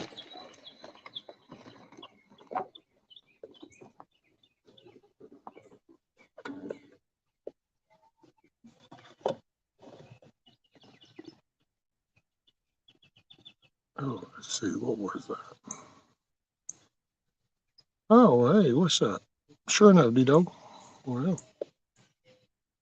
here you go, D-Dog. I'll put it in chat. I didn't know you were still here.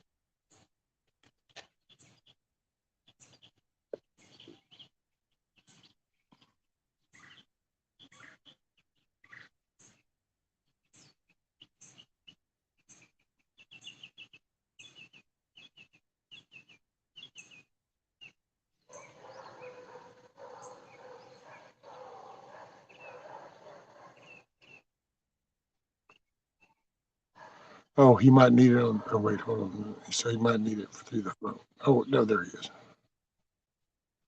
I was like, well, he might have needed it that way.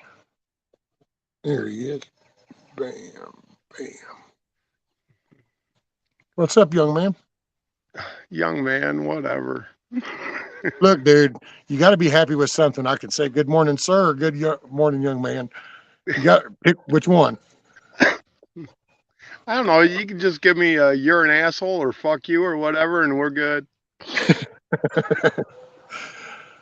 All righty. Good morning, sir. Okay, whatever, dickhead. Isn't that the same as a fuck you? Yeah, it's up there with it. Bet you'll never guess where I'm hanging out today. In your garden. My favorite place in the whole wide world. Looks like you got a semi-cloudy day. It ain't too bad. But the garden's 120 feet long now. Oh, hell yeah. Hold on, I'm going to put you full screen.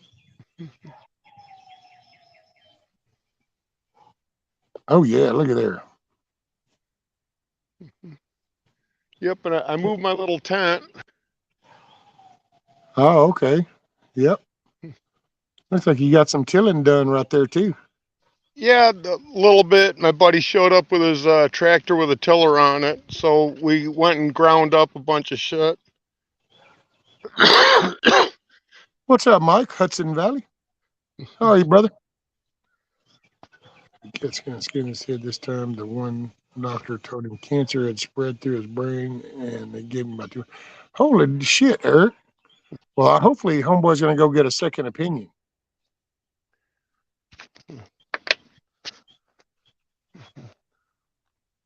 Yeah, man. Now it comes to them 6 letters. Got to get a second opinion.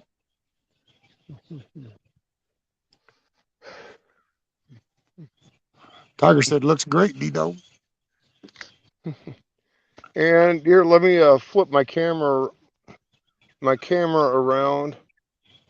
Settings, camera, back camera. Okay, here, I'll put you full screen. Bam. Okay, this is a layout for tomatoes. Each plant is 2 foot apart, and the little yellow stakes. Can you see the little yellow stakes? Now I see the red ones. Ah, there they are. Okay. And they're about every 4 foot, and that's where you plant basil. Ah, okay. Okay, and then there's trenches between the tomatoes. Yep. That's where you do carrots. Okay. So where the flags are in the center is your tomato plant, and then down the middles is where you're doing basil, and then down your side rows you'll be putting carrots. Right, and I never have a problem with any bugs. Hell yeah. Okay, this is for brassicas. What the hell You is a know, brassica? broccoli, cauliflower, Oh, okay. baby cabbages, Brussels sprouts. Got you. Okay, and I always put it up against the trellis. But these plants are a foot and a half apart, in each of the rows, staggered 8 inches. And that's plenty of room. And then you put where the yellow ones are, you Yeah. put aromatic herb, which keeps your white flies off of them. Ah. And the pink ones, okay, there's white stakes in. The pink stakes are for like your indeterminate peas or green beans or something to add nitrogen back to the soil. And the white ones are for cucumbers. Oh, hell yeah. Okay, now throughout this bed, you plant root crops too. Like radishes. Beets do really good. If you have cauliflower, beets are great because the leaves will shade your cauliflower a little bit, and your white heads won't turn yellow. Oh, okay. Oh, I'm gonna save this episode. I can see that because that's I want to. I like that, man. I like your layout, and I like that little structure there. You kind of going in at it. Yep, and I decided I'm going to have a trellis of beans in front of my little hooch. Ah. But this is where I put my three sisters garden in. And I Okay. use Hickory King. It's a white field corn, but it has the biggest kernels on anything. And the plant's over 300, the strain is over 300 years old, having to do with our original colonies. Oh, cool deal. And I use a Cherokee cornfield, which is a dry bean. Oh yeah, the Hickory King. That's a 13-foot tall cornstalk. Holy shit. And then I put my pie pumpkins down to keep all the weeds down. And after I get it all planted, I will ignore it until picking time. Oh, hell. Hey, morning, Indy. And then on the outside, I put sunflowers because that'll attract all the good bugs.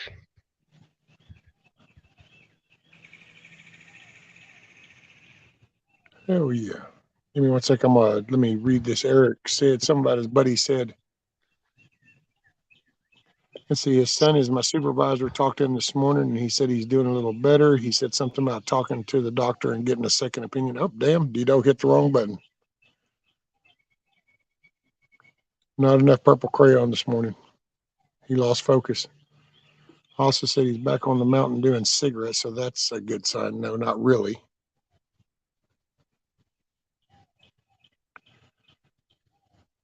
Right, Lady Smith. Tidy and tight.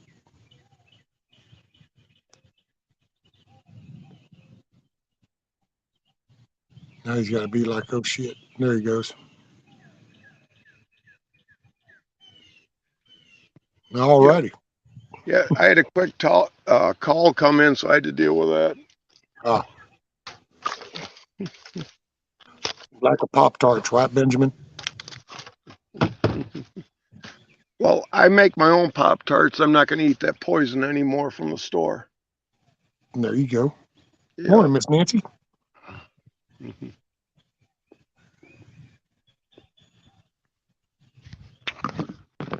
Yeah.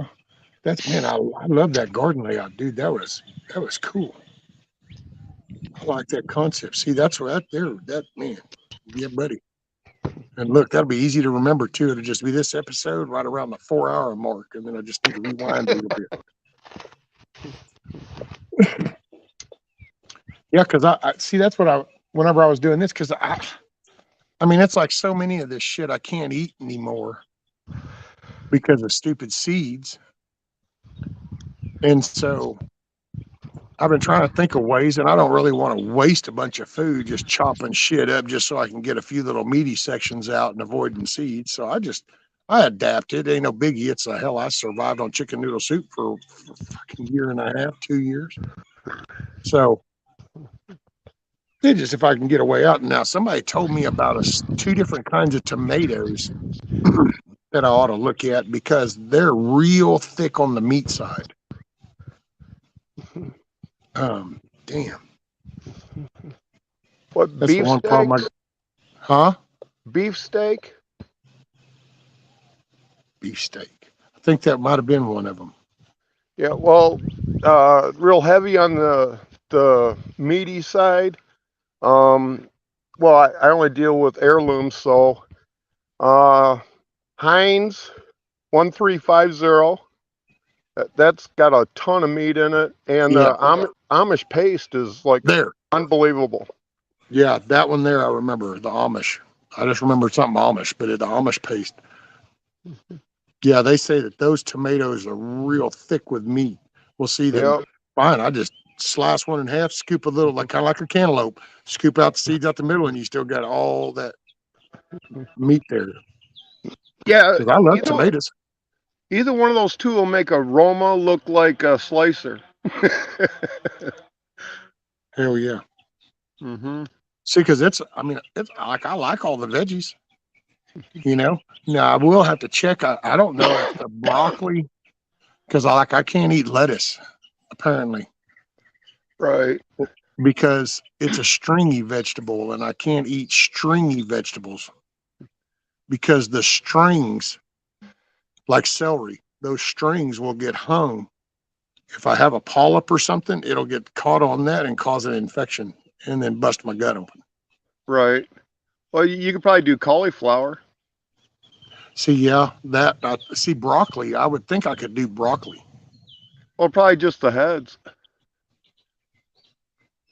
Now, cabbage, I'm not sure about because I don't know if that kind of goes in that lettuce category or not. Because I like some damn cabbage, I'll tell you right now. Matter of fact, I had chili and beans last night with some cornbread. There you go. I've done figured out that that's one little combo that processes and goes through and it does it so everybody's happy. So I thought, okay, I can do that. Yep. And we're getting those tomato seeds if you're going to get them this year. The best place I found to get them that has the best service is Southern Exposure Seed Exchange. Okay. Yeah, I wrote that one down. I think you told me that, and I wrote that one down. Yep, that's a good one. M.I. Gardner's good for heirloom stuff, but he doesn't deal with the specialized fruits so much. Okay. Hey, one sec. So Eric, Steel and Tree says, rescue, can you and everyone please keep him in your prayers? Thank you. You got it, sir. Thoughts and prayers. I pray for people to have the strength and the wisdom.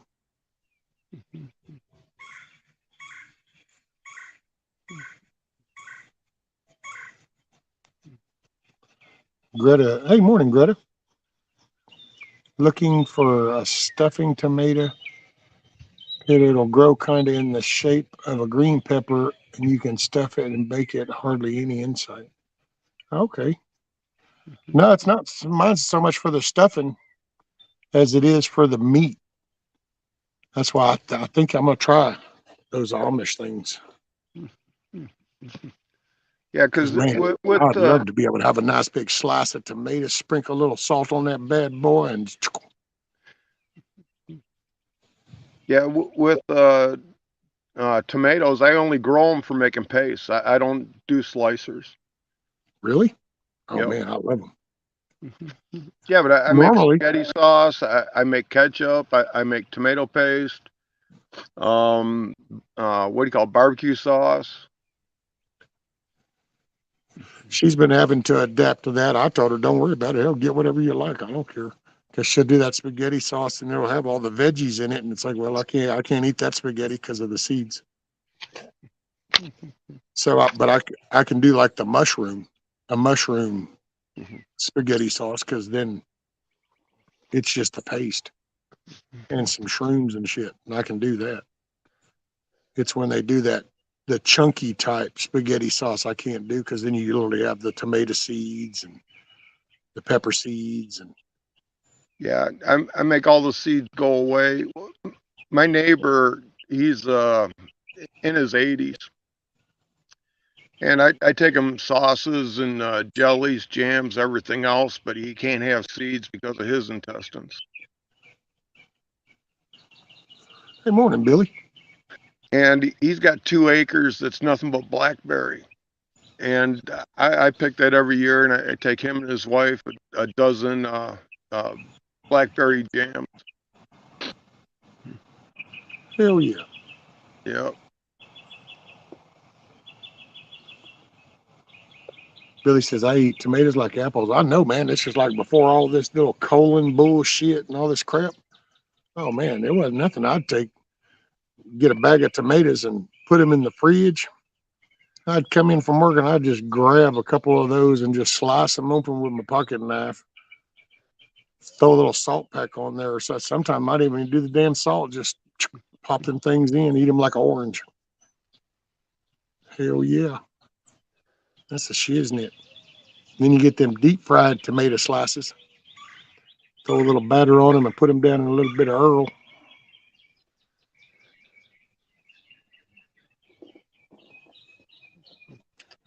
This is like jalapenos. I love jalapenos. Well, nope, we got to be real careful with that shit nowadays.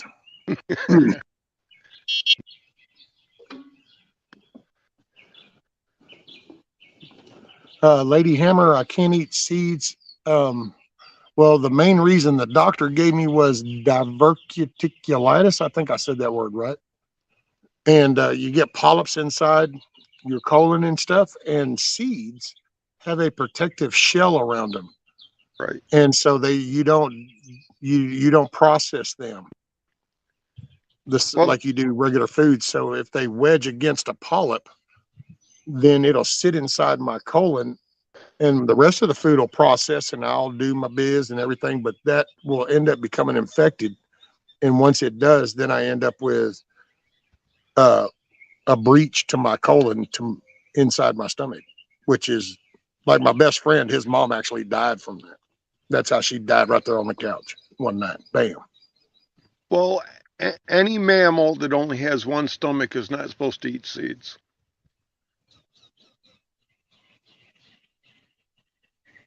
Boy, and as a kid, well, even as a young man, it's like sunflower seeds. Dude, I just eat them all. I just chew it all up. A lot of people used to guys at work would be cracking them open.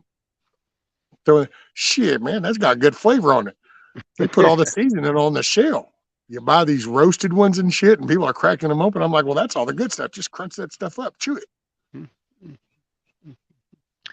Well, the only way I like sunflower is if I do a microgreen of it and put it in my salad. Oh, okay, so just the seed itself. No, just the starter plant. Oh, okay. It tastes like sunflower seeds. I'm gonna do sunflowers, dude. Hutch and his wife did some sunflowers, and them things were awesome looking, dude. They were huge. And I told you, I want to do a row right there in the front of the porch. I want to just do a row of sunflowers right there, just having them standing there, but 8 feet tall. That'd be cool as shit. Yeah, a lot of the heirloom sunflowers are 12 foot tall with 12 to 15-inch heads. Damn. The shit just flew right in my eyeball. I hate when that happens. Yeah, and then they don't want to get out. It's like it gets stuck to the damn thing. Yeah. Little bastard. Oh, Basis had sent you some. So, all right. She sent me some sunflower seeds. Hell yeah. Cool.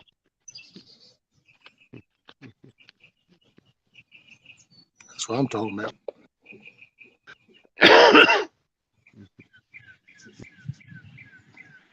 Yeah, I want to do that damn Missouri meetup. But then I'm afraid if I do, unfortunately, I think the money invested, see, that's going to take away then from soil and stuff. So then I don't want to be too late in my garden to try to grow something. Well, Oh, no. you have a real long growing season where you're at. Yeah, I guess for the most part, because I could be growing right now, to be honest. Yep. I mean, we're just down in the 50s a few days, but I think Nikki's already got stuff going. Yep.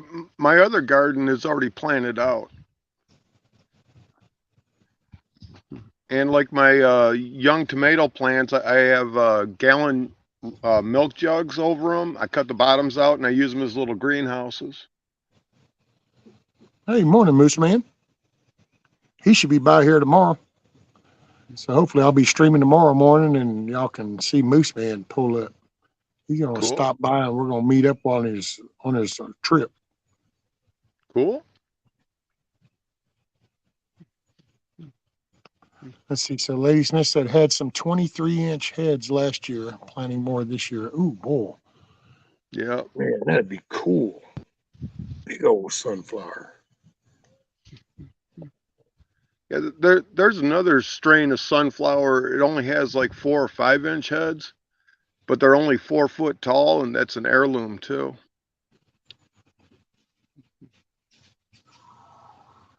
Well, she said get them seeds out when you get them. Sent some that grow easily in about any climate. Cool. Oh, we got Gardner Josh. Hey, what's up, Gardner Josh?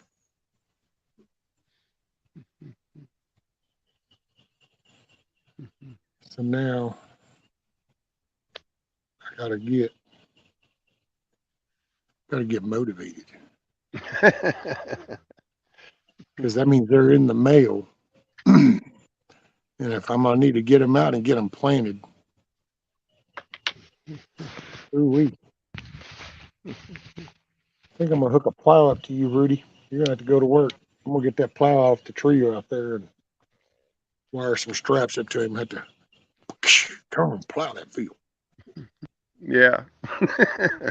You're the only jackass I got besides Mama, and she ain't gonna do it.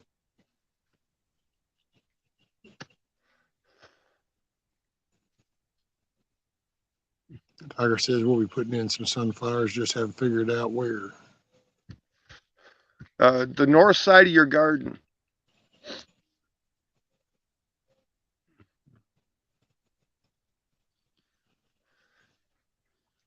Oh, it's better to have it on the north side?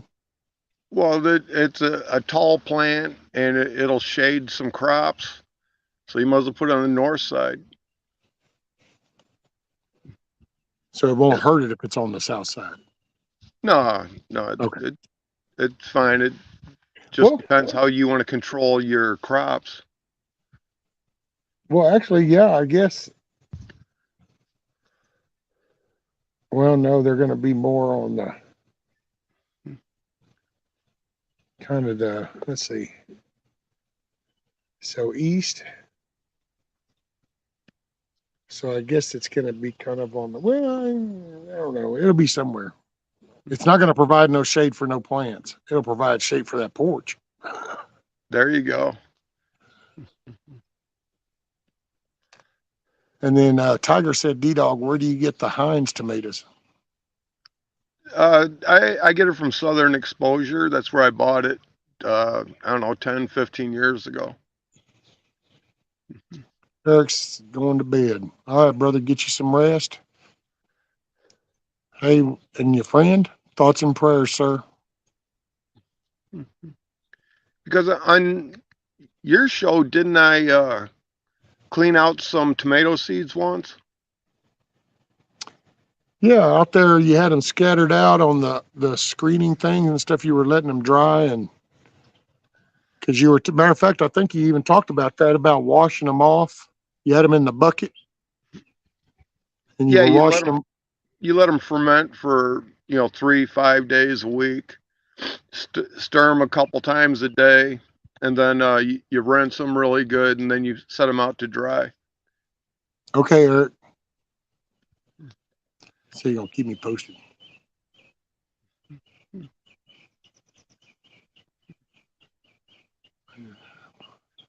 Yeah, I only buy seeds once unless it's a herb, and then I buy them. All I use herbs for is a pest deterrent in my garden. See, that's what I wanted to. That's why, Yep. man, your layout, dude, that was makes me just want to build my flipping boxes and get that shit out of my way so I can do that. And it's like, yes, I like this plan. Yep. Like basil, I'll have 200 to 400 plants, and there's no way anyone's ever going to use that in their lifetime. Yeah. I dry it, offer it to my neighbors, and if they don't want it, then I'll put it through the processor and I'll make it into mulch. Well, see, that's what I thought about trying to do like some rows of spices, stuff like the basil and the oregano and that type of shit. So that then as I get them and I harvest them, I could dry them out, crumble them up, make up little bags or something. And hell, I'll just give them to people. Here you go. You want some seasoning? When the store ain't got the shit on the shelf, here's your little pack of some seasonings, some herbs. Right. But instead of doing rows, if you plant it in your garden, just companion plant it, Yeah. you're going to have less problems with disease and insects and everything else. See, that's why when I just picked up when you were doing yours and you were talking about that bait and the planting, and I kind of visualized that growing. It's like, see, that's a perfect little like an ecosystem, Right. one looking out for the other.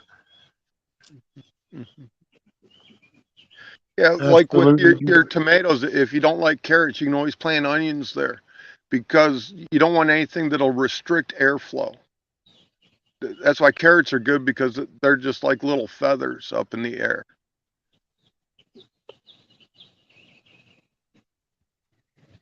Hell yeah, man. Makes me wish I had my boxes going.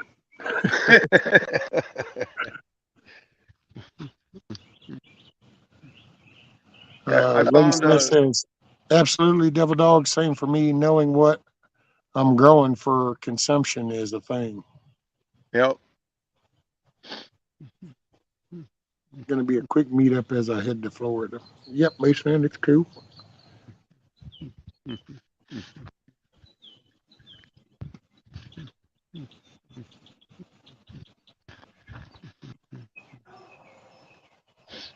Garner Josh says, all my goats are done kidding. All healthy moms are doing good.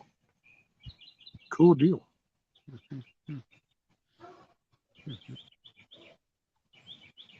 Hey, Gardner Josh, just out of curiosity, do you shear? Well, no, that'd be the lambs, I guess. Yep. Because I'm wondering if somebody that has a flock of sheeps, if they've got into, like when they shave that, if they've gotten into spunning the wool, or if they just pass it off, or Well, because don't you always want to clip them? right, but you have a guy come in and he clips them and everything else, and then he ends up paying you for weight, Ah, okay. and then he just makes it go away, and it doesn't matter anymore. Your sheep are happy again.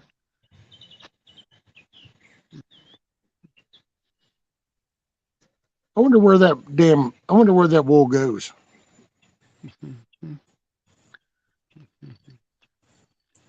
You know, when you think about how many people, how many sheep do we have over here in this country, and yet where does the wool go?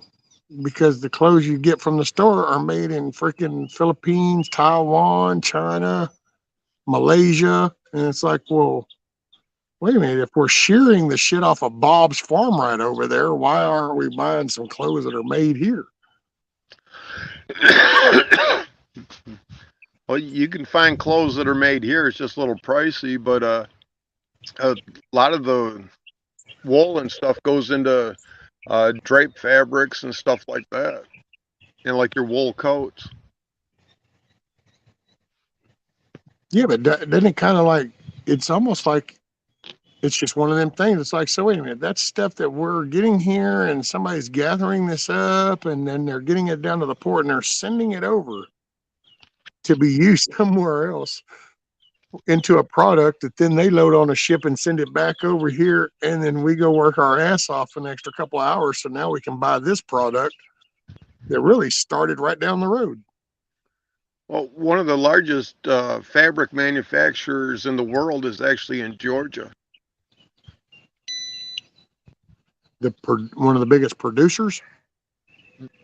One of the largest manufacturers of cloth. Oh,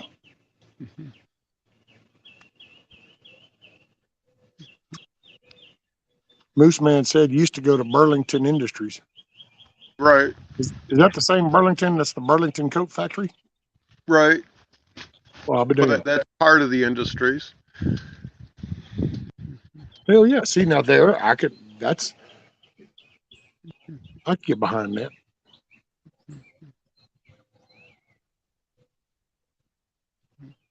Because I gotta say, we talk about stuff and we're all doing stuff, but yet somehow in the big picture we became reliant on other people. Well, that's because our government's so good to us. Man, I don't know. I guess I do have a hard time getting my head around that. But I mean, how do you become basically like a welfare dependent kind of? Because that's basically what it is. we can look at welfare as a division and go, no, that's different. No, not really. If you're looking for the government for an answer, it's the same damn thing as welfare. Well, okay. I don't know how much I want to get into this welfare thing, but the founding of our nation, and it's for the general welfare. General welfare doesn't mean government hands out. It means something that's good for everybody. So because Joe Schmuck is too fucking lazy to go do his job, he gets a welfare check. That doesn't help anyone but him. That's not general welfare, even though they labeled it that. They just redefine everything so that people don't understand that they're screwing everybody. Well, that's seeing this with everything though, D-Dog. It's like how you even get to this whole trans thing.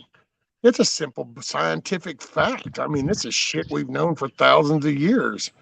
You know, vagina, penis. This is the way it is. It's that way in nature and wildlife. It's all there. But somehow you get this small percentage that just starts to chant shit until next thing you know, you have everything. And it's the same with buying this shit and doing everything. We become lazy. And then if you do make something here, well, because we're living the American dream and we're as spoilt as we are, well, I'll make that. That's American made. And it's now 10 times the price.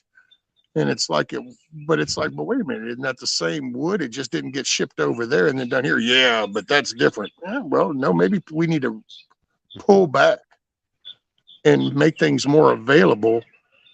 Get off of that high horse.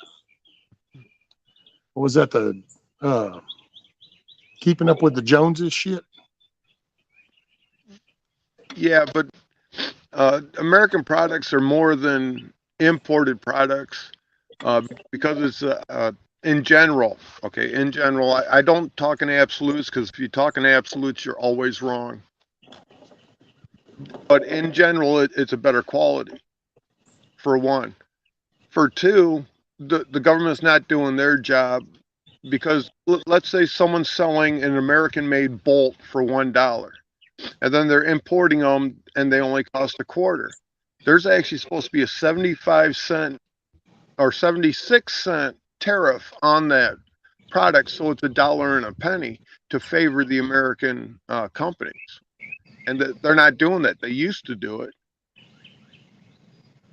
Well, that's one of the things that the bad man did with the aluminum. And then they all freaked out. And it's like, but then I saw that for what it was when he did it. Cause it's like, well, that sounds like a business dude. He went in there and opened his book and goes, well, this is about stupid. And that changed. All of a sudden it was panic mode. And then that's really kind of, I was like, man, look at how much shit we do that with. We will give them our shit and then literally let them sell it back to us. Well, kind of like the mess with the oil. The cleanest oil in the world is American oil. The dirtiest is Venezuelan oil. And now we're processing Venezuelan oil, not American oil. It's just stupid. Yeah. Oh, hey, Greta says that she raised sheep and Angora goats, which grows mohair for 30 years.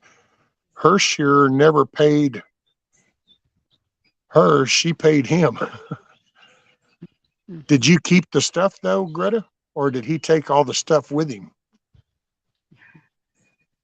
You know, because like I have a guy with a portable sawmill stop at my house, you know, every 3 to 5 years. He goes and he cuts a bunch of wood and then he pays me for it. I don't pay him nothing. Oh, Greta says a lot of wool goes to the county extension offices, which pays people. It's called a wool pool, and then they send it to one main place, and bids are put in to buy it. Right. Oh, Indy liked your little saying: when you talk in absolute, you're always wrong. Well, it's true.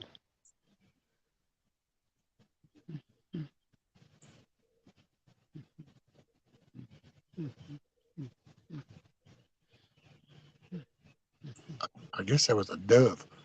Couldn't quite tell what that sound was. I'm like, I think that's a dove. That little cooing stuff they do.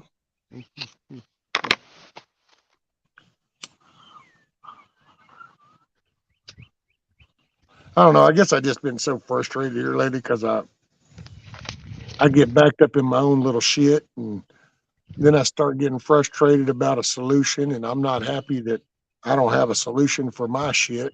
And then I start analyzing even more, and next thing I know, I'm frustrated because I feel like society's going to shit, and nobody really wants to focus on a solution. Which I'm not talking about people here per se. It's not that. I'm just saying, you hear people say things from YouTube all the way up into these committee hearings, and it's like, I feel like we're standing at the bank steps and we're all having conversations about how bad they're ripping the bank off. But is anybody planning on stopping one of these son of a bitches coming out with a bag of money? Or are we just gonna keep going by with bags of money? It's going, man, look at that! I can't believe that one took that. Oh, I can't believe that. Oh man, look at this. We're not gonna. It's like, okay, at some point, can we just at least stop the flow? Okay, they're not ripping the bank off. The bank is ripping us off. Well, that's what they're standing out on the steps trying to convince us of. Yeah, because it's all Abbott's pissing me off. I mean, I gave him leeway because I understand we're playing some political game. There's all this little bullshit that's been in play, and so okay, you're slowing it. But at some point, man, it's like, are you not going to do anything about this? I don't want to hear about your stupid little secret raid you're going to do at night on these camps where they're stationed up. I don't give a shit. How about we just get the damn Texas National Guard down there and we line that shit? And if we've got to go toe to toe with them stupid little bastards across the river, then go toe to toe with them. And then you proceed to tell that son of a bitch over there, look, man, if you can't control your side of this river, you know what? You're fixing to pay a price. We're tired, but it's like, no, but what you'll hear is you'll just hear one person after another talk about millions of Americans overdosing from fentanyl, or, thousands of people coming across the border. And it's like, okay, so when does it stop? When does it actually stop? Or do we just kind of keep pointing fingers, or when does it stop? Poking the bear over there, World War III. I don't care if you like him, dislike him, in love with him. It don't make a shit. When you have U.S. senators getting on national TV talking about somebody just needs to take him out, you're calling for the assassination of a country's leader. And whether you like that person or not is irrelevant, but you're asking for backlash. And considering this is a dude that if you just break shit down into simple facts, you back somebody up into a corner, that dude is not going to surrender that country and go, hell yeah, we'll go woke. We don't want no more problems. He'll be the dude that hits every little button he can reach his hands to when you back him into that small of enough a corner. And it's like, yeah, there's a solution, but let's not stop nothing. It just, I don't know. If a politician is saying something on the news, they're posturing. Okay, they're not going to do nothing. Oh, no. For one. For two, that stuff has nothing to do with the American people. And if you keep paying attention to what the senators and the Congress are saying in D.C., you are actually dumbing yourself down even more. What you need to do is look at the documents that they have filed to intervene in this thing, and you'll shit yourself, because what they're saying and what's on paper are totally different. And how many people know that America bought over 20,000 tons of gold in 2021? Not very many. I know China and Russia's bought a lot. Yeah, I know those two put together is less than half of what America bought. Well, or at least that's what we're told, though, D-Dog. Because then I got to say, you hear certain things, and I'm not, away from conspiracy side, but just, it's like, well, we don't have an audit of NOx. So there is no actual exact amount of what's in NOx, except for people at Fort Knox. So it's kind of like, and then we are off of the gold standard. So then like, okay, well, you've removed that. And then it's like Saudi Arabia, our biggest bond buyer, is now getting rid of bonds, U.S. bonds. That's you just watch some of that shit and play, and I think it's, and then you kind of, I reflect back on some of my past, my youth, and watching some of like anything from some little motorcycle clicks type engagements to maybe even a jailhouse engagements. But you watch these things go down, and you watch whenever somebody finally gets loudmouthy and pushy, and the masses finally start to kind of go, you know what? That son of a bitch ain't as badass as he thinks he is. You think? I don't think he is. And all it's going to take is a couple to finally go, I say we test this shit, and then it's over. And so we're cresting that moment. And, you know, people use that Venezuelan example. The only difference is I have one big ass difference. Nobody was pissed off at Venezuela. Nobody had decades of hatred towards Venezuela. Venezuela didn't screw people over, but we did. And there are countries out there that hate our guts. Yeah. And our power structure has kept them at check up until now. And now they're teaming up with other people, and you kind of go, so how well is this going to work out? Well, a majority of the South America, Central America countries, between the FBI and the CIA, they have actually dismantled the governments and everything else. Like Guatemala in the 1800s, it is now broke into 19 different countries. And that's all from American interference. Well, this country's politics involvement, see, we didn't do it with good cause. It wasn't like we were actually trying to promote good shit. It was corrupt people using this country's name to go push an agenda. Well, a lot of it had to do with the banana wars. And that's something that happened because of an American company wanting foreign land to grow bananas, because that was the number 2 produce at all the stores. You know, it was only second to corn. Didn't the same thing happen with rubber at first? Wasn't there some like, is that rubber or glue? There was something where a dude went and we found this product, and I thought it might have been rubber, might be glue. And I forgot where he went, but he ended up establishing like a whole damn town that's all they did was produce that, but then it ended up collapsing under because then the industrial commercial thing came in and boom, non-existent. Right. Yeah, I think that was rubber.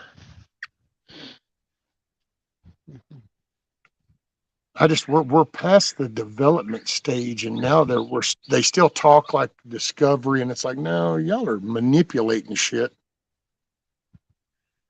And to be honest, even on the most nefarious thought of me, I don't understand what they think the outcome is, because it's like, you do understand this little evil world you're playing in only exists because we became such a beacon of freedom and wealth and imagination and ingenuity and development, and we just breeded that out across the world. So it's like you're reaping those rewards, but when you cut that out, what do you think's really going to be left? You know?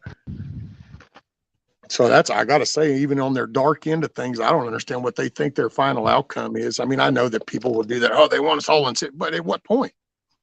It ain't that simple. Otherwise, that Venezuela or Colombia or Brazil would be perfect little, you would see these elites just living creme de la creme. It doesn't work. It's just that for some reason, these retards up in Washington just haven't got it going. Oh, you know, I'm not seeing where it works, but let's just keep going at it. Especially if the dollar crashes. Dude, who the hell's going to work if the dollar crashes? So you ain't getting no gas pumped. You know, you ain't getting no grocery cashier checkout. You ain't getting no fast food thing. You know, Biden ain't going to get no ice cream. Ain't nobody going to make no ice cream if you ain't going to get paid.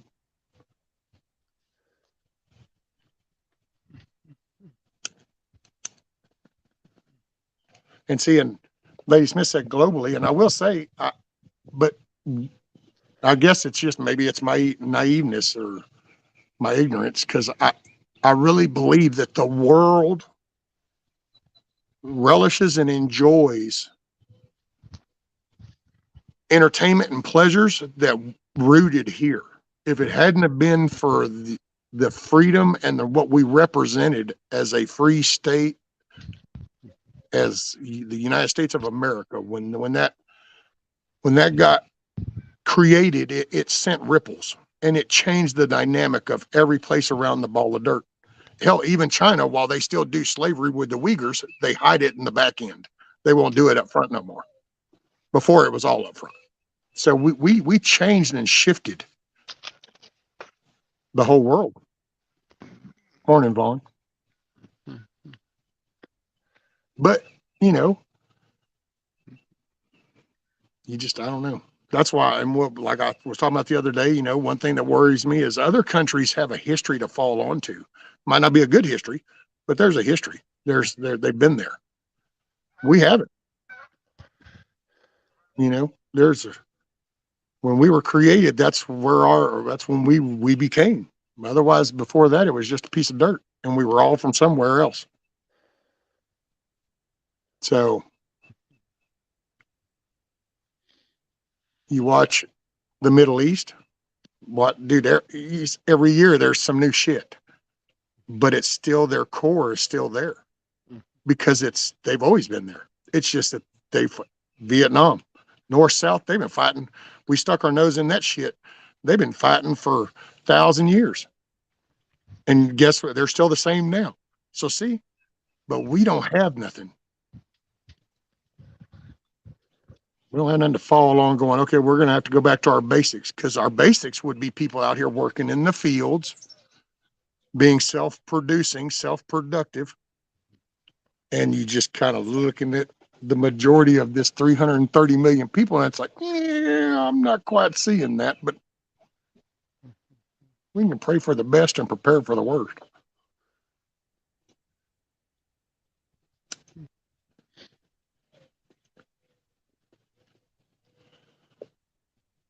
I don't know. It gets very frustrating, I guess. I feel like I wish this had happened in my youth, then it probably wouldn't matter as much. But now I'm like, damn, dude, really? At this stage, can you hold off another 15?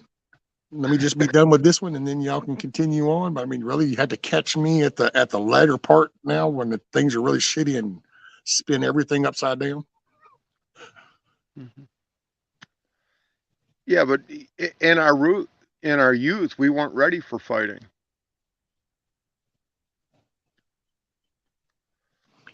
Surely not with a clear mind. That would have been for sure. Right.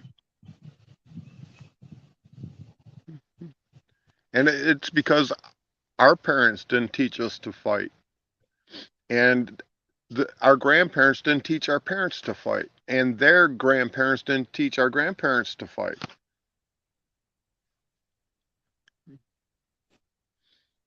See, I will say, you know, I don't know if there's a precise moment other than if it's just the wave of the spoiledness. But I will say I've been kind of going back, just, you know, you do them little memory lane walkthroughs, and then I'll go find some older stuff to watch. And man, the messaging. You go look at what we saw as kids on them first little black and white TVs, and you just listen to the tone and the narrative of a commercial. And the first commercial is fascinating. Wow, check that out. You know, you're watching this on a glass tube, just that whole shift, you know. And then it's like you got the late 50s, and we started coming up with a microwave oven, toaster ovens, shit like that, you know. And it's like,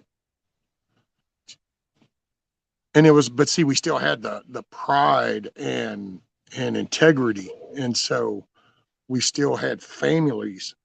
We still had moms and dads, and we were still being taught core values. And I really don't know where, because I kind of, you know, but then again, I was kind of batshit crazy in my youth.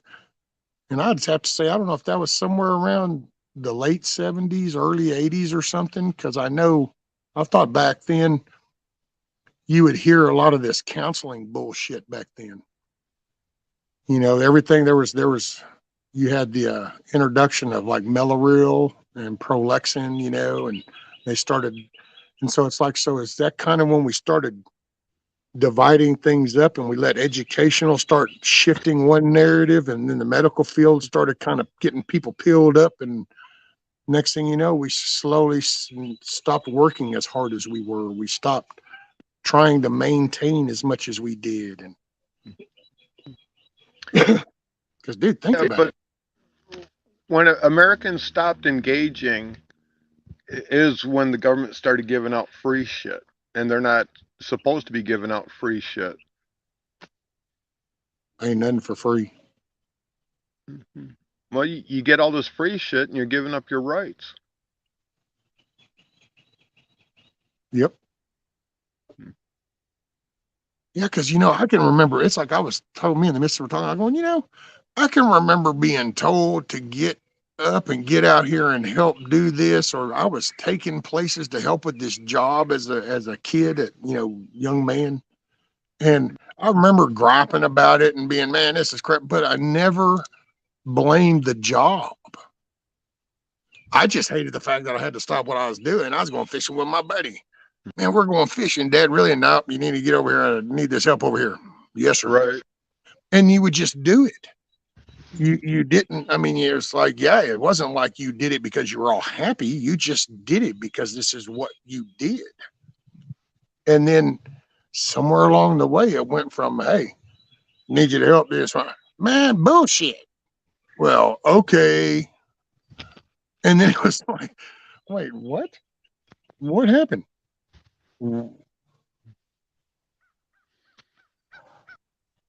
Because you just, I don't know, man. That's one reason why I get partial to the moon thing in a way.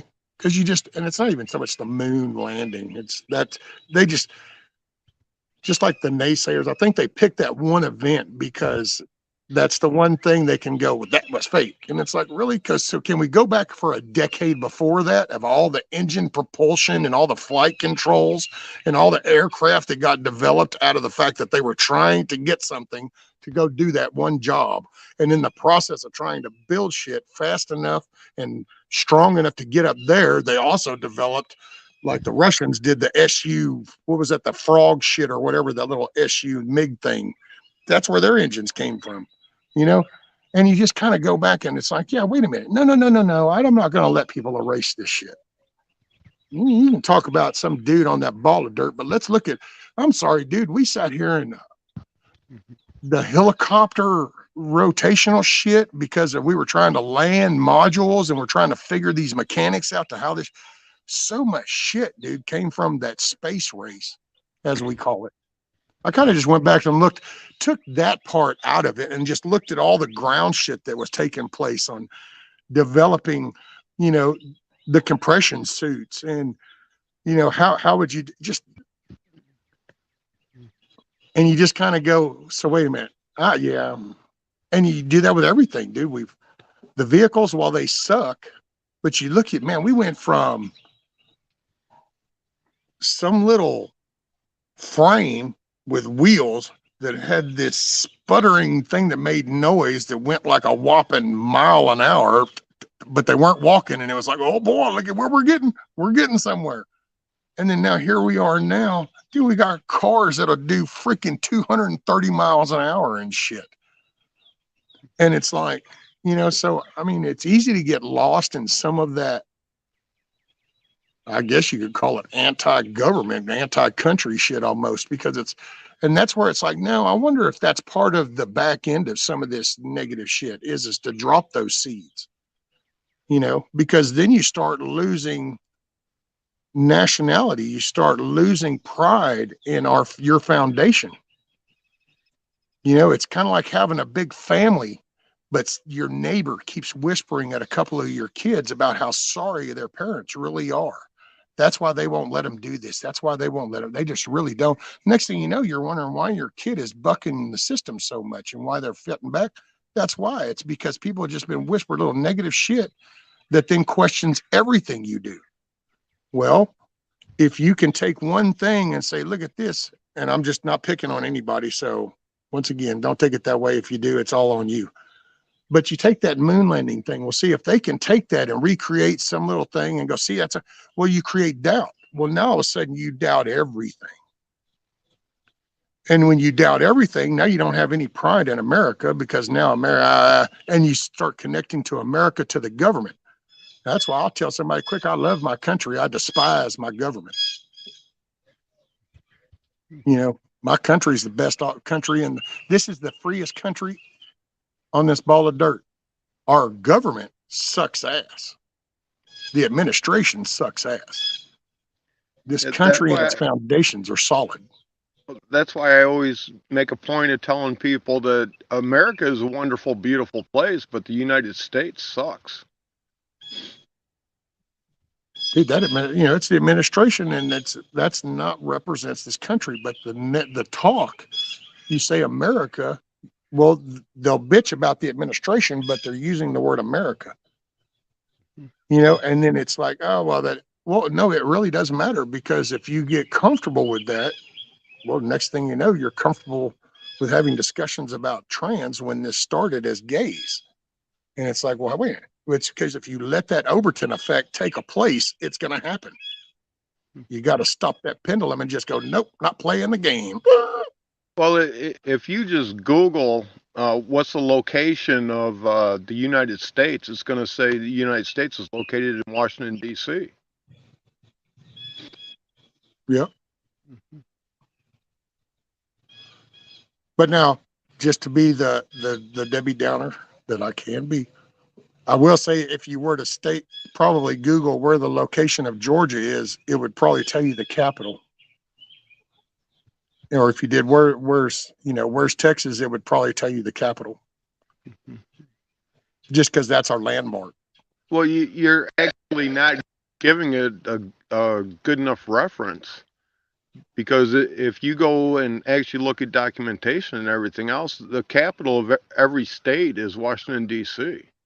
And that's because it's all incorporated. Now, the republic of your state is actually your state capital. I don't know. I always say I don't know. I don't know just because I don't know any of the facts. I hear you. I'm not doubting you. I just don't know. Oh, shit. Hold on. My percentage? Because all of a sudden I can barely see StreamYard, which means that battery must have just got low. Give me a sec. Let me get this cord. Otherwise, you'd be by yourself. Oh, no way, man. I ain't going to get stuff right here. The one little mud hole in my rear wheel finds it.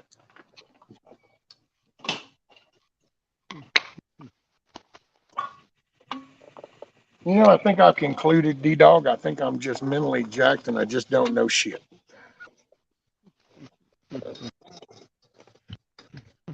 Somehow I've traveled in time and I don't know what dimension this shit is, but beam me up, Scotty.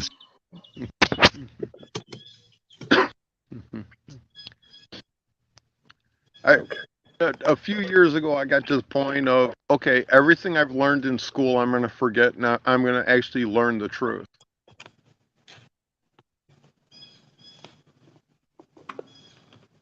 Hey, what's up, BP? Trying to get motivated to go work out. There you go. Man, I gotta say, I probably don't have no magical motivational words for you, because about the only thing I ever tell myself is look, you just got to get the hell up and do something. Suck it up, Buttercup. And so I'm probably not the best motivator. What, Magic Cup number 2?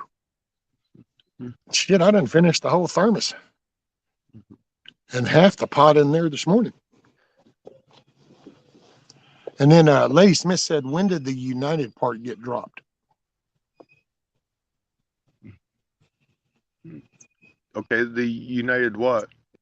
I guess, well, United States, I guess. When did the United part? Well, okay.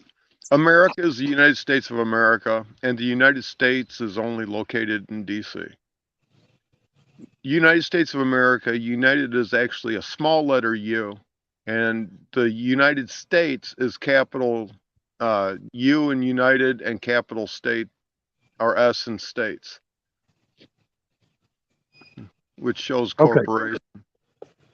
All right, D-Dog, I'm going to try this. So I'm giving fair warning.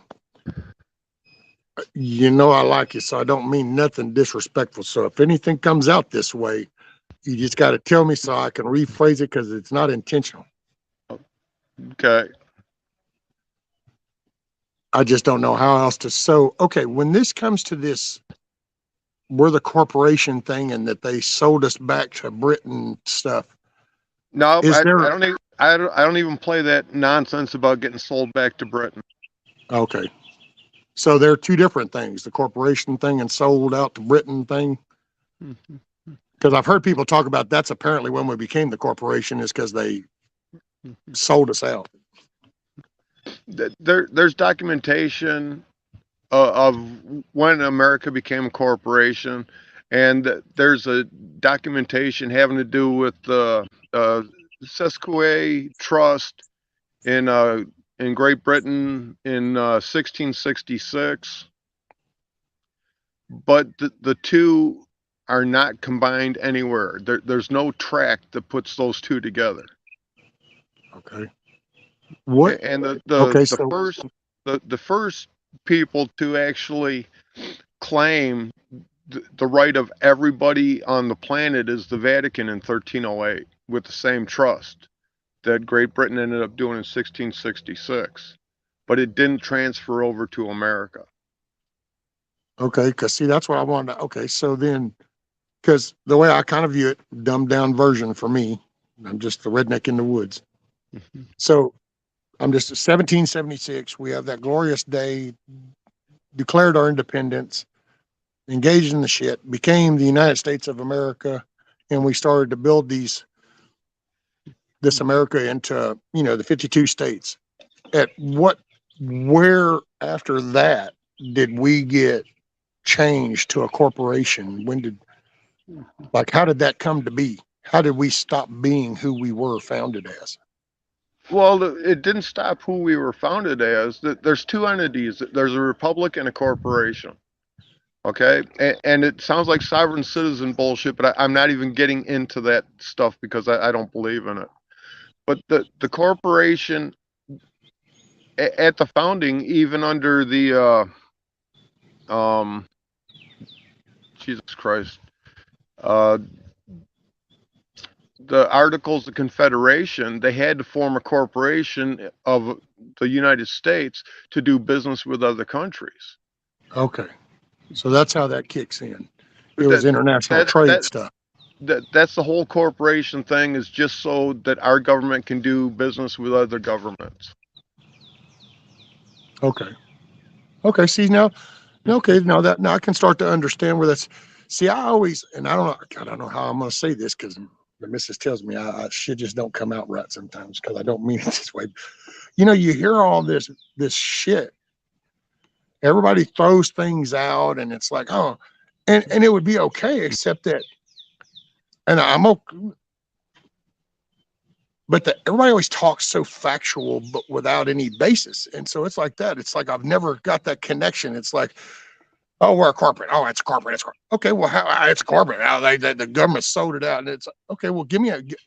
Well, see, the minute you go international trade stuff, now I get that because we're doing business across the thing, so it's a business, right? And Bob might work on lawnmowers, but if Bob wants to be Bob's lawnmowers, then he's going to have to go and become a business and a DBA and become Bob's lawnmower service. And now Bob can service lawnmowers over in Minnesota too. But he could do, instead of doing a DBA, he could actually protect himself, do a PMA or FBM. Well, yeah, but you know what I mean. The minute you said that, I get the concept of how this corporation thing come about now.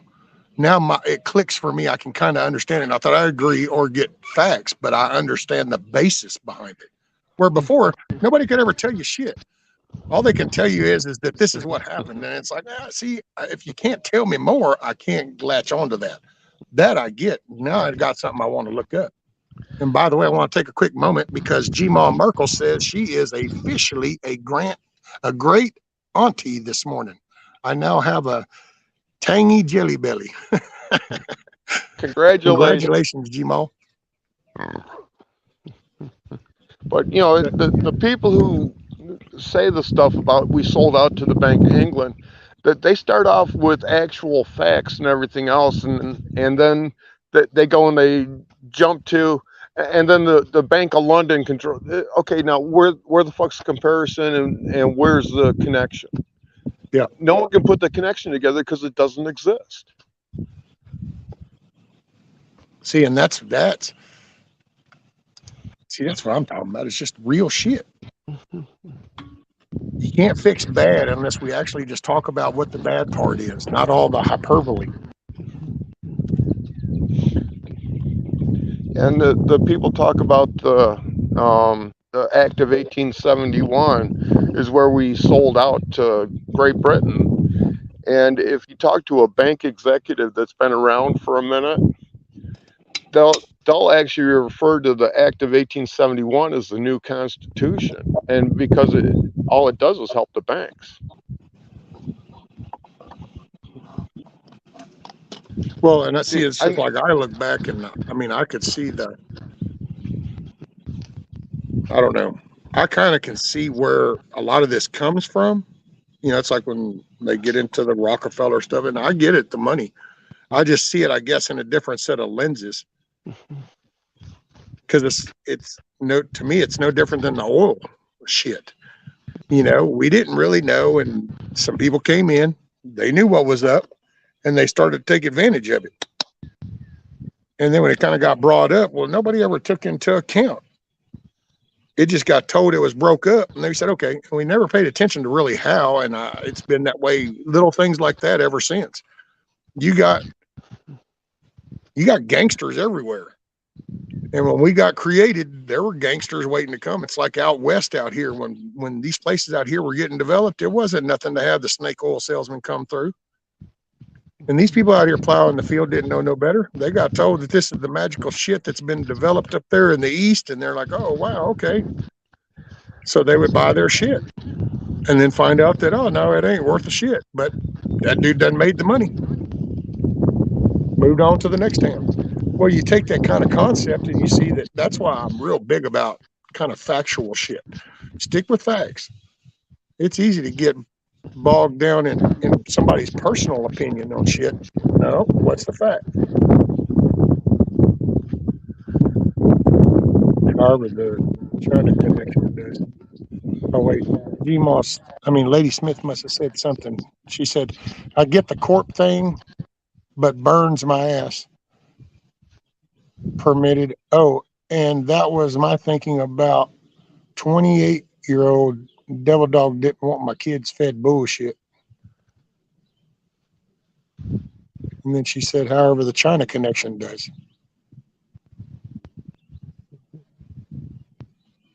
I gotta say, now that is one thing that really is. That's my own little. I won't say personal because everybody's feeling it, but that's one I ain't quite figured out how to deal with. I'm about tired of hearing.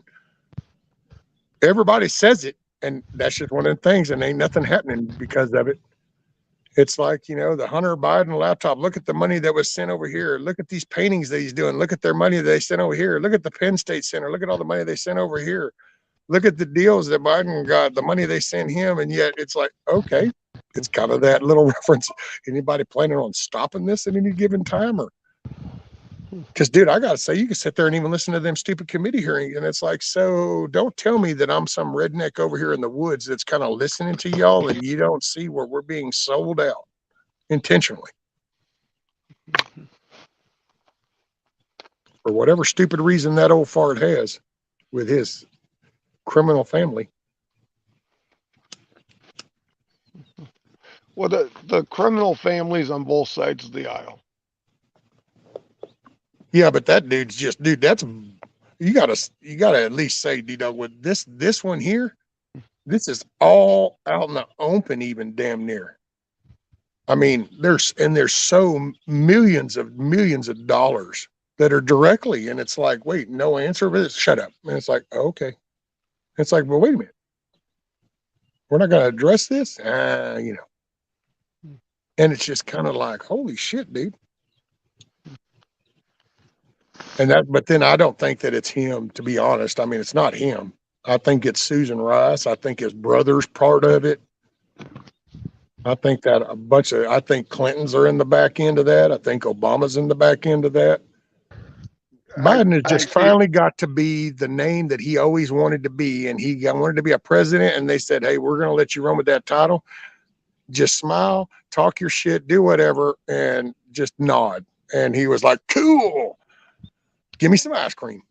I actually think the Obamas and the Cheneys, the Bushes, and Clintons, and those other clowns are all in the front of it, and Biden is in the back of it.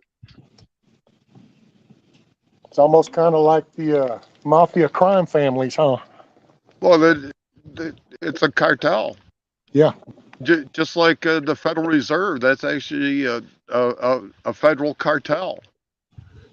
Dude, you know how many people get floored? And I know they don't believe me. I just tell them to go look it up. I don't give a shit. Go look it up. Because I'll go, by the way, I don't know if y'all are aware of this, but you know that like the Federal Reserve is a private entity, right? It's not government. What? Right. No, that's the feds. No, it's not. It's a private entity. And I go, look it up. That's all I'm going to tell you. I ain't going to argue with you. I ain't convincing you. I'm just saying you go look it up. It's there, plain as day. Well, just do a W-9 form and send it to the Federal Reserve, requiring them to fill it out, and you're going to shit yourself when you get it back.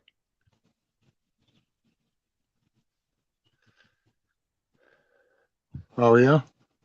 Yeah, because a W-9 form is to tell tax status of an organization. Whoever you send it to, they have to fill it out, you know, if they're a corporation or a company or anything like that. If you really want to flip out, send it to your local court clerk for your district court. Huh. I might do that for shits and giggles. And when they send it back to you, they're tax exempt because they're government. Okay. Now you take that document and you send it to the IRS and require them to do an investigation. And then the findings of the investigation will say that they're a government corporation. So whoever signed that document is guilty of fraud and will be charged by the IRS. You use their system against them to find the truth. I don't know if you send anything to the IRS right now. It might be a while before they get around to it. Yeah, but if you're doing a formal claim of fraud, they have to investigate that first because the people run everything.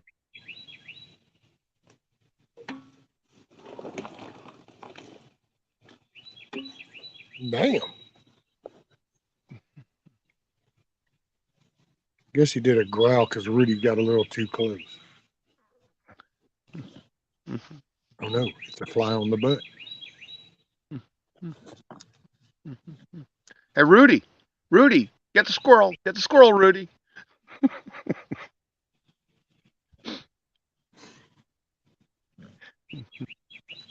You're such a toward. He's that little old fly getting you on your butt. Yeah, a buddy of mine, he had this one little high energy dog. I can't remember what kind of dog it was, but I'd point at this big willow tree and tell him to get the squirrel, and he'd run around that tree just barking for a half hour.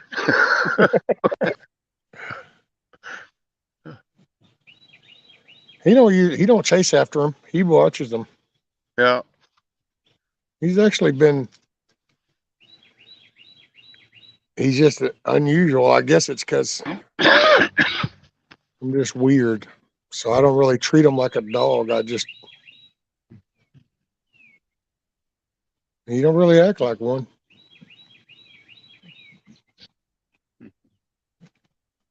It's like with the chickens, hell, it was just kind of like a curiosity thing for him. If anything else, it was just like, damn, what the hell are you?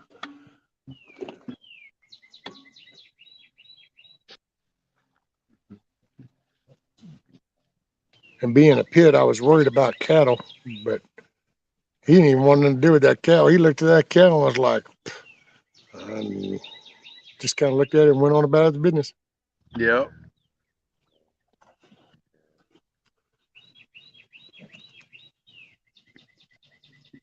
Okay, let's see.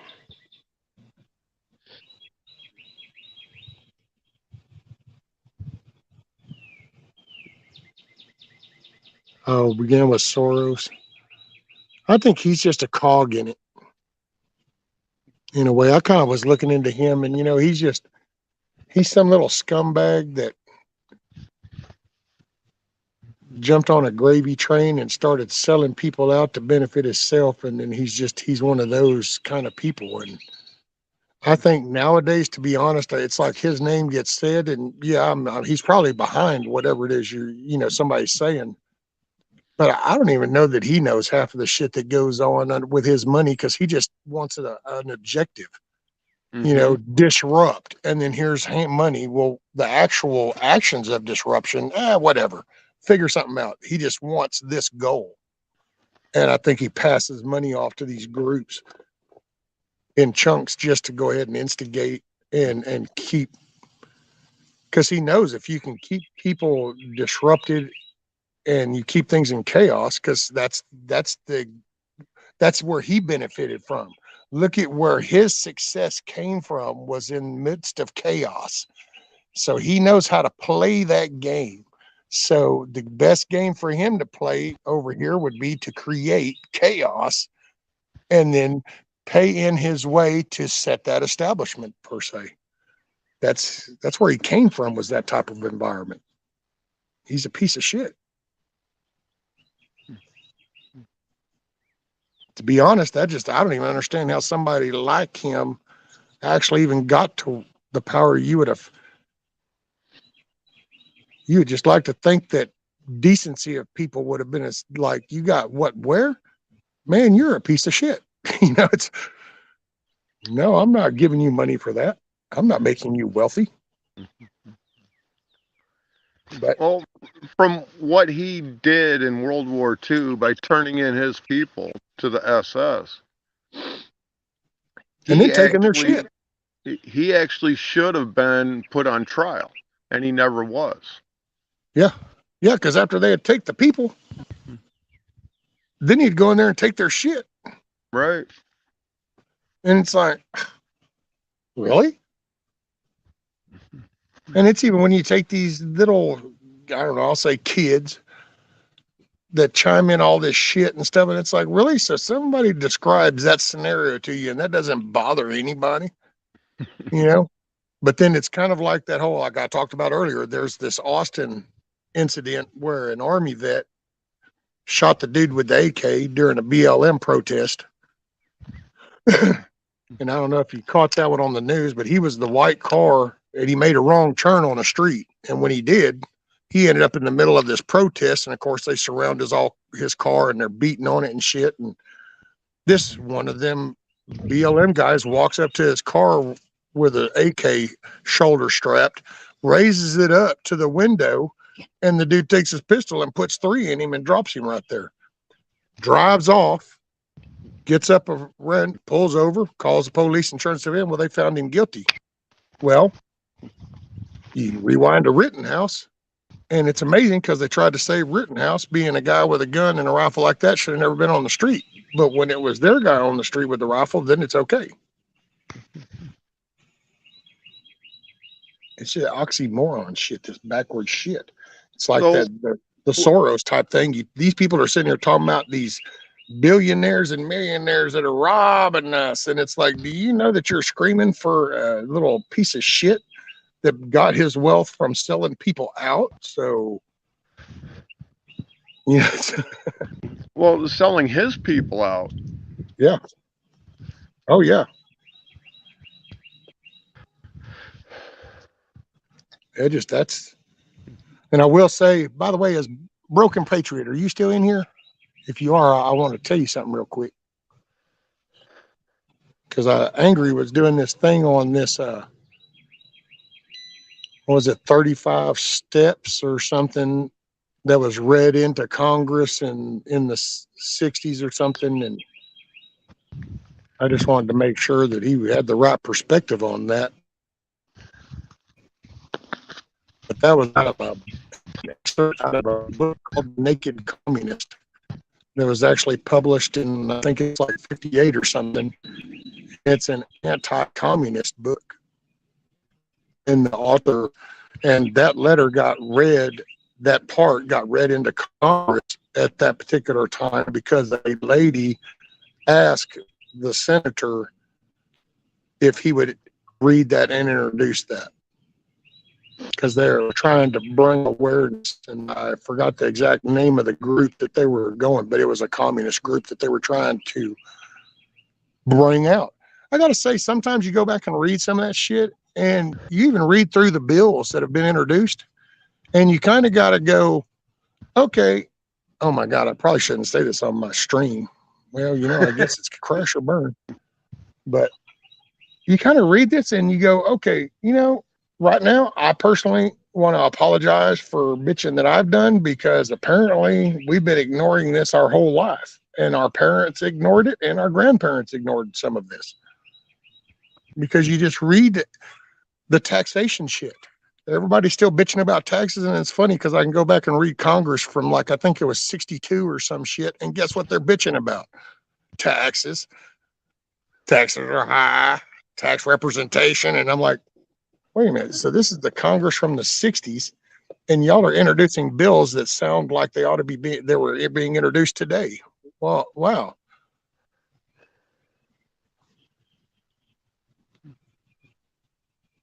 Oh, right, Pure Blood. There you go. He goes, you know, them garden beds aren't going to build themselves. That's what I'm working on today. I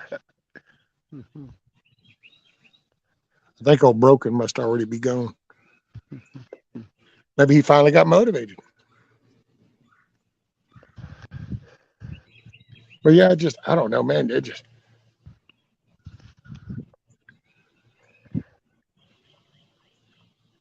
If I wasn't sharing this with the world and my brain didn't know that, it would probably be different. And so some shit I say might not even make no sense to nobody, but all I can tell you is you just need to kind of come from the perspective that my brain understands I'm talking to the world. It's whoever watches this shit, wherever they watch it from, and in whatever context you watch it at. And I'm just sharing shit that comes off in my head. I'm just an individual. Walked many paths throughout my little lifetime here. And I'm a unique individual because I'm so ready to be done with this place. But I'm here as long as I'm being told to be here. And my father tells me I need to be here because he ain't taking me out yet. So. But I don't understand where we're at, and I really feel like any other time I'd have said it with no problem. Now it's kind of like, oh, I don't know, man. That kind of feeds into some weird shit, but it's almost like a dimension travel, because it's like, man, wait, did I like wake up and end up in a time? And maybe that's why where that shit comes from. Maybe people are trying to process just how the hell did we get here? I mean, I know I didn't lose my sight, but my God, we're way off the tracks here. And it's like, I mean, I knew we had corrupt politicians. That's a given. You know, hell, I grew up knowing that. I knew the crime, and I knew that there was stupid tax spending, but you just didn't realize, or I didn't. And the ignorance of people and just the blatancy, like, who cares? Oh, yeah. And it just continues, because it's not like we're just now finding out that they're sending millions of tax dollars to useless countries for stupid reasons. It's not like this just happened. We've been doing that. It's just apparently nobody gave a shit until all of a sudden now. And now it's a big to do. Like, hey, wait a minute, you're doing what? And it's kind of like, look, man, we've kind of like built whole countries been doing this for so long. It's sometimes it feels like it's a little late in the game to start bitching too much. just come up with the solution. Stop doing that. We need to figure something else. But this whole, let's introduce this like it's a new conversation. And I guess maybe that's what I mean. It's like you read some of this and it's like, but this isn't new shit. And it's kind of like some of it when you talk about the behavior of the actions, and it's like, okay, piece of shit. It's a piece of shit. Now, can we move on? Well, but did you know? Okay, but he's a piece of shit. Yeah, but did you know who cares? He's a piece of shit. Can we go to the next step? But you don't know what he did here.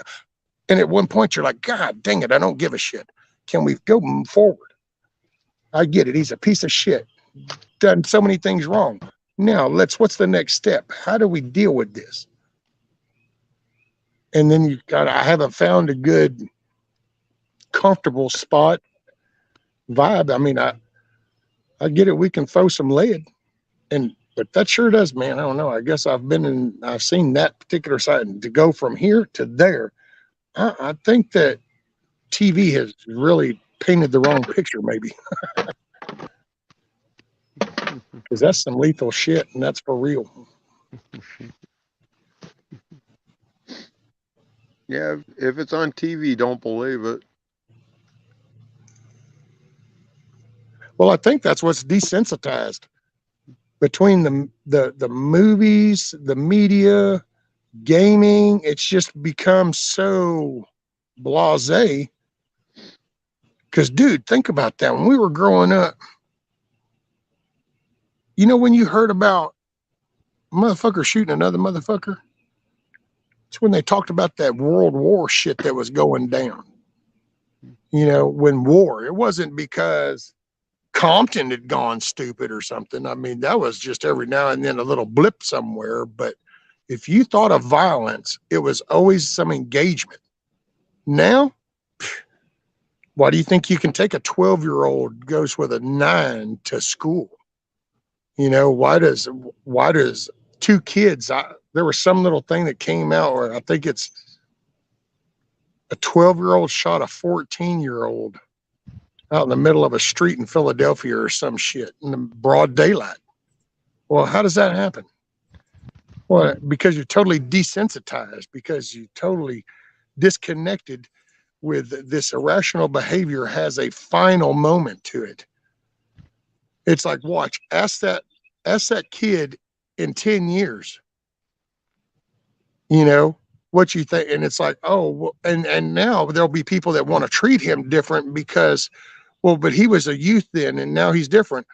But when are you going to address the problem then? Because you can't keep doing this. You got to, there's a message, commit murder. Actually, you shouldn't be here. But then that's that. I mean, that's too cold for, see, society, we're trying to pamper that shit. Bring the basic rules back. Bring a platform back. I'm sorry. Sit in the complicated process. See these 5 things?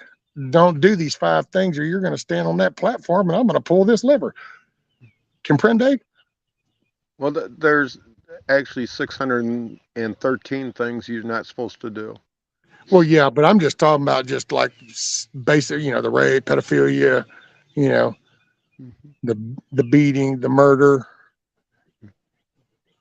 homosexuality, incest, you know, basic morale things that are just like, here, we can at least start with these basic concepts. Because it's a message. And the more you dumb the message down, then the crazier it gets. It's like, see, the more we start justifying rapists, guess what? Now we're calling them, what is that? Their newest little thing, map shit or some shit, minor attracted person. Because they don't like pedophile because we started addressing rapist and perverts so much. And that had such a direct term, a definition to it that was like ugly. Ooh. So now let's dumb it down. Well, it's the same thing we do with putting a piece of lead in somebody. That used to that's a life-changing event. And now it's wild how it's just so easy to do on the fly. I'm sorry, man. I've watched grown men throw them and put them within 2 foot of each other, but they knew that there's, you got, each one of you have a 0.5 second and your life's going to take a different path. which way are you going? And I've watched both people go, man, fuck you. And then both of them get shoulders because they all decided they knew what that final path was going to be. And they didn't, that's a choice. So I've seen that shit right in my face. I've also seen people that didn't give a shit about that path. So it just, I don't know. And then you just listen to kids now and it's like, so you don't really understand the finalization of death, do you? I wonder why that is. Because life ain't John Wick, homie.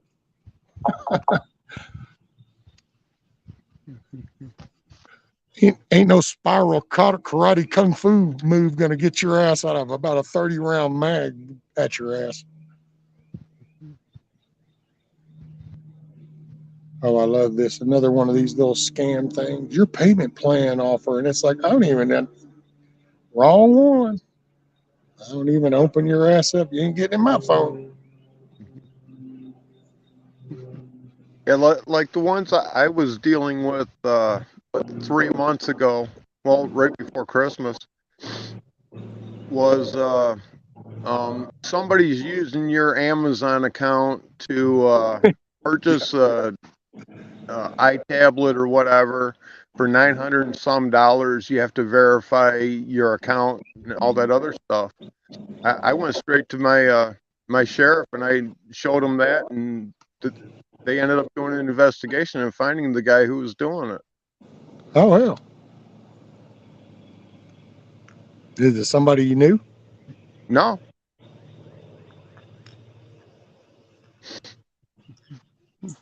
Oh, and by the way, chat, sorry. I hadn't really been reading and I kind of just went on some little tirade. I don't know why.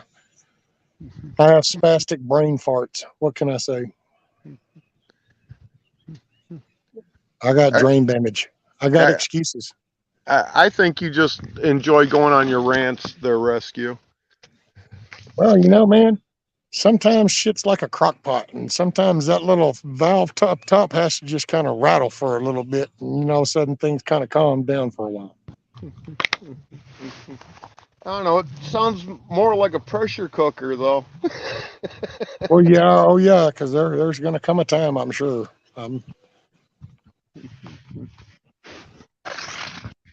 I'm hoping I get spared that, but he might, hey, trials and tribulations.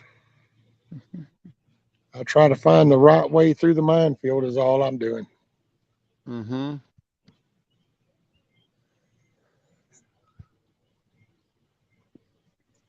If we start with the first rule, we will not take another path. Thou shalt not kill. Well, actually, I agree with you, Scat Pack, so I'll say that right out the gate. But you can actually even back that up even farther, because if you love the Father God with all your heart, that alone prevents you from wanting to just do that. Because then you could love and respect all his creations and what he actually put in place. Now, he gives us rules on how to hold these people that do wrong accountable. We don't really follow those, but.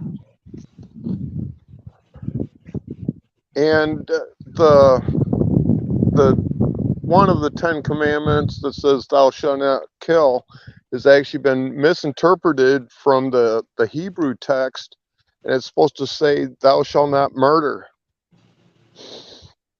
Yep. You don't pull a Cain and Abel.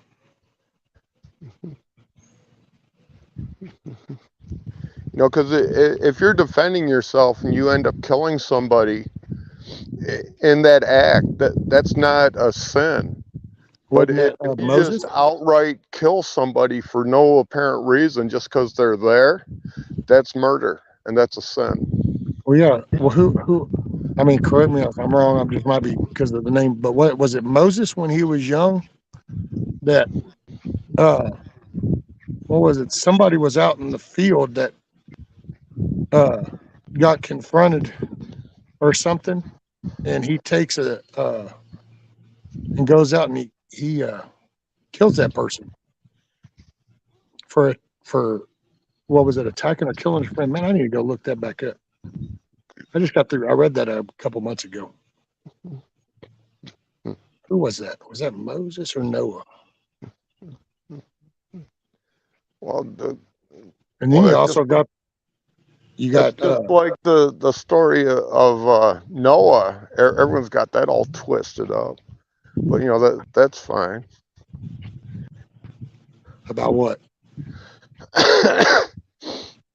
uh, okay, my interpretation of the Noah thing. God used Noah as a vessel to save um his brother. Aaron? No, what, Lot? Oh, okay, yeah. Okay, because in uh, the story of Noah, it says that his family was embarrassed by his drunken nakedness, and they covered him up. And I tell people that Noah was an alcoholic, and people tell me that I'm crazy, which is fine. But if you look at it, Lot's daughters wanted to get pregnant, so they were trying to get their dad drunk so that they could have sex and have babies.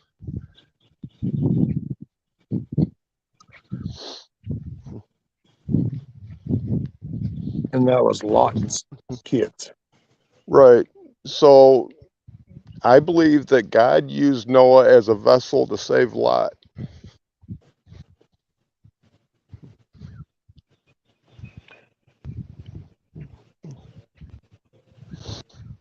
So, like,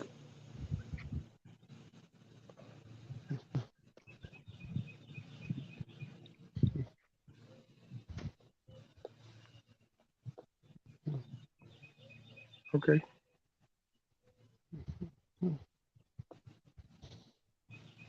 I can see that, I guess.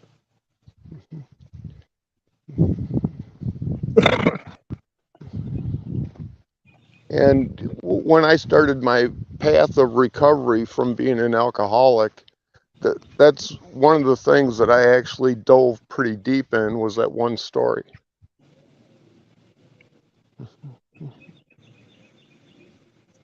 Well, see, and I guess that's one thing here lately. I've actually been kind of more impressed. I mean, I just don't say much about it because I know that, especially with YouTube, there's so many channels and narratives behind all this stuff. But like whenever they keep discovering these underground cities and, you know, this fossil right here, and man, look, it's under all these layers. And then they talk about these stories, and I'm kind of going, I don't know, man, but I think there's a book that kind of talks about some of these major things. It's kind of like when you hear about discoveries uh, over around where the region of Sodom and Gomorrah and stuff, and you hear about this volcano type crust that's over the top of this stuff, and it's kind of like, well, I don't know. There's a book that talks about some rain and fire down on an evil city. I don't know. And then it's kind of like, oh, look, now that this is moved, look, we've discovered this underground, city and stuff. And it's like, well, there is a book that said something about flooding the earth. I don't know. You just kind of, because there's so much that just does tie in. Now, I'll tell you. So here's something. I'll just say it. Because I've been trying to kind of do my own little, I won't say research because that makes it sound so technical, and just my own thinking on this whole Cain and Abel. Okay. So when that separation, well, he sent him out and that's it. He was cursed. So Cain proceeds to go out and create a whole lineage that basically was almost like an anti-God, because that would have been their root. So if you like go back to what we call Christianity, and we talk all these references to God and the Bible, and all that kind of goes back into the Adam and Eve, which would be that's our starting point per se. Well, if you were to take that same layout on a God faith belief, or even the religion side, because you look at where man made create religion denominations, that weird stuff took place. Well, now take that. There was another individual that walked out that was cursed that had an attitude. So everything that he contacted with and developed and stuff started with that originating. That was their beginning. So how much of this off beaten stuff actually comes from over there? Because that was the references. It's like I can see where some of the magical stuff comes in. You would, because if you kind of go with the flood and the giants, and then like with the book of Enoch and how there's, just kind of coinciding some of that, then when they were flooded and destroyed here, their souls, their corrupted souls stayed here. And so then there would be your evil spirits like we've come to believe them. So you can kind of see some connection. I don't know. It's just been something I'm doing. It's nothing hardcore. I just find interest in weird stuff. And so I just kind of been looking at that and kind of going, because it's like we see stories spun off of like how this, like, look at the latest things these past few years with this giant skeleton found in Afghanistan. Oh my God. And it's like, well, I don't know. Isn't there a book that kind of talks about these giants? I mean, I don't know. It's been around for a while. It's really shock and awe, Yeah, well, a lot of the Old Testament talked about giants. Well, and we find them buried. We find them buried under layers. Well, why would you find them buried under layers? Well, I don't know. But in this one particular book, when it talks about them, and then it talks about them, pretty much everything got wiped out from a flood. Oh, well, maybe that's why we found them under layers and layers of sediment. Well, I don't know. Could be.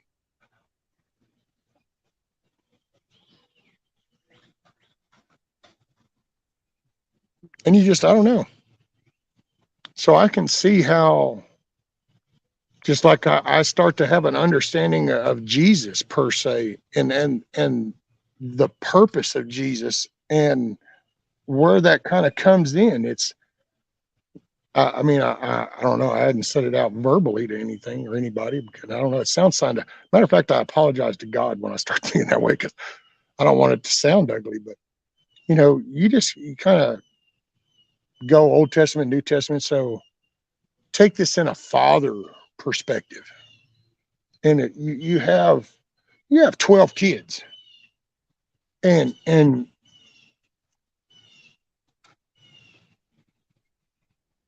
you're in the house. This is the only house. This is the only place to be. So you're in this damn living room with these 12 kids.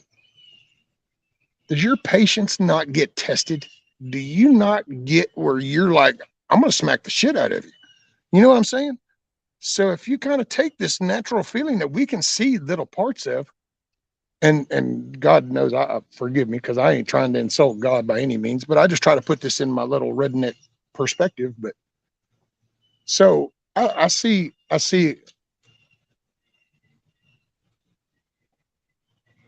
for lack of better words, and I apologize, but for like almost like a frustration, there were some severe consequences in the beginning. It was like, look, man, here's the rules, and you're not follow. Bam, bam, bam. There was like, I'm telling you how it is, and it's like we weren't getting it, and it's like we were getting worse, and then it's like, okay, that's it, man. We're done. Boom, start over and almost again, and we still started going stupid, and it was like I almost feel like there was a point when it was like, okay, I guess I'm just going to have to stop all this. Only he didn't want to. He knew there was better. He knew we could do better. He created us.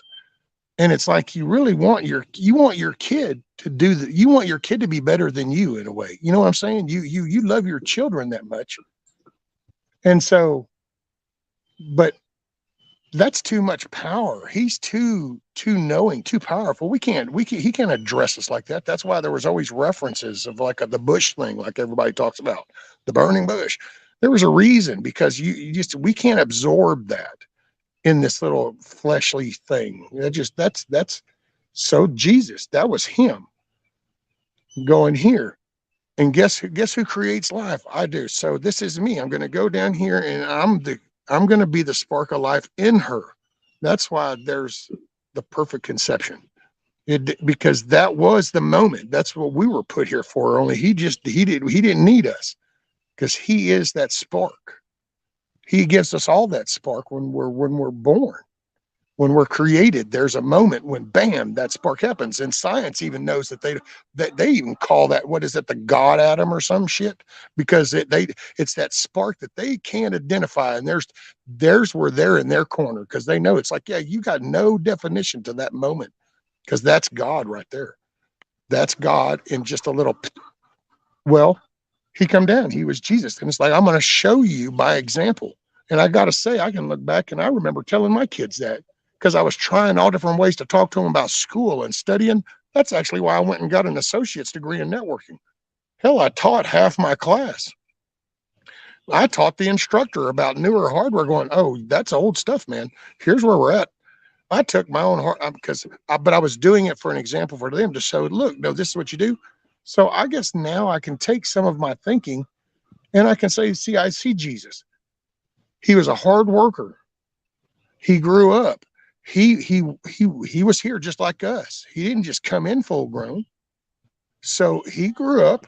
He did it in the same world that we lived in.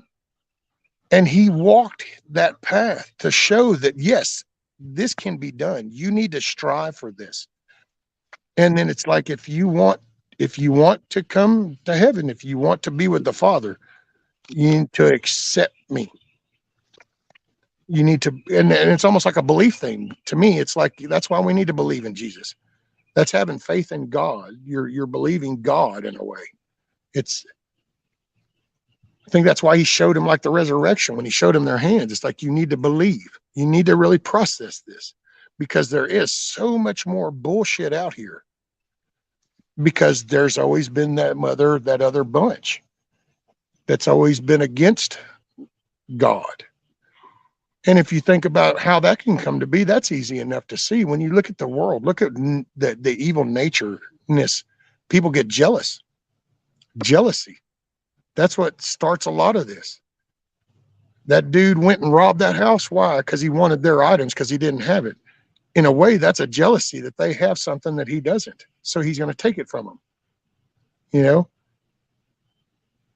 I could see. God created us. He started giving us attention. He created this planet.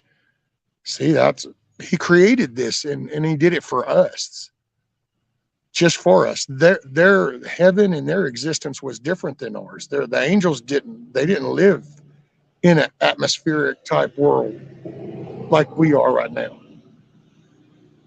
You know, they didn't walk around with clothes and do all this stuff like we do. It's more of an energy type power, is the way I perceive it.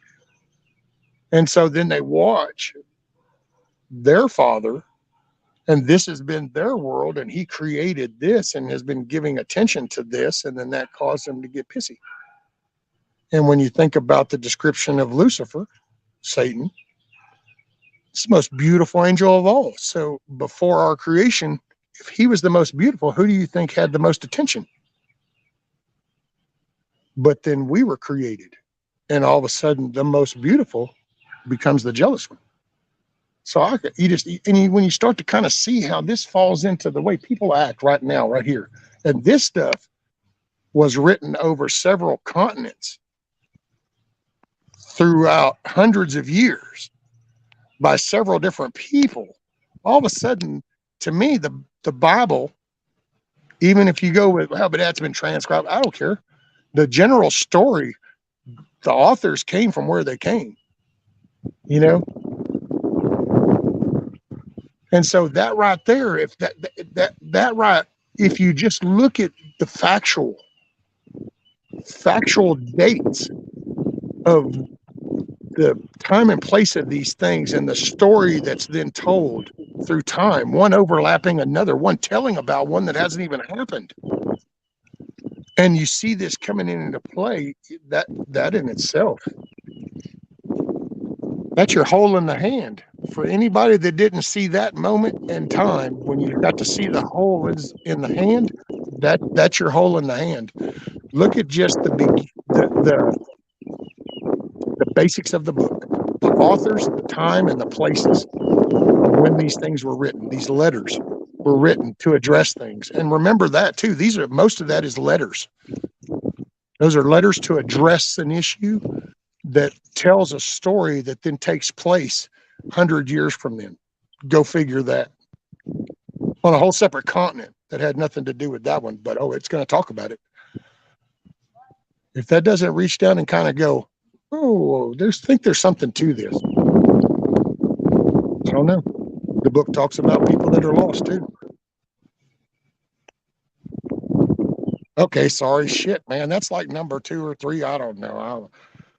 Hey, it's Monday Madness. I guess I didn't realize just how much I meant that when I typed that title.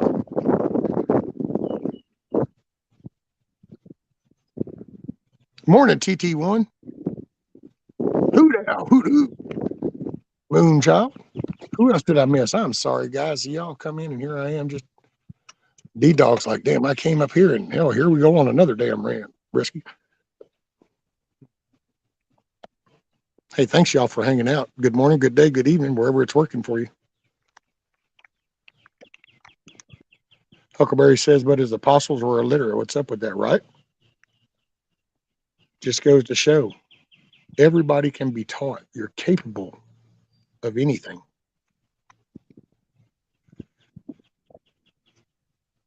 Let's see, who was it that was damn. If Indy was still here, she'd tell me because I know it's part of that series of that show, The Chosen.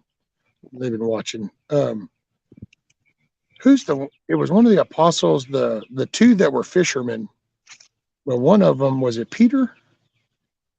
Who kind of bucked the system? Was it Peter or Paul? One of them bucked the system there at the beginning and stuff. And that's who Jesus talked to out there during the storm. Dang, I can't remember who that was. I wasn't prepared to just go off about this. I usually don't. Politics are bad enough for the belief. I don't even say religion because I don't talk religion. Religion's all this man-made created stuff and redefinitions of words.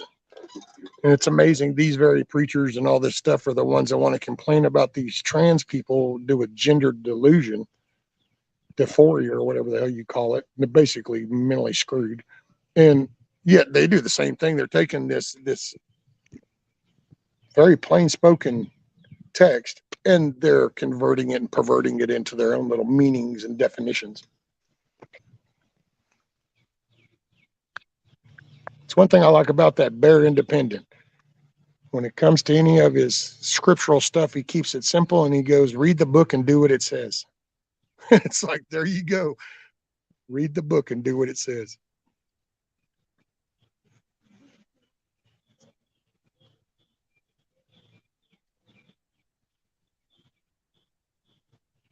Peter still owes Paul some money. Peter denied him. There you go, Peter. It was Peter Hoot. Thank you.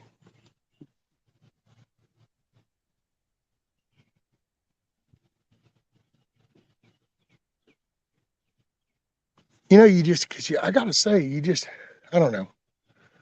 People, I hate to say, get out of this conspiracy thing because when it comes to the administration shit, that word is so loosely used. I mean, hell, all you got to do is, we used to be the running joke was, what was it, wait 6 months or something? Now it's like, wait a week. And, but man, when it comes to scriptural stuff, I would recommend anybody just use severe caution listening to any scriptural stuff on YouTube. If you do, if it's a setting like this, not saying that I'm somebody, because I damn well I ain't nobody. I'm a redneck in the woods. But unless you actually talk to the person and hear them talk about other things, and man, to me, some of these YouTube little things are no different than that TV channel with Benny Hall on it slapping some dude in the forehead. It's just there's a green screen, there's a narrative, and it's a little window right here, and they damn well know it. And so you don't know what really goes on. Faith without works is dead. And so you gotta that's so many people are listening and hearing things, but I think more people, you need to watch for the actions. You need to watch for the character. Don't just hear the words. Because you know, when you think about it, it doesn't take much to get off the path. Because you, especially right now, man, we're in a day and age full of excuses and unaccountability.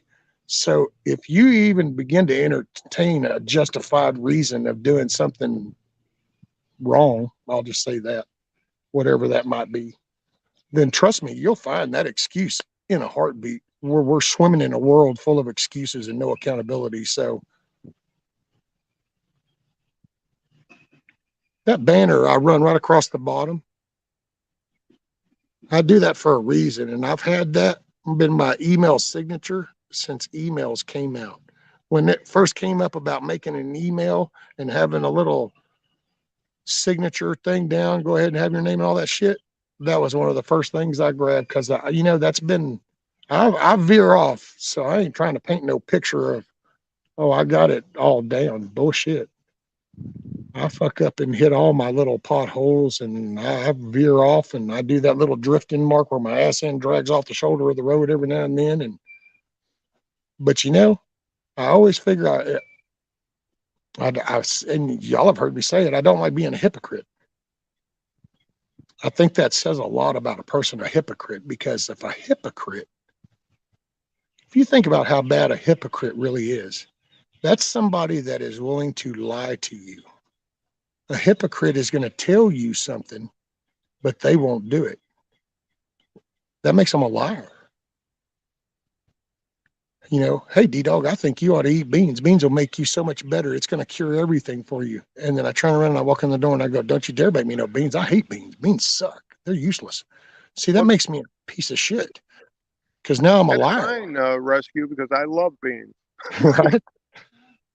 And I guess I've always taken that really to heart because I was not, there was a little bit of time there when I was just, you know, I got to say that I just shouldn't be here. And it's the grace of God that I am. And my behavior, I didn't deserve to be here by my actions. And ever since I acknowledged that and took that responsibility off of anybody and I owned up to my own behavior, that signature became my thing. Because, you know, people talk all this shit. You can make shit sound good, but do you back it up? Do you put in the work? Do you do what you're saying? It's easy to sit behind a desk and tell the dude, hey, this job needs to be done. It's going to take 14 hours. You can do this. You can do it. That's fine. Now, can you get the fuck up and go do that? Well, no. I mean, that's how I drink my bourbon. I'm about, 400 pounds overweight and my blood pressure's all out of whack. I got diabetes. Half my toes are gone, but I can scream at somebody else to do it. And that's bullshit. And so I think part of my counseling thing took me that way too, because I realized that if I'm going to stand here and talk to people, and I used to do these lectures and all this crap, and it just kind of clicked. And it's like, no, I'm not going to sit up here and give you some psychobabble bullshit on criminal behavior and drug addiction and statistics on cocaine and meth and heroin. And I'm not going to go, it's one thing to do some fire class because now you're addressing innocent people and you're trying to educate. But when you're talking to fucking people that have an issue, and I just, man, I don't know. I'm to the point. It's like, you got a problem. Do you own up to it? If you're not going to own up to the fucking problem, then I ain't wasting my breath, because you just realize how, and I just thank God I couldn't do that today's age, not with the excuse shit we got now. It was bad enough back then. Now it's not just, man, I was with the wrong crowd. Now it's like, oh, well, I was born in this state and this person was in office. So my whole life made me do this. Shit, I don't know, crazy excuses. But I don't know, man. I was like, I don't remember exactly when. It's just like there was a time frame when I was doing all this stuff and it just kind of clicked going, you know what? You need to start carrying yourself to a better standard. You need to expect more from yourself than you do anybody else. And so before I started then it made me kind of see people different. Because like I could hear you D-Dog, and might be a time when I'll go, man, that dude is a fucking asshole. Listen to what a smart ass, blah, blah, blah, whatever, insult, some kind of insult talk, And there was a time when that was kind of a norm. I would just, you could, but nowadays, to be honest, I try not to do that, because the minute those thoughts coming in my head, I start thinking of how many times have I sat and somebody else thought that same thing about me. So how do I talk to people? How do I address people? And then that's changed my narrative. Some people last year used to make fun of me because of the cussing thing. And dude, I can throw them out. It's not that I don't, I know the words, trust me, I know them. But it was just okay, so how can I, if I'm going to say anything or ever advise anybody to be a better person and to work on yourself and stuff, how am I holding myself to a higher standard of that if I'm just blurting stuff out without taking into account who might be the 24 people that are in this chat? Did one of those 24 people, do they not like those kind of words? Okay, so now I've reached a crossroads. I can choose to respect that and say, okay, it's not a big deal. I can alter some words. It's not like I need those to define what I'm trying to say.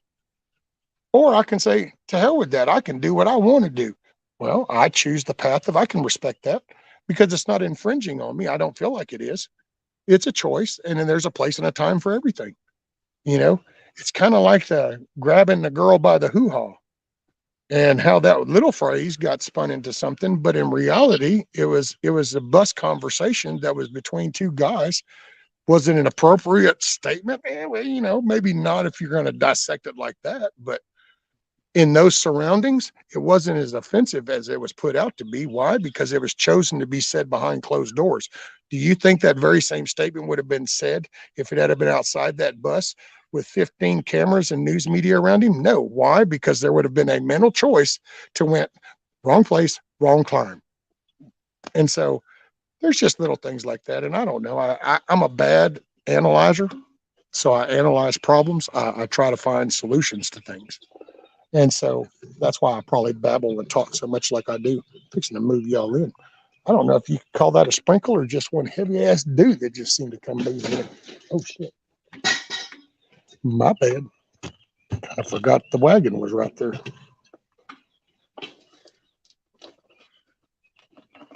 Anyway, you take over, D-Dog. I've been babbling. I don't even know what chat's probably like. There you go. Kiss off's like, it's okay, Rescue. I like you. Oh, Rescue, brother, I got to take off and stuff. I got a bunch of texts and everything else coming in I have to deal with. You got it, brother. Hey, I appreciate you hanging out and listening to me babble that long, D-Dog. And I definitely appreciate the gardening shit, dude. And I still remember that's hour 4. Well, you got my number. If you have any questions, don't be scared to use it. Okay. You got it, sir.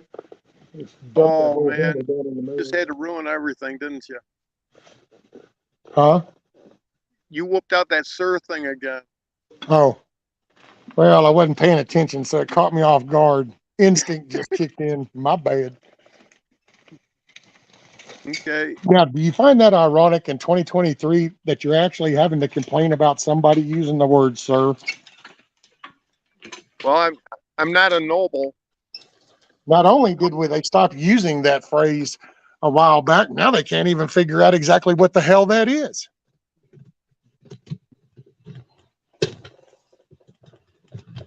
Okay. Get you out the rain. Rescue and chat. Everyone have a blessed day. Thank you, D-Dog. You too, brother. Yep, later. Make it a good day.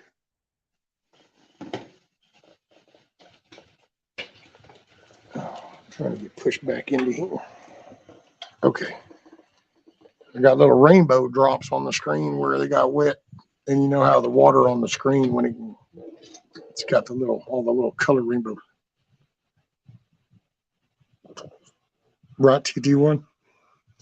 Yeah, but see, there's certain little Marines that they're real emotional, dude. You got to watch them guys. I don't know if it's the crayons and something in the wax or what, but They get real emotional, and you say "sir," and you'd think you were like, "Oh my God," crushing their heart, and it just, it's Marines. What are you gonna do? Let's see, what did I miss?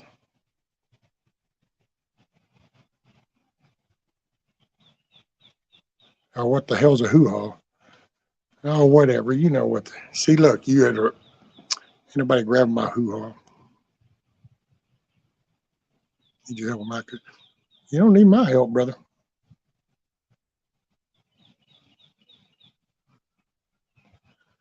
I was just kind of scrolling up. I didn't know if I missed anything, and I'm sorry if I did, and I'm not catching it.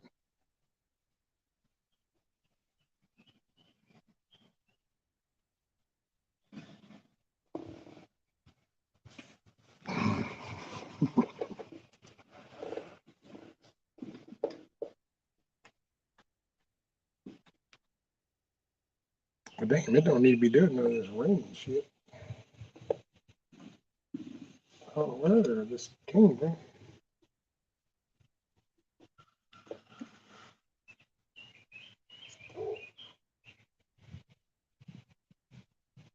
Rescue is chat shaming. No, I'm not. I'm not chat shaming. No, I just couldn't see. What's up, Garrett? Let's see. Make sure.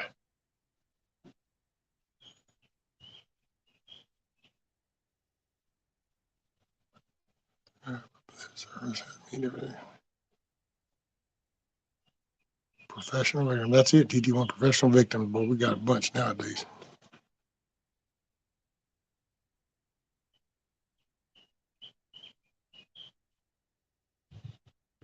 Thought I saw somebody said something about Nikki. Was Nikki here? Someone left an old fridge in top chat. All messages are live chat.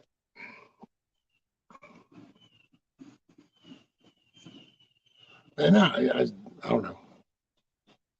Hey, it's Monday madness. I didn't mean to babble as much.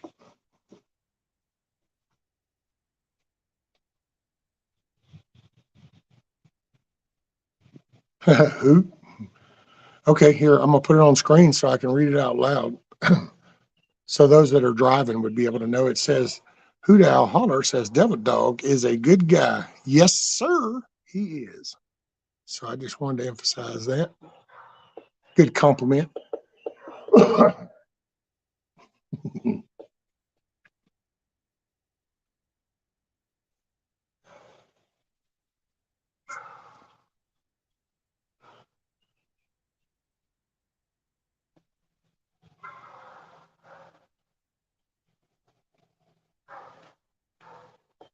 Yes, learned a couple of things from Devil Dog today. I know, man. Hey, if anybody missed it, when he was showing his garden thing, you'll have to watch the replay, rewind now, whatever. But hour 4, I know if you go back to hour 4 and then start backing up, probably, I don't know, somewhere between there and 30 minutes. Man, he was showing his garden and the layout of the way he's planning what foods and stuff to coincide and work with the others. I don't know. That's rock solid shit to me. Oh, thank you, TT1.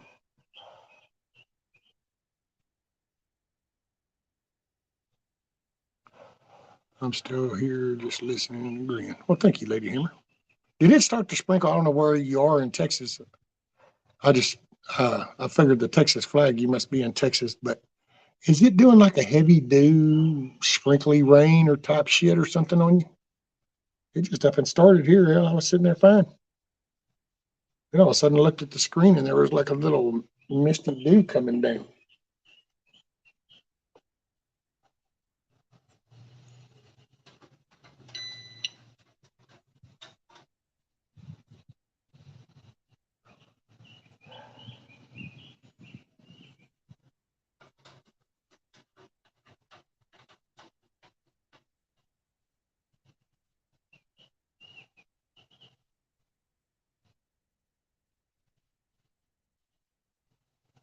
Let's see what the weather says.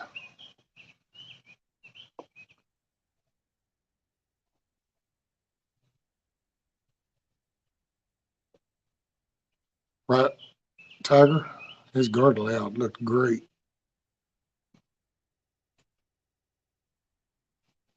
Yeah, it's not showing no rain.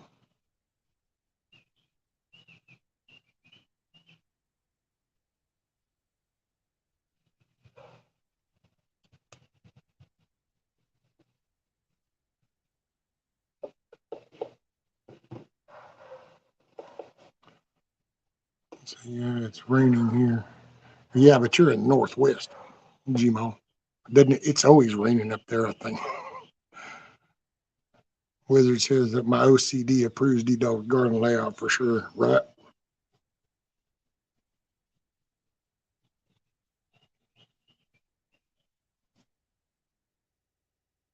I know, man. That was a pretty cool layout. Okay, Central. I'm over in the Southeast. Southeast Piney Woods.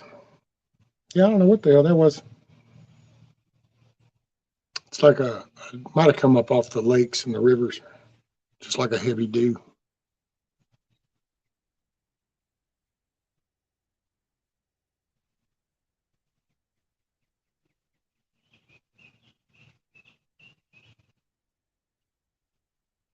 Getting ready to work in the garden. Right on, Tiger. I know, Wizard. That's, I mean, see, that's, I could just see them, and I'm gonna do some boxes, and I want to do that kind of like layout to where then it's like, cool. Now, yes, this is working. 300 inches on average, which I ain't been up that way in a while. I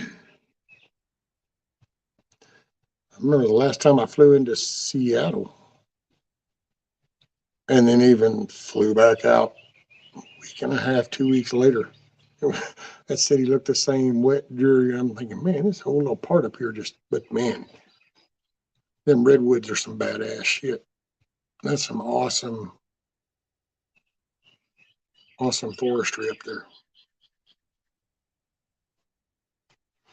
Ross has got what, 54 degrees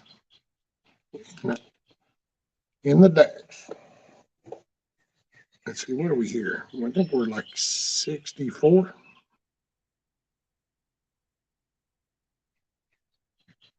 66.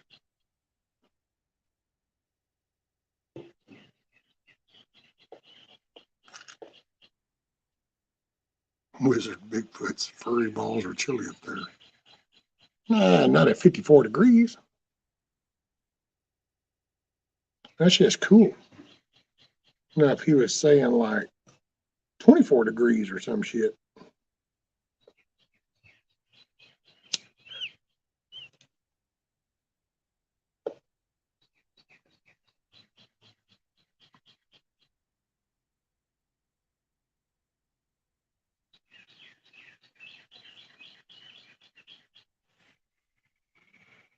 Oh,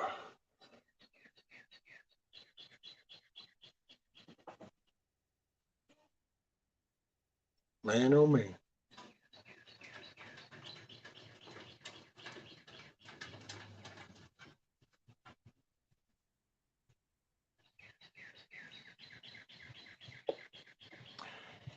Yeah, that happens sometimes, Mitch. I get these soapboxes that come by, and I get up on a soapbox every now and then.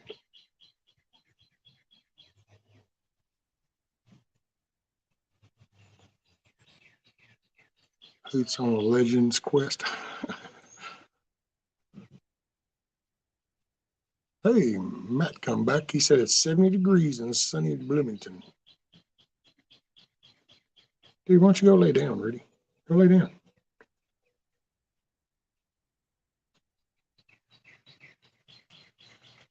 It's just damp. You'll be fine up there. I don't know about up here. I didn't mean up here.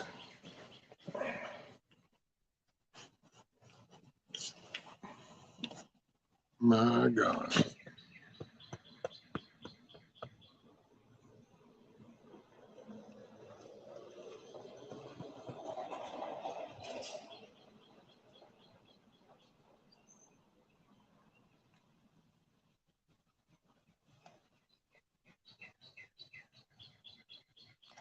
Ross says feels like it's 94 for people in Andros.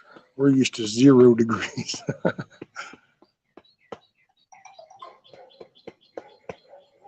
All right, why don't you go lay on the porch, dude? Why don't you go lay on the porch? Because you're not getting in my lap.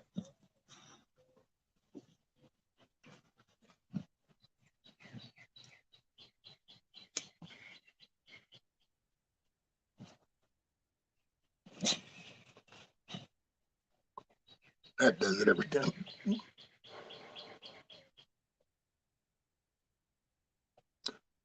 You've been here a while because I pop here and there. Uh-oh. Hey, man. Doing good. Are you working today? So that was for Matt. Rescue, is Texarkana a real place? Somebody built a town on Steve. Texarkana is a real place.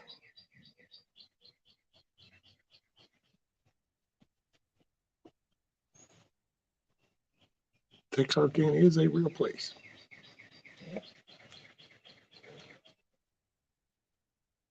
And actually, I don't think that one's actually right on the state line.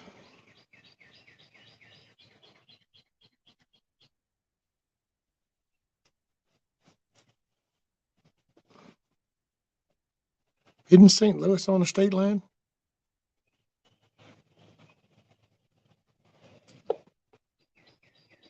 Isn't there like St. Louis, Missouri, and then St. Louis, Illinois, or some shit, or I don't know.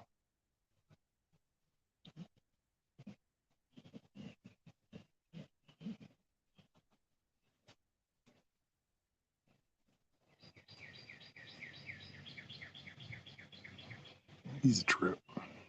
Where he makes his own honey. Have you tried it? TT1, have you tried it? Do you like it?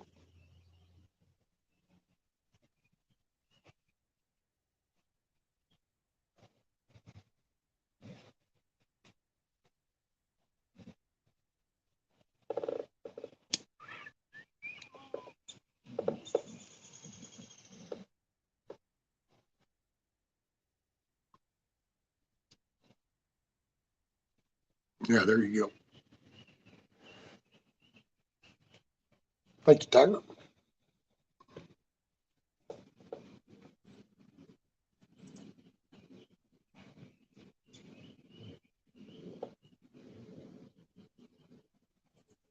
Texarkana, I don't remember if it is or not. I know it's a real place, a real city. Excuse me. Sorry about that. Shit, what am I at? I'm at 6 hours and 11 minutes. 11:25.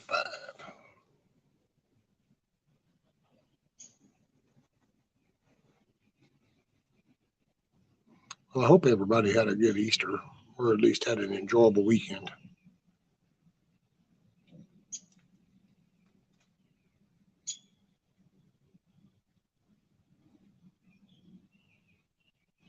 I stay on this side of the Mississippi. It's safer.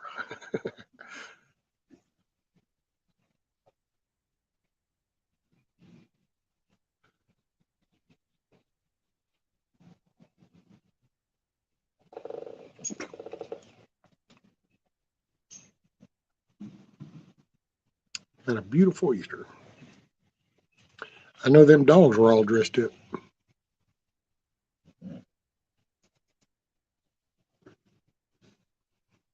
Did you get rabbit ears on the puppies too?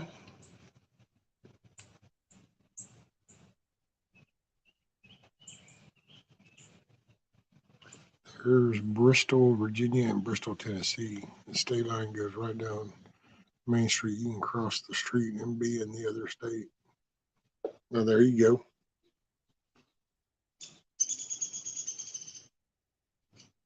Forgot where I was at. I was at a place like that. I can't remember which state it's in.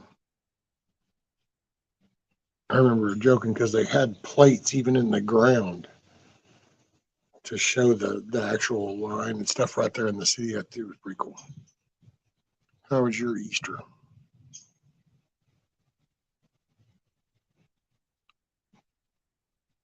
As far as things in events, it was no different than any other just weekend.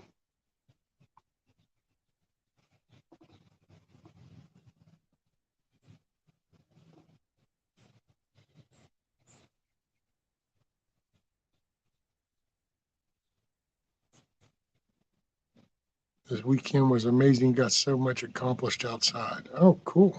There you go, Tiger.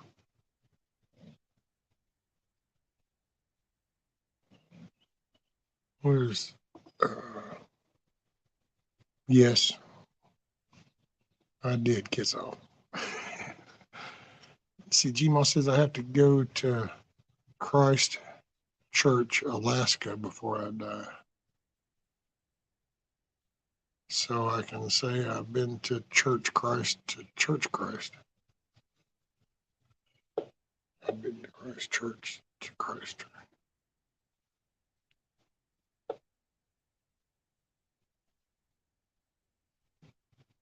Yeah, boo, one is near.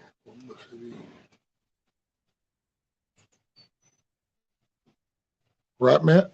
I guess it would be don't cross that line.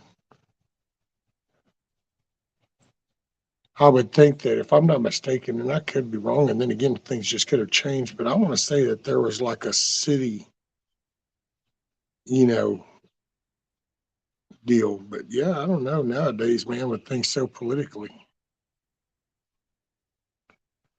See, Ross said, Jeremiah 31:18. I have surely heard Ephraim bemoaning himself. You have chastised me, and I was chastised like an untrained bull. Restore me, and I will return, for you are the Lord my God. Surely after my turning, I repented, and after I was instructed, I struck myself on the thigh. I was ashamed, yes, even humiliated, because I bore the reproach of my youth.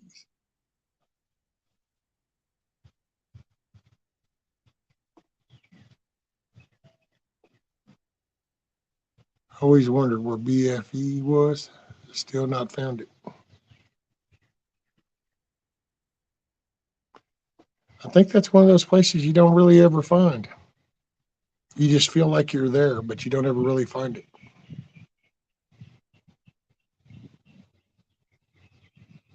Not a place that sounds enjoyable. Fucking Egypt. Right was. Does Rudy Roo want cute little shorts? No. My dog does not have an identity crisis.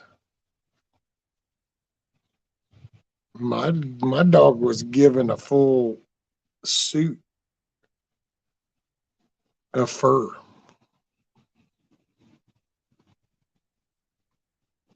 Jamal ain't leaving the hill until people start acting right. If you dress your Putin costume, please don't sit next to me. Oh, that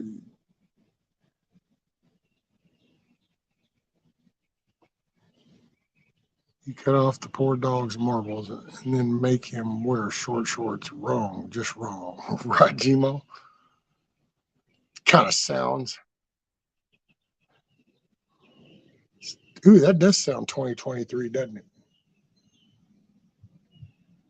Snip your package off and put on some panties. Wait, what? It's the new thing. I don't know, man.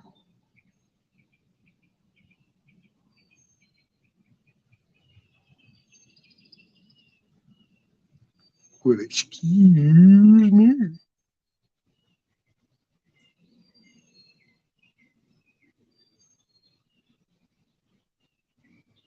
There's no telling how many times Kiss Off gets mad at me and walks away and comes back and walks away and comes back.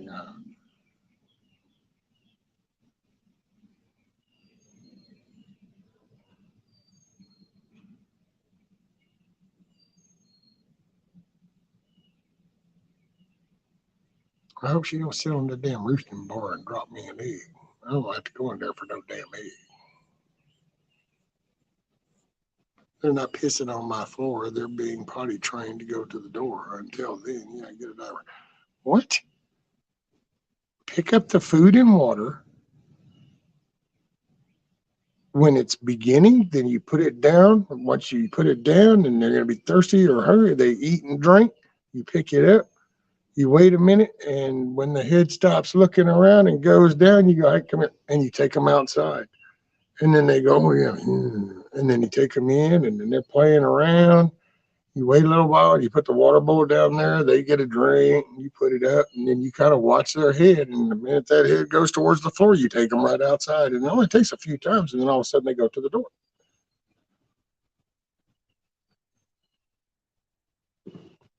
Kind of like if you have, a young man and he's kind of having some sensitive issues and stuff, you take a moment, teach him how to climb a tree, ride a bike, kind of don't coddle whenever they scrape the knee, and next thing you know, you got a young man.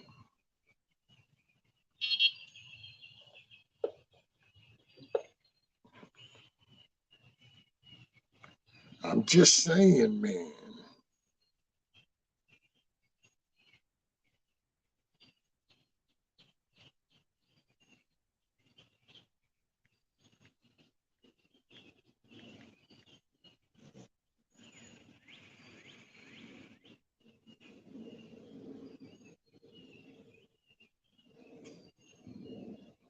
Sorry, I was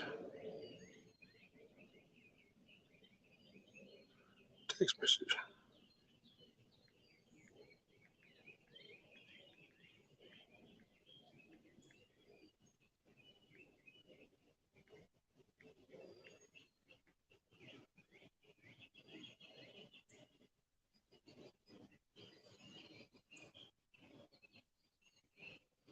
Okay, I'm sorry, what I missed.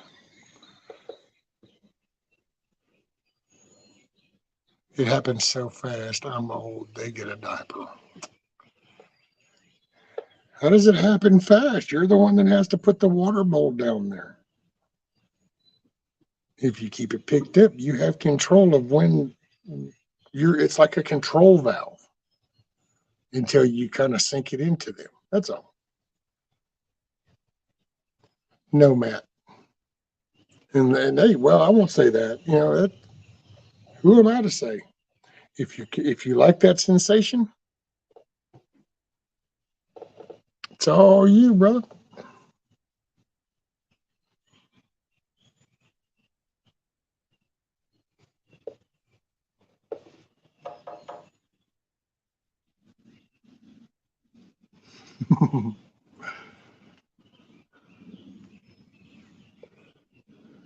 Right, go live then, Matt. Go live.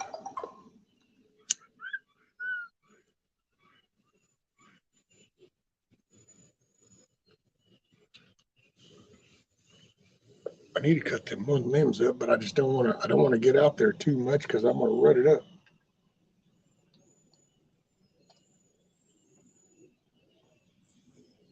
I want to rut it up.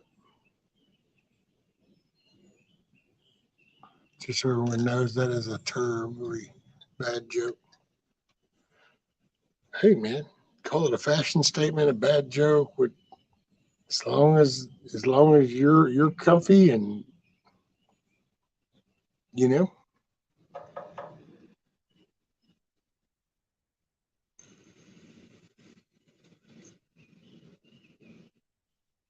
it's like no other.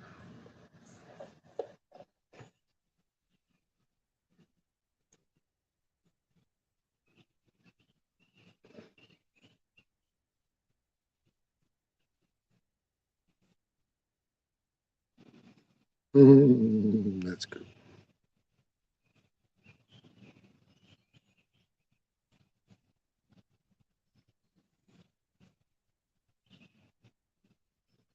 Oh, well, thank you, Miss Joy, for subbing.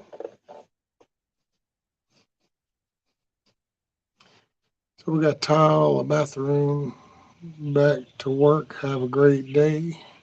What you got there, Ross? Hold on. Revelations 22:21. The grace of our Lord Jesus Christ be with you all. Amen. Right on, Mr. Ross. You make it a great day.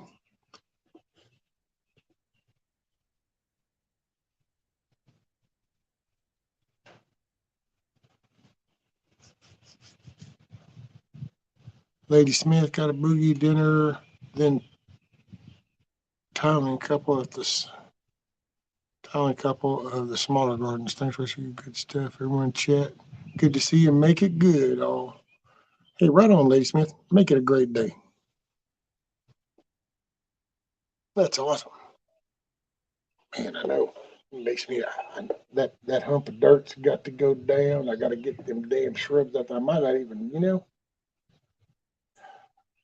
I might see if I can just do something and just leave the damn shrubs there. I guess I don't know.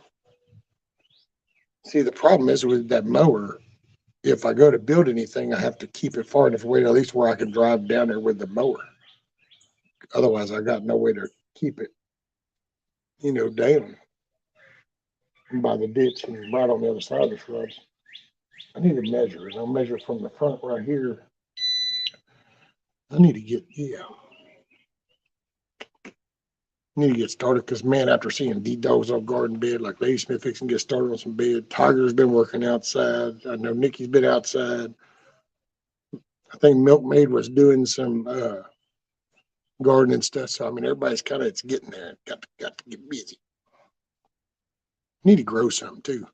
That's something you can talk to with every day too. You can kind of interact with the plants you're growing every day. And that's kind of a cool thing. Almost dropped my little deal. I could lose. Where are we going to get in the waterfall? Shake your hair like, oh, Lord have mercy. Hey, if you could kind of clip that all down to, what is those shorts, like a minute or 2 minutes or whatever? Yeah, that'd probably be that might even be one of them viral shorts. No pun intended. Phone.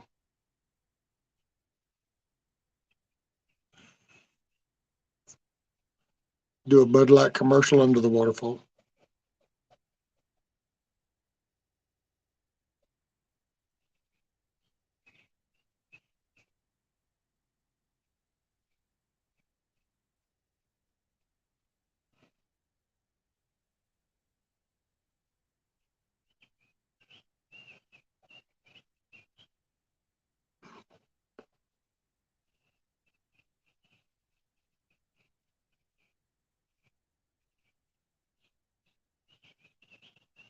The birds are talking.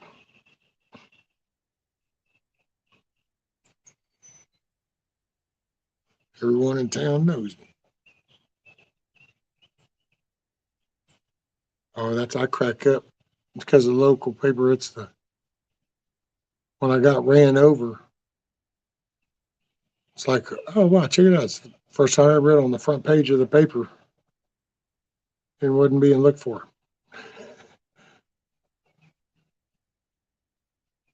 Everyone in a good pun. Man, if it was just a little dry, I could access some stuff.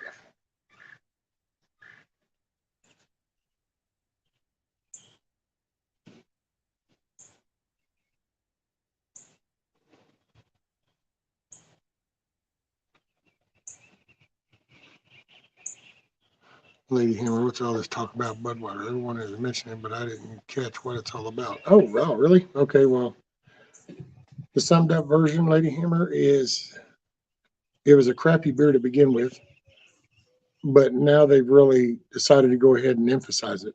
So there is a confused individual, a guy who thinks he is a female.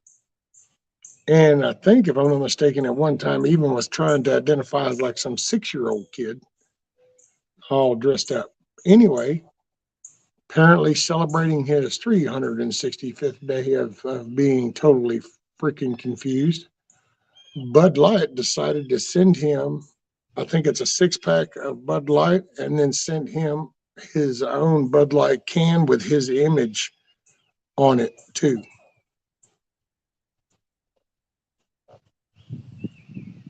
And yeah, I don't guess that's going over very well with the public.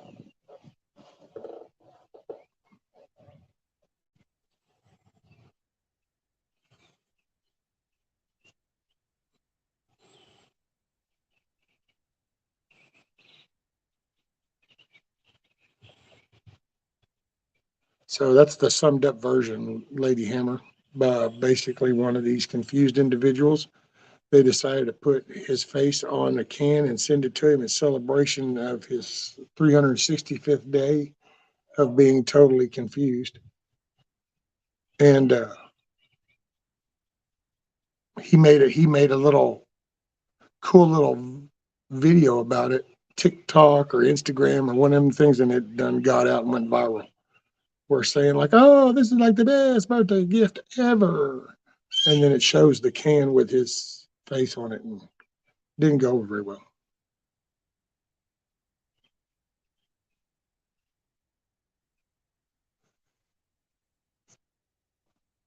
Didn't he even get sponsored by them? Or, yeah, I think so. Well, Nike too. I think it was Nike also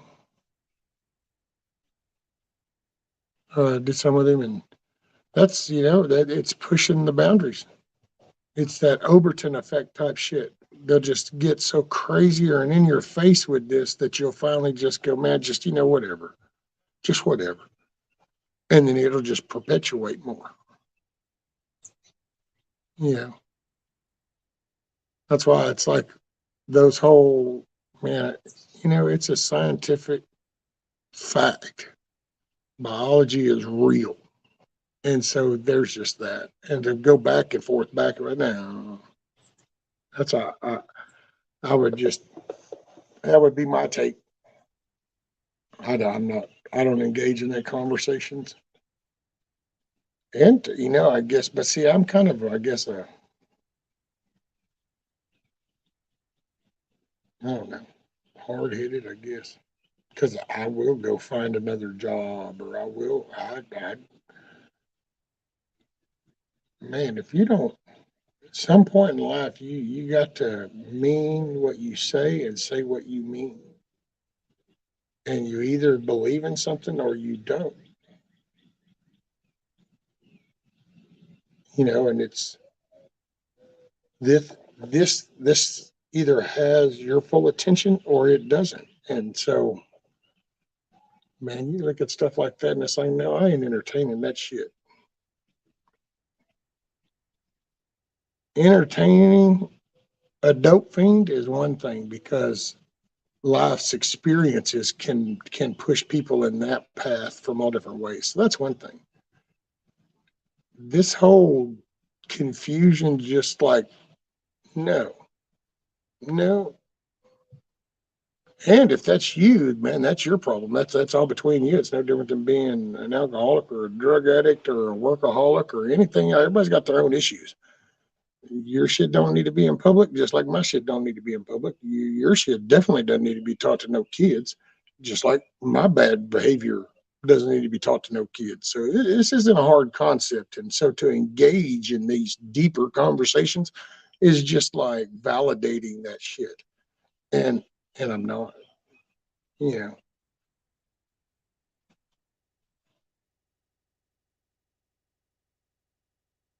man, I listen to some of them school board things from them parents.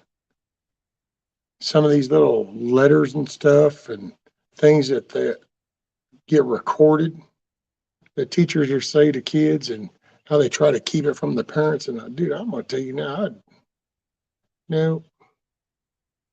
See, this is one of them blessings. It all depends on the perspective of things. I look at that and I go, see, that's why it's a blessing that I'm at the age I'm at, because that means I'm not having any kids in this school because I cannot process that.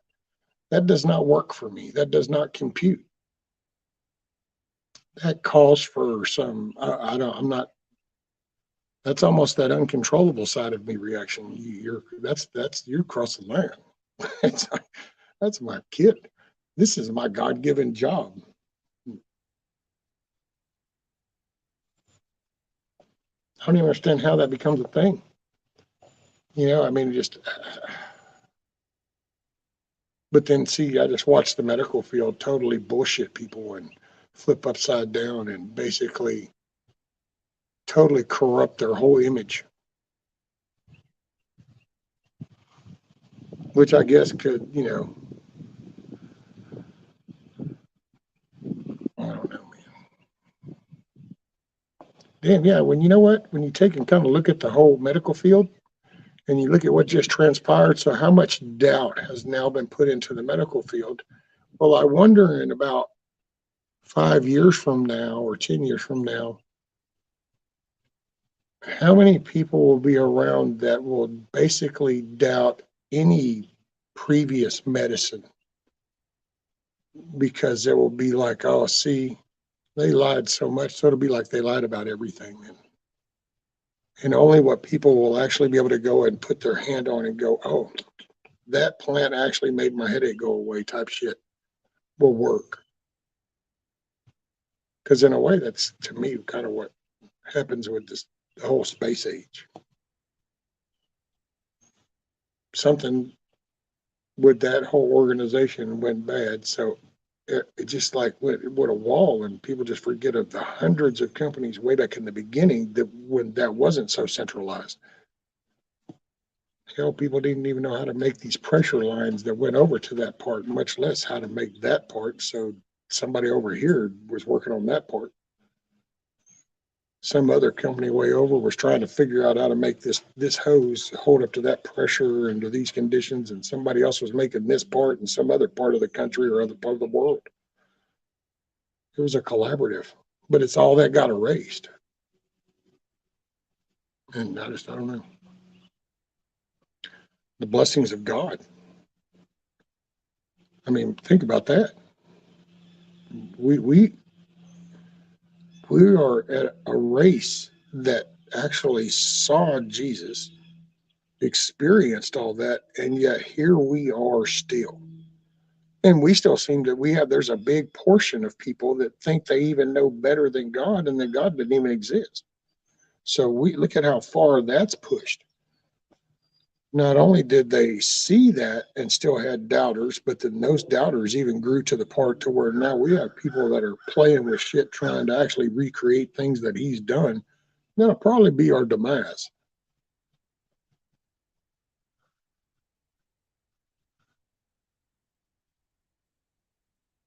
I don't know.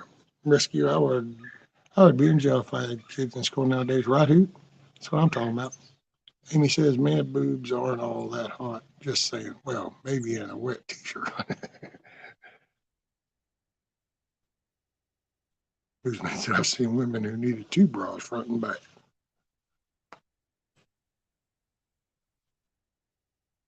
Dad bod, yes. Moobs bigger than a C cup, not so much. There you go. CERN letting demons in as we speak. See, I don't even. I don't know.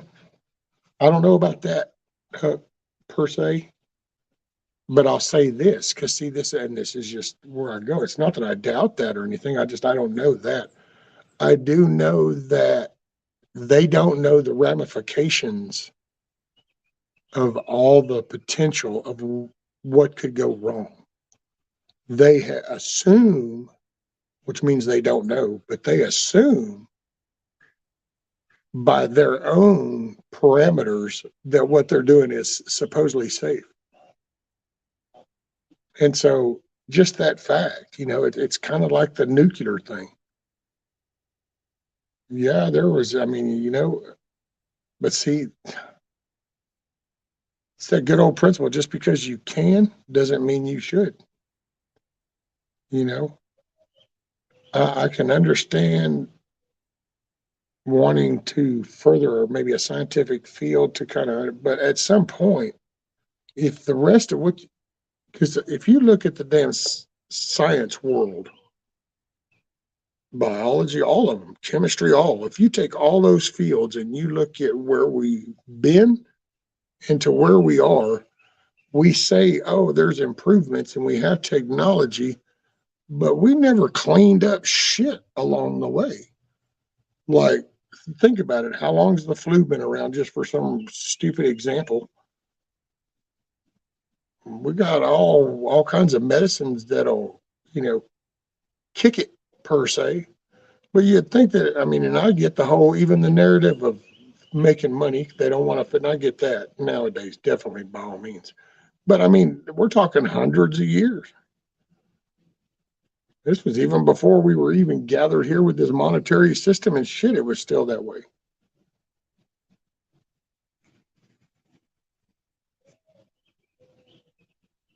I don't know.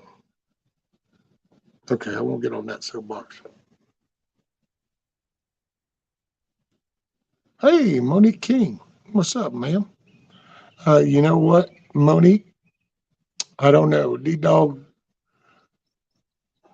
poor dude, the last few minutes he was here, I kept having these damn soapboxes go by. Man, I'd get up on them and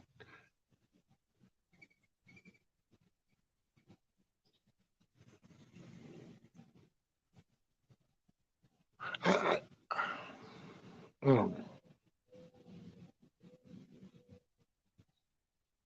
It's like where we are, but when you kind of start going on the solution thing, it's like, man, and some solutions are so simple. They really are. I mean, just a major ripple. A major ripple would take place across county, state, country, world. If people would just look in the mirror and say, today, I'm going to hold myself accountable for every action that I do.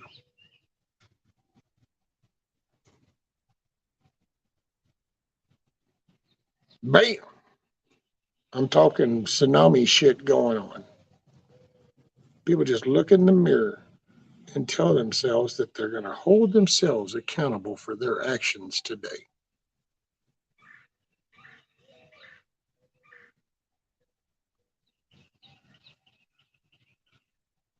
Because there's just no accountability. There's no guardrails up anymore. They've slowly plowed those down. And so many people just stayed in their lanes per se that they didn't notice that the guardrails are now gone. The shoulders are now wide open, and the road is slowly disappearing. And then you're going to got to find your own lane.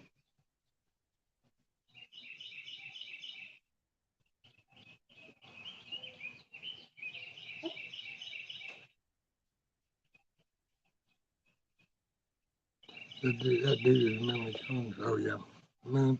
By the way, guys in chat, don't forget go up to all messages or live chat, depending on what you're on. The normal language. That's it. Reminded me of the song. Let's see. Monique says, I've been checking the markets in the news this morning. Rescue, I came across some interesting information. Texas is not trying to set up a gold-backed cryptocurrency. The beginning of succession. Could be, man. I gotta say, things are really bubbling here locally just with this border, dude. I know it gets talked about, and I know that there's footages, but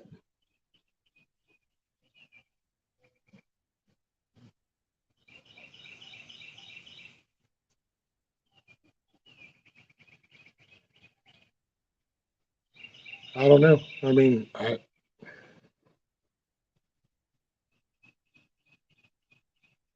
I'm not sure how I feel about that, to be honest. I know that word's used a lot, and it was used in the old days and stuff, and I'm just not sure how I don't know. I guess I would like to have a better understanding of the process, and then the ramifications of it, pros and cons. Because that's the one thing. Because I mean, right off the top of my head, it's like, well, wait a minute. So if we're not part of that, so does that mean like Mexico can come kick our ass, or Venezuela come kick our ass, and then we got to ask them for help? Or how does that defense one little state amongst inside a country and on this ball of planet? What the hell is flying on here? Sorry, I was getting dive bombed by something I just don't know.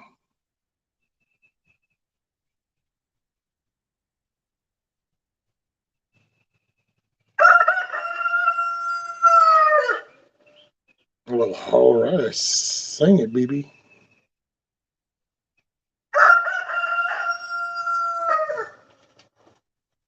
I gotta say, man, this whole Fed thing, see, they're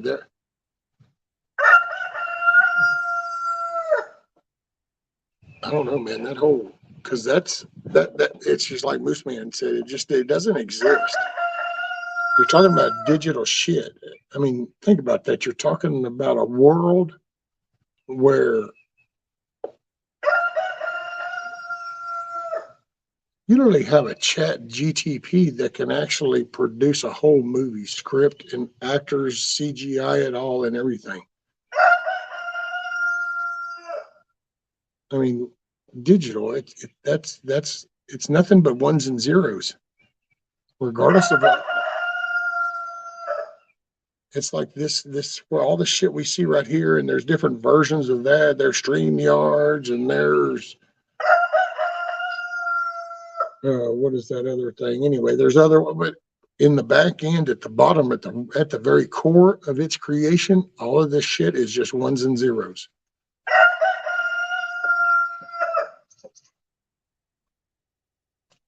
That's what their big old. That's what actually their hiccup with that whole quantum shit is, because then they're trying to. Ha ha, mofo! I saw the neck went up. I stopped talking on purpose. Nah. Anyway, it's because they get up out of that simple binary.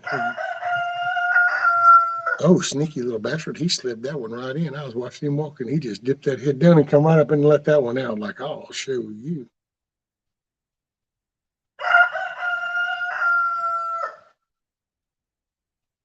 He's talking a line of shit now. 1 EMP and there's none. That's it. Fed is neither furrow nor has reserves. Right, Monique. I was telling D-Dog that earlier.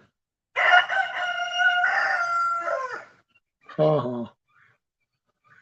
So I was telling Didi earlier how I told people here, hold on, he's gonna do it.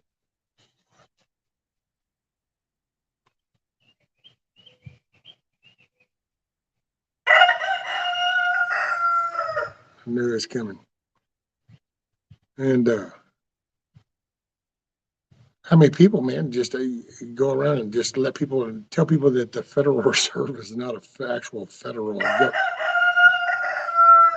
a government entity, and they're like, yeah, it isn't. It's like, no, yeah, it's private, dude. It's like, no, and I'd look it up. That's all.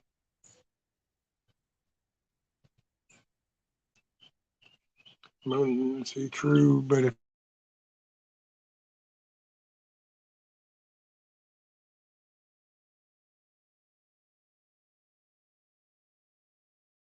oh, I saw the spinning wheel for a minute.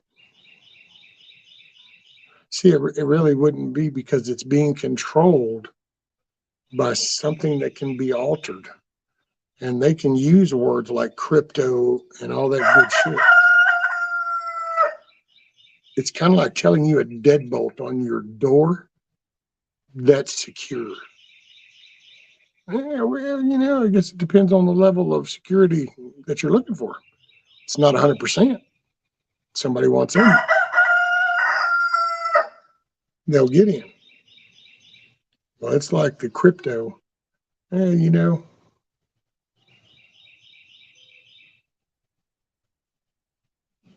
It's a matter of fact, okay, good example. Paper money that was backed by gold. So deposit this amount of gold, we give you this much cash, represents this gold. That's what we used to be. A crypto version of that. So the counterfeit we saw with the bills that took place would be nothing compared to the counterfeit that could happen with a binary setup. And considering that most of the age of the banking elites and the knowledge of IT and computer work that they would know by switching over to crypto, all of a sudden transfers the power of that over into another group of people called the IT department. Not good. Not good.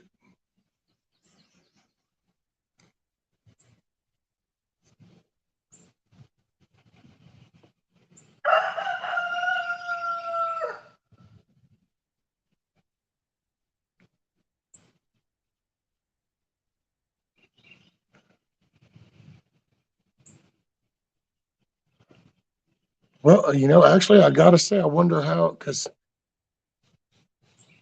if, to be honest, I don't know really how that works, but I would think just off the top of my head, in order to slow that or stop it or change it, it would take the workforce of the backbone of America that doesn't get talked about or mentioned. And when they don't show up for their work because they're not getting paid in what they would consider real money, and then that infrastructure starts to suffer, then you can be Academy and you can be Walmart and you can be all these cool, nice big chains. But when your infrastructure goes to shit because they're not showing up for work because you've basically jacked with their money, they'll either change or we'll come up with a new one, because ain't nothing happening without the infrastructure. So right now, everybody still rides on this little cushion wave of the linemen and shit that still go out and keep things going, even though you hear about blackouts and you hear about, the storm damage type stuff or this getting destroyed, and we get lost talking about who did that type stuff or why did that happen. It always gets overlooked of the people showing up to actually that gets that back on when your first responders don't show up anymore. You know,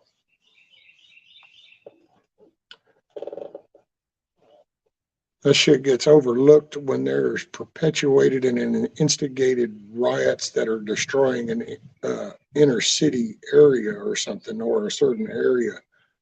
But that overall county doesn't get the ramifications as if that were to be everywhere, because then all of a sudden there are no first responders.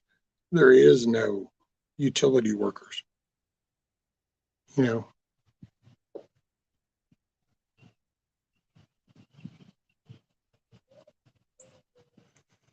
roads. Everybody bitches about potholes and stuff, and we all bitch about the ones we drive on. But it's somewhere there are still some work being done, and so there's still some bridges being fixed, even though it isn't the pace we want to see, and it doesn't happen in the areas we might see. But there's still work happening. But when all of that literally were to stop, then you would see it. Nobody notices the trickle until all of a sudden it's trickled just enough that the cave in happens. Then all of a sudden that trickle mattered. And that's kind of what's happening. It's all this political shit and all this other foo ha ha. But when the infrastructure stops showing up, it's kind of like this country's on life support. And that infrastructure is that machine that's putting out that signal that everybody listens to and sees the screen of.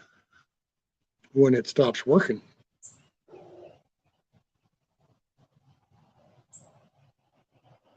you'll either fix it or replace it, or that'll be that.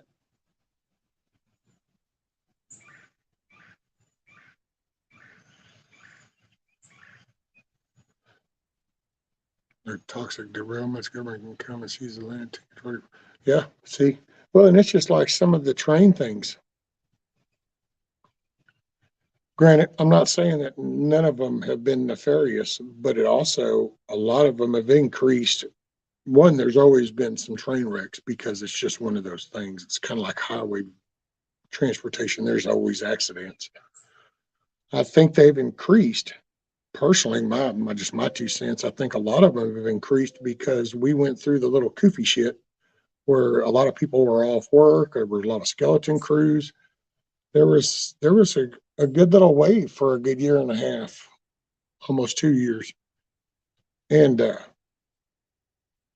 I just think that the mindset of some of the work, some didn't show back up, some that did. I think they just kind of like just showed up for the check. And then you have a business side that was like, well, we're so behind because we haven't been doing anything for so long, just start getting things through. I know that the one in Palestine, Ohio, from what I was told, because I just happen to know somebody that works at the plant that serviced those cars, and there was stuff skipped on them because they were came in on a schedule and they had to get out, so they just got pushed out. A good reference. Have you ever been to the drive-through, ordered at the menu, pulled up to the window to pay, go over the order, maybe even given your drinks, and then ask if you'll pull forward? Would you pull forward, please? You know why they do that? They do that because that's a corporate office that's monitoring the time that it's taking from the time that menu activated to the time you reach to that register, from the time you paid, and it's watching their service menus on when orders your item. And it's that algorithm watching the profit margins of every move that's being made. And so to keep that store from getting a bad report, they'll have you pull forward because then you've moved up, and they can run yours to the next one to catch the next one in line to keep that on the big screen in corporate looking like they're on track. Same shit happens in them train yards. Them cars come in, and some of them are going, "Hey, we got to get on." You know, I don't know. I think there's so much going on, but that's why it's just it's going to take kind of putting some of the farther stuff away that's happening kind of a little farther out and starting to focus on, hell, from what I see just around me, is some communication skills are going to be woo-wee. But then, I start looking at I'm definitely going to look into what Monique was saying. Look more into that. But it's just, and I don't know how to say this. I mean, I mean it with all kinds of love and respect.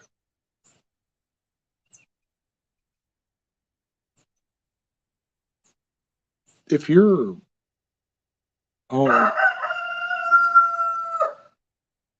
you take care of the ones that, you're supposed to be taking care of. You do your best. You get up every day. You push the ball forward by doing the right thing, taking care of the ones that you love and that rely on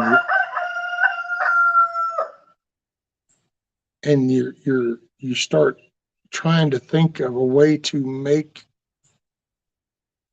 your life easier by getting up out of reliance on outside sources. What does that say? And resistance without resilience is useless. So it's easy to kind of gripe about everything that's going wrong, but at some point you focus on a possible solutions, because that way you always start generating those ideas. And it's kind of like with the communities but that's one level. And then at another level, you've got to figure out steps to go from here to there, or else you just sit and wait, and I'm not the dude. I ain't the dude waiting at the end of the run to hear the tink on the metal right outside my door or some shit. I ain't waiting. There's righteous things that can be done within the scope of our judicial system. And as corrupt as some things may seem, doesn't mean we still shouldn't play by the righteous rules. What are you doing, Rudy? Get over here. I don't know. Hey man, if I could, I'd try to fix the damn thing. I wish the best for everybody. That's just me.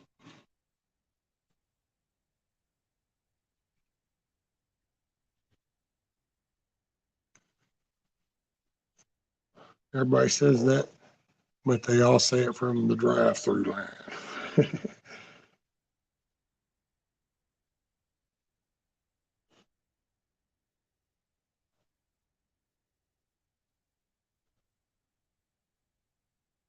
Well, it's just, I don't know, man. That's why I say it. I used to say it before, and just we talk about all the things that are negative or wrong. Just remember, it's people. People are at the core. So I would say if people are the common denominator between good stuff and bad stuff, then people would be where we would want to focus. So then when you do that, you start looking and what, okay, right here. Well, I can't do anything in other states per se. I could write emails, I can help support somebody. And that's what I actually plan on trying to do. I plan on trying to, because I do think that, I believe that, hey man, you don't have to like everything about everybody. It's just not what it's about, especially if you're going to talk about communities and kind of if shit goes south and all that, then you've got to be able to accept people like Josh Hawley or Chip Roy or any of those. And instead of it just being, they're all politicians. Yeah. But then that's unless you got the force and the means to institute some other new system, that's our structure. That's what we're based off of, that whole 3-tier, 3-branch system. And this is the way it is. So that's that. So to play within the scope of what's available, then the ones that are standing up and saying something out loud about the same stuff that we might see as wrong, so then there's a support, is to just show the support for that. You don't have to bless and honor every single thing that ever comes out of his mouth from the moment he said just that. And it's like that Restrict Act. I would highly recommend that anybody you and anybody just pass the, man, whether you like it or not, I would find your representatives, the Republican representatives that represent you, and I would email them in a polite line going, sir, after looking into the Restrict Act, I do not agree. I think it addresses more than it needs and violates constitutional rights. I hope you agree. And then just there, leave it with that. But see, to me, I can write that down in my book. I did something. I didn't like that. And instead of just griping about it, I griped and I did something. Mark that shit down. Now, what does that dude do with that? I don't know. I will say that I would think that if one of them dudes got about 50,000 emails or some shit, he would take a stack of those into the thing to say, here's what my American constituents have reached out and told me. But they don't do that. They don't get that, And think about it. Then we talk about the lobbyists, but don't we kind of give them power? Because then I wonder how many lobbyists go up there to kind of help still keep them funneled because they don't get much backing from their constituents that might agree with what they're saying. Now, that other side, like I said, hatred's easy to do. So the negative's so easy. So they always, that's that little AOC chick or whatever you get her on that Instagram, Twitter shit, bam. Few thousand instantly follow right along with whatever stupid shit comes out of her mouth. And then, but how many thousands come out for when like Chip Roy tells them that they need to stop, sending money to Ukraine, how they need to address the border. I don't know. It's just little goofy shit.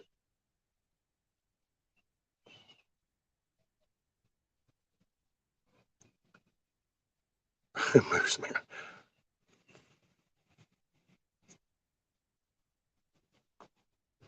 Well, see, Gmo, then what I would say is, surely then there's other representatives in other areas that like are against the Restrict Act that are saying something. Yours might not. Yours might be all for that. But there's got to be some somewhere that aren't. I know there's some, but you could reach out just so that they hear from some American citizen that they appreciate them at least standing up for that. Otherwise, Do you really blame somebody for not giving a shit? I mean, think about that. If they don't get, they stand up there and they use those words, my constituents, and people will condemn things they say, but how many people actually engage with them to either tell them that they support that or, hey, I don't support that. I want you to change that. Who knows? Do you know if 100,000 people reached out to one of those senators? I wonder if that senator would flip. I wonder if that's really ever happened. It's easy to always look at the negative side to go, well, whatever. But I mean, I don't know, seriously. I wonder, has that ever happened?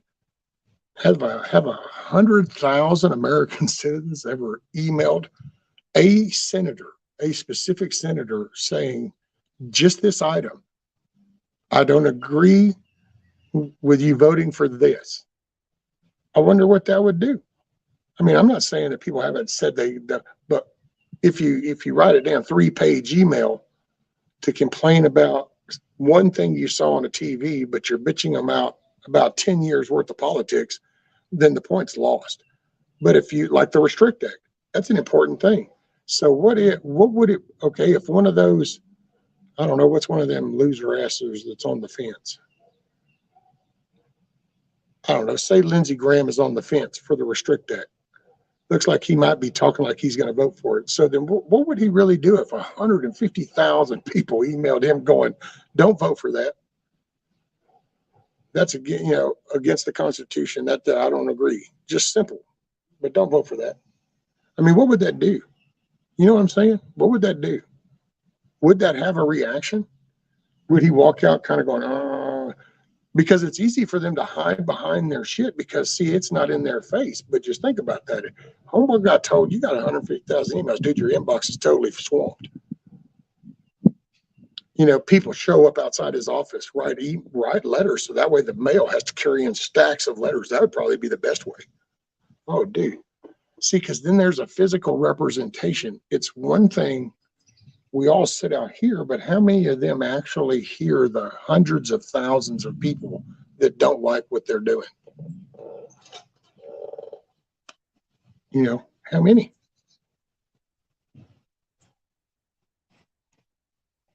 So you kind of go, well, yeah.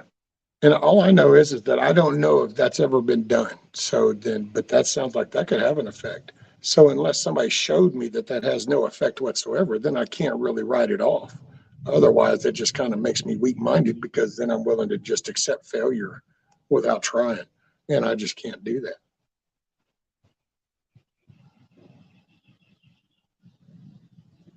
A failure is only a loss when you stop trying to correct it.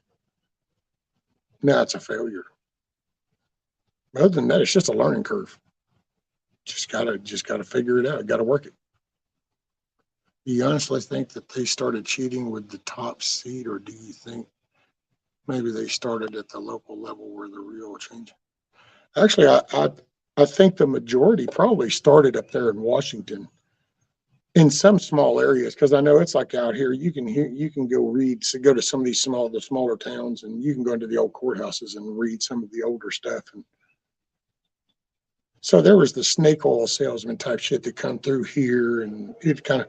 But I think because that was that place's function, that's the only reason for its existence, was to engage in those conversations and debate this and that whole thing. Just, I mean, I get the concept, but I don't know. Because unless you're going to say something like, okay, the Restrict Act, how about, this is one thing I will say, that, and I don't know, maybe it's just because the forefathers just didn't see the country at this size, but in all honesty, a bill like that, how about if we did it like this? Before those representatives and those senators go vote on these bills, they have to wait and get a response from their local districts that they supposedly represent. So then these local state representatives hold ballots, vote yay or nay on the Restrict Act. And like my county, I think my representative carries 4 or 5 of the counties. And so he would be the one that would receive these ballots and here's the vote. He turns it in, the other ones do that, and then that state representative that supposedly represents this area now takes that collective and says, I vote no, or I vote yes. And then that way, at least it's what he supposedly represents. But I think that the minute you let lobbyists become, dude, because when you take that lobbyist thing, we hear that term, but put that in concept. If you lived in a small town and it had no mechanic, it had no garage, but then 3 dealerships come and open up in that town, well, all of a sudden you're going to have some mechanic shops, because now all of a sudden you're going to have a main traffic of automobiles, so you're going to have mechanic shops pick up.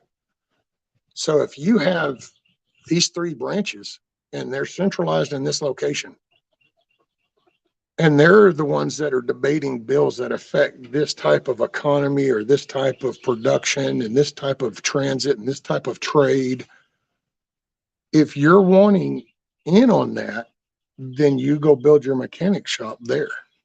So how many generational deep lobbyist families perpetuate that lobbyist thing, because they've literally, their grandparents were lobbyists and had their parents while they lived there lobbying. Their parents grew up watching the lobbyists, got into lobbying, or even some other politics, because now they know how to work the lobbying and work both. Now those people have kids that are doing that, and they're raising theirs to do the very next wave.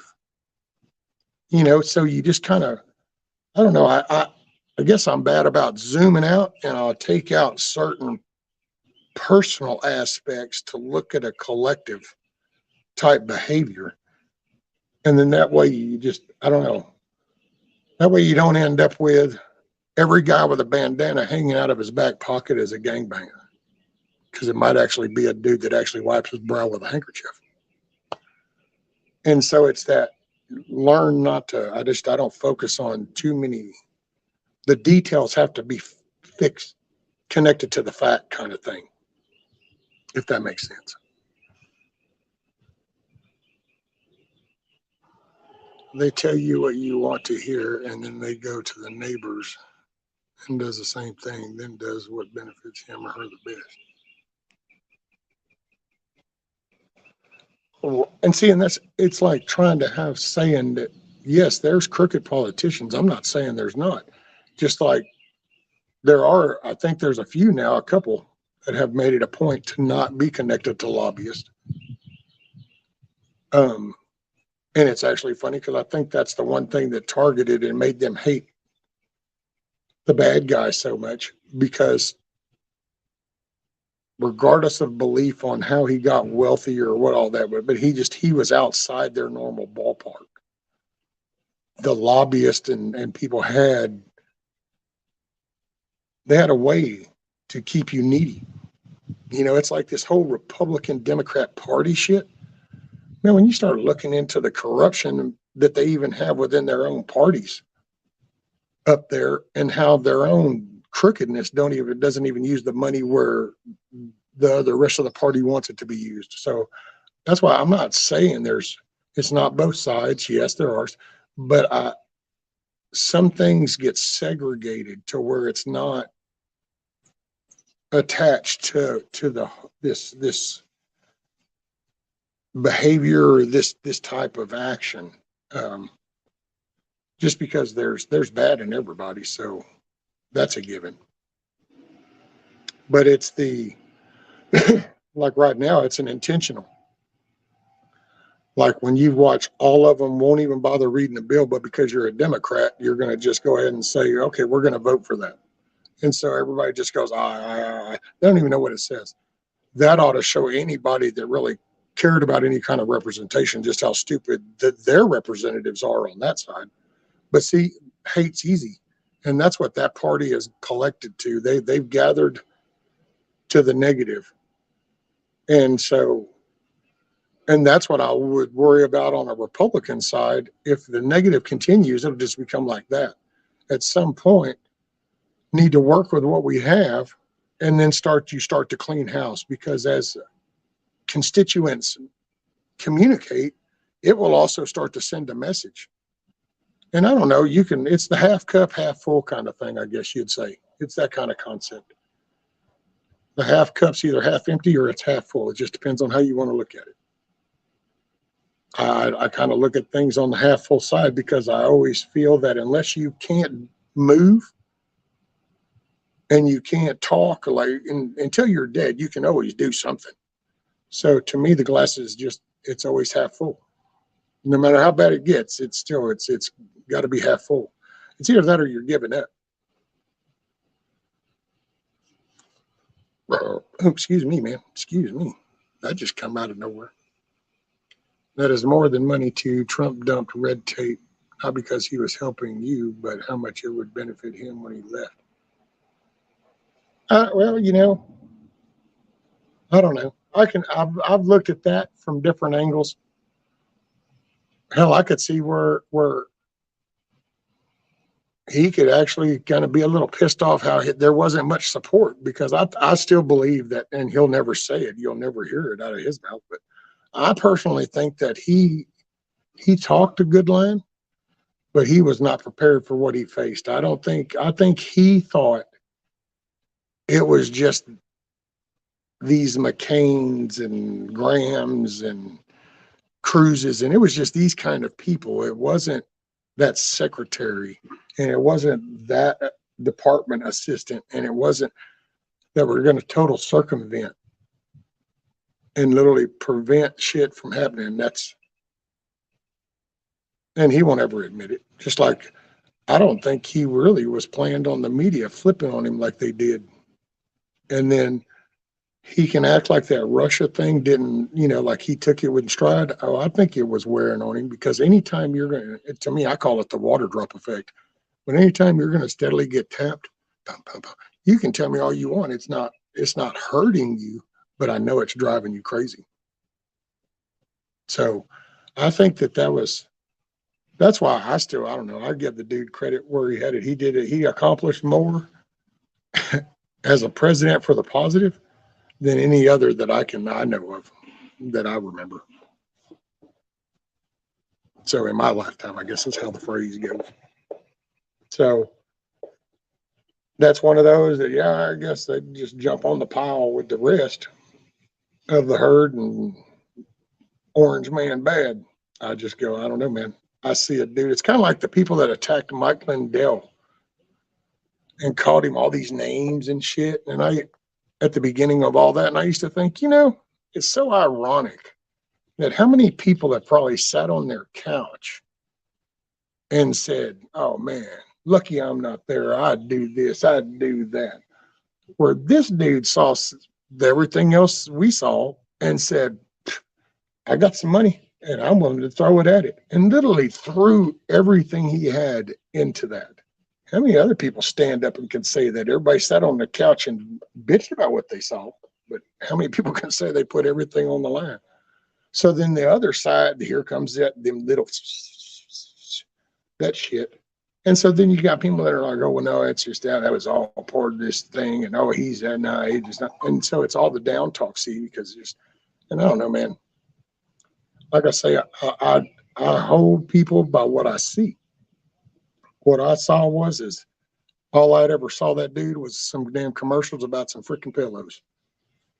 And then I didn't really pay much attention to politics. I watched that particular shit that night and watched everything go upside down. I listened to certain people saying things on this screen that did not make any sense. And then I watched that dude who I hadn't heard about but my pillow. And then this dude put everything and has been attacked from every angle. And you kind of go, but wait, I'm still supposed to be convinced. It's kind of like the T-Man, orange man bad. Oh, he's just one of them. Really? Why would they attack a dude for like 6 years constantly? Hell, when they just got jammed up about Afghanistan, they dumped it over onto him. Why? Because he's one of them. Really? Because they all cover for each other. Nobody talks to Sniffer Boy at all. That's what happens when you're in part of the group. They don't talk about your shit. But somehow this dude, so see, but I think that there's people that will start that because they keep the division going. They keep the focus off. Ain't no person, ain't no man going to come in and save the day. This is actually a wake up call. And that's what I thought. You know, what was everybody talks about drain the swamp? Okay, what he was supposed to do that like all by himself? Because the FBI didn't help him none, Department of Justice didn't help him none, American people didn't help him none. And then people are like, well, yeah, but January on the 6th, what about that? You know, and what do you mean?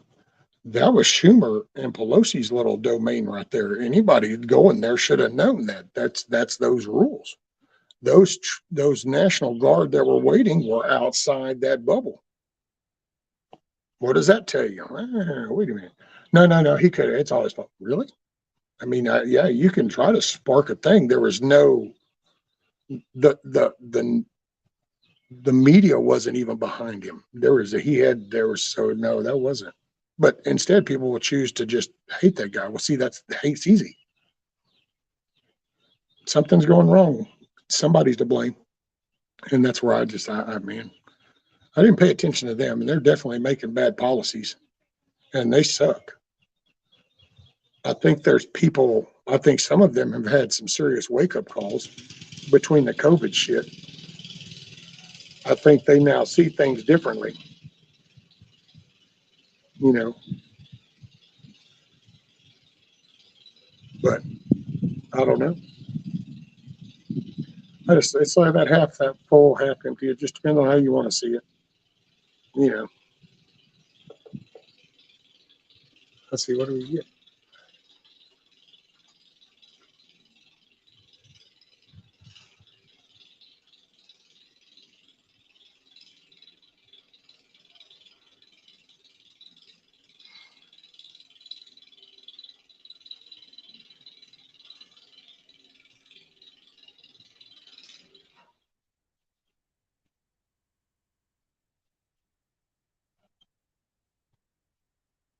Yep. No, just leave me. Well, he said it back in the 80s, GMO. There's an interview. I don't know if you can still find it that he did. And he was asked if he would run. He said, no, I don't really want to, but somebody needs to go in there and fix this.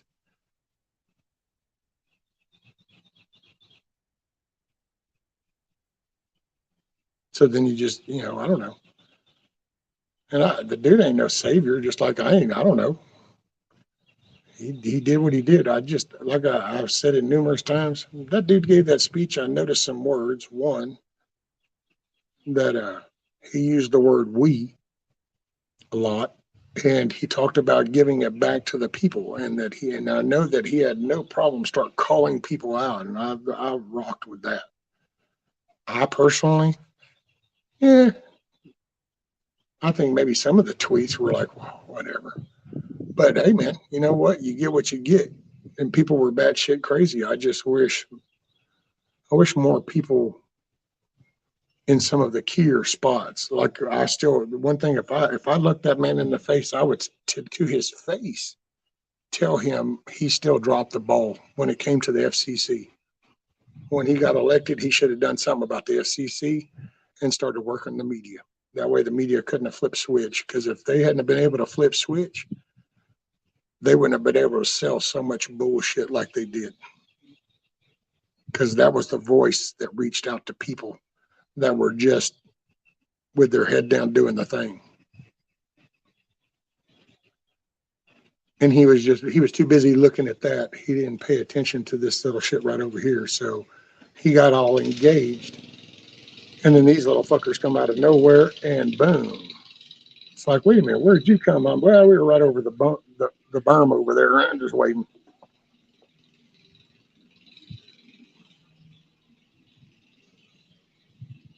Yep.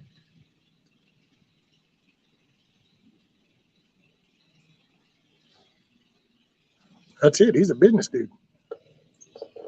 Hell, I remember my mom saying that shit like 20, 30 years ago. The size of this country, we needed two presidents. One to handle business right here inside and one to handle foreign shit.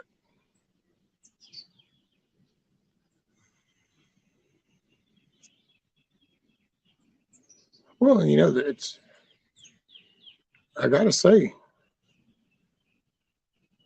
I, it's like when he first started doing some of those, the trade deals, the tariffs, that stood out to me. Oh, I'm sorry. Does anybody catch this? This dude is correcting a problem that's been going on, and he's basically saying how we've been just giving shit away, and he's going to stop that. Hello. So, did he wear a cool pair of shoes that I like? I don't know. Didn't pay attention. You know, did he do some funny little dance as he went? I don't know. We stopped giving away money. Hey, I like that shit. What was it? The insulin? Was it the insulin or the injectors or something? He wrote, and I love how Biden does this and then tries to lay claim to it. But looked at the pharmaceuticals and went, wait a minute, you charge Americans what? And you sell that right over there to Canada for what? And you sell that to other countries for how much? Oh no, that shit ain't gonna work. You're gonna change that up. And it's like, oh. See, it was those business moves. That's when you hire a general contractor to build your house, you don't care what food he eats at home. You don't care what TV shows he watches. You don't care what vehicle he drives. You don't care what shoes he puts on, what brand socks. Is he married, not married? How many kids he had? Does the kids go to school? You don't care about none of that. Build my house, dude. Here's the plans. Build my house, and I want it done right. That's all you care about. That presidency, I just want you to give a shit about this country and do what's best for this country and the people here. Okay? Okay. And if I go off of those principles, he's the only one that's come off that way. Some other ones before have made it sound like they were, but their actions never followed it up. He was the only one that's ever said it and then started to try to follow through.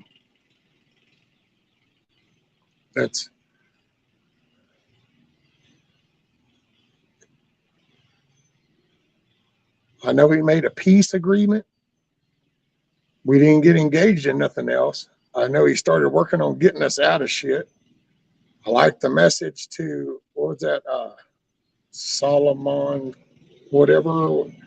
The dude, he basically said, done.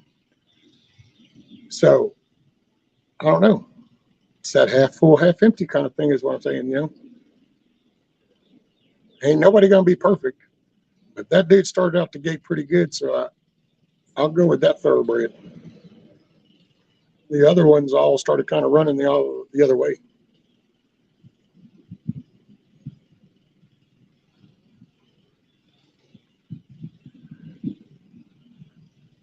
Now,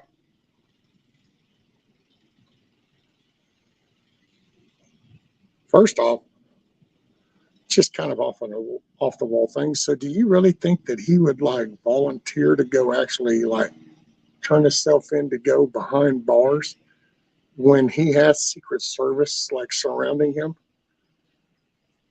and all he has to do is go, no, and you can't get around him.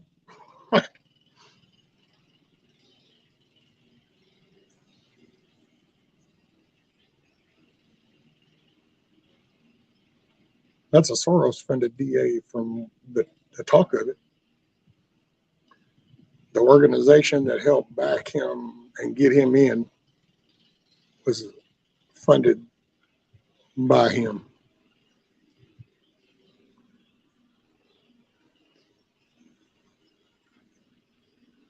Oh, yeah, me too, Amy.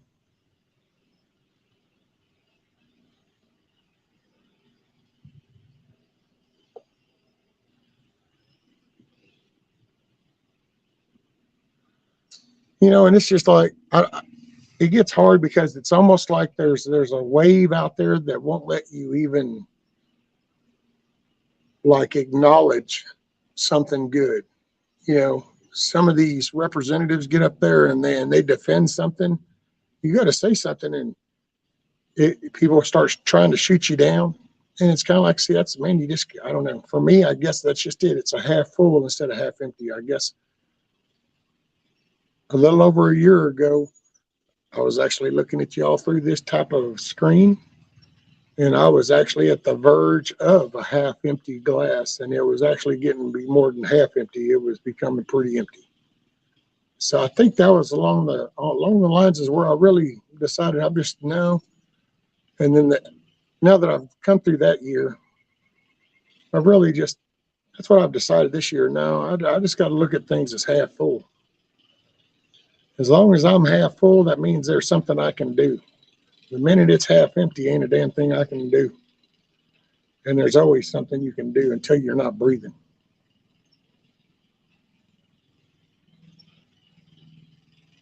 Hell, even if you can't get up, you can build a chicken tractor.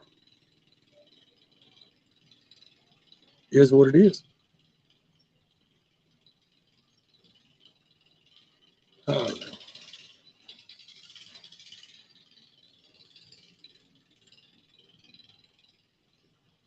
I remember the 79 cents gas as well, right? TD1, boy, those were the days, right? Man, wasn't that the shit? Hell, I'd be grateful for just dollar days. I remember when you could actually pull out a $10 bill and go, I'm going to get $10 of gas. It was like,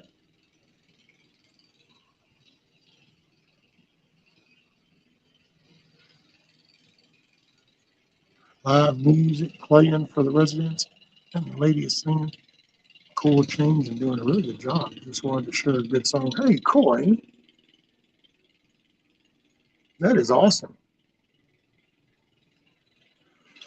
Excuse me. There you go, Hoop. My chicken house is half full of chicks. That's it. Oh, yeah, right. Yeah. Boost 18 cents. I don't remember really what the cheapest I remember seeing it. I remember the odd and even days. I remember that time, kind of. I was a dumb kid. Thank God I didn't really go too many places, so didn't really have to buy too many lines. Ran the canals up and down the levee.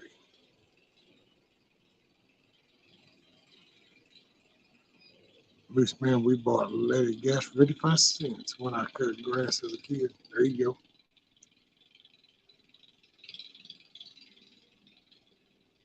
50 cents is the cheapest I remember. Huckleberry said, damn, was that when dinosaurs roamed the earth? No, they didn't need gas. That was right after the extinction, though, Huckleberry.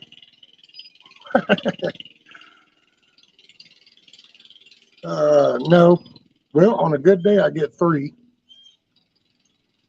Here, the past few days, I've only been getting 2. So I got 1 while ago.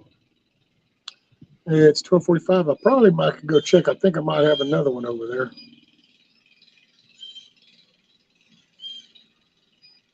And I don't know. I just figure that I put them out here by this road, and I wasn't thinking straight because, to be honest, it was Easter weekend. So there's people that have property all up around here. So they come up for the weekend, and hell, I think a couple of people walked by and would stop out there and they go, oh, chicken, chicken, chicken, chicken, chicken, and start talking to the chicken. So I don't know if some of the dogs that there was some dog that needed to be introduced to the thin lead line, and I don't know if they're just been stressing out or what.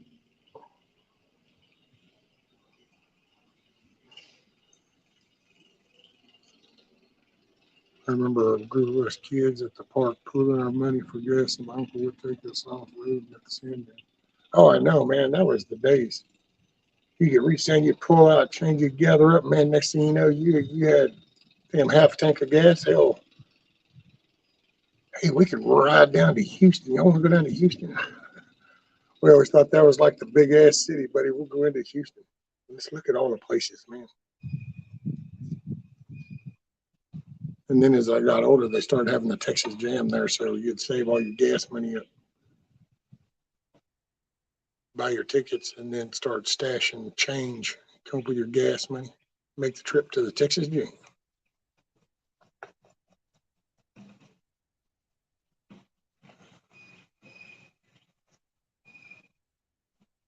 Oh, right, Amy. Yeah, you could send a note with your kid.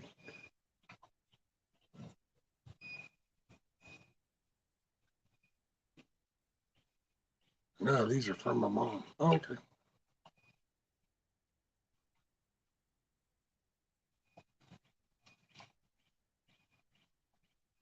We had an International Scout Jeep. How many adventures? 36 a gallon. Hey, there you go, Gmo. Them with them solid ones built out of metal. Son, you could roll an International Scout. Take a little ball peen hammer, tap out a few little dents or something, and get to going. Them are some tough ones.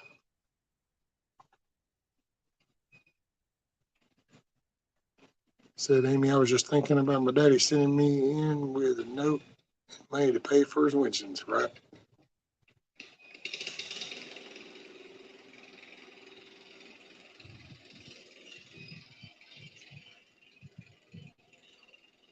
Our town was so small I didn't need a note.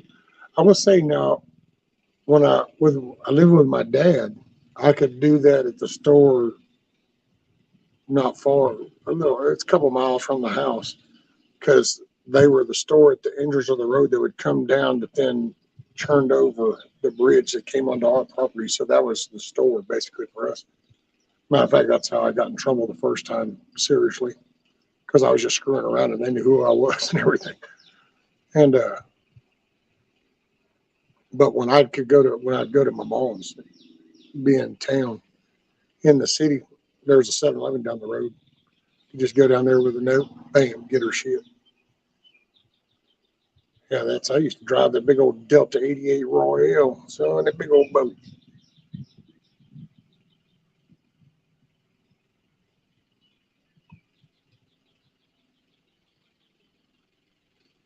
Smoked Winston's for years, then became a Marlboro man.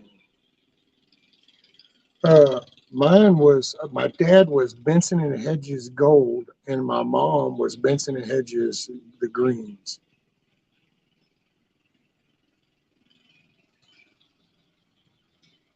And then I don't know what my dad went to there towards the end.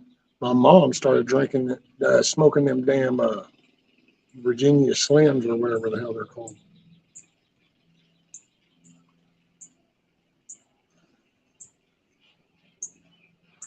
Well, let's see. I'm coming up on 7 hours and 37 minutes. I need to go back to hour 4. So anybody that was here and saw it and wants to remember to go back, or wasn't here and wants to see it, but D-Dog showed his garden layout and how he's doing his planting and stuff and why he's kind of doing his planting. Some awesome shiznit. Go to, it was like around the 4-hour mark into the stream and then back up about 20 to 30 minutes from there. So 3.5 hours, start about there and start watching. D-Dog will start walking around his garden, showing his garden and explaining the layout and shit. Color-coded pins, some pretty impressive shit. It even impressed Wizard's OCD.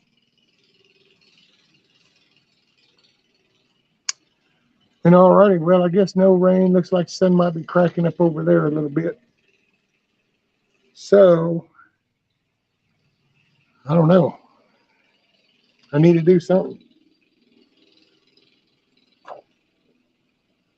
Because don't get nothing done sitting still.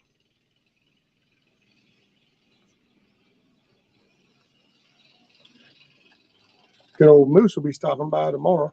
That'll be cool. It'll be good to see you, Moose. Can't wait to meet you, sir.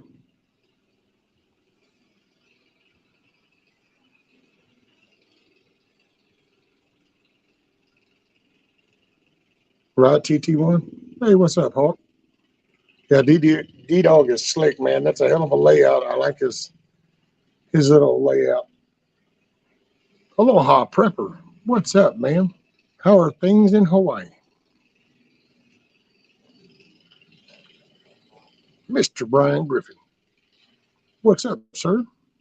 How are you? Driving back from school drop off. Ah, there you go, Aloha. Well, hopefully you're going to make it a good day today. It's good to hear from you.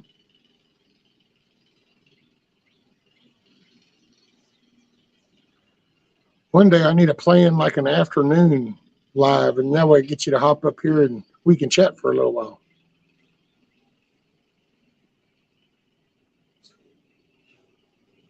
Oh, cool, cool. Moose Man and Danger Freedom did a Saturday afternoon show that was one of my favorites. I asked him if he minded if I was live when he got here. He said, oh, no. So I'm going to try to go live in the morning. It might be a little late in the morning because he won't probably be here until around lunchtime. And so I'll probably go live maybe about 9 or 10 o'clock, something like that. And that way I'll be there. I'll talk with y'all and give time for people to see that I'm live. And then Moose Man will get here. We can do a little chatting. That'll be pretty cool. Pretty cool. Man, after tax season, I would love to visit panel. Shoot, yeah, Aloha. You're always welcome. All you need to do, ma'am, is let me know when you want to and what time, and then I will make it happen on this end, whatever time that may be.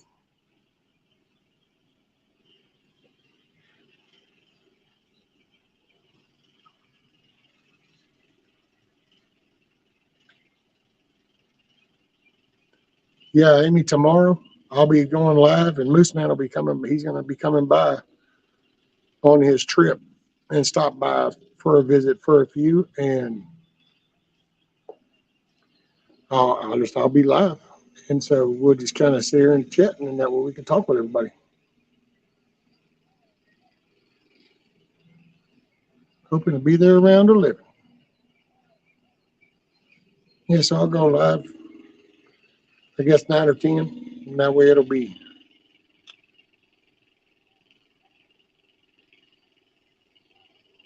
What's up, Lucy? Yeah, I was actually fixing to be calling. I've been 7 hours and 41 minutes. Talking a whole line of shit. 7 hours probably with about 4 hours worth of clip material.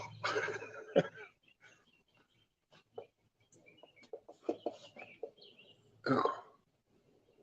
But I'm fixing to be calling it, I think. It's coming up at 1 o'clock Central Time, the only time zone that matters. Oh, you comfortable enough to lay out there now, huh? No more sprinkling.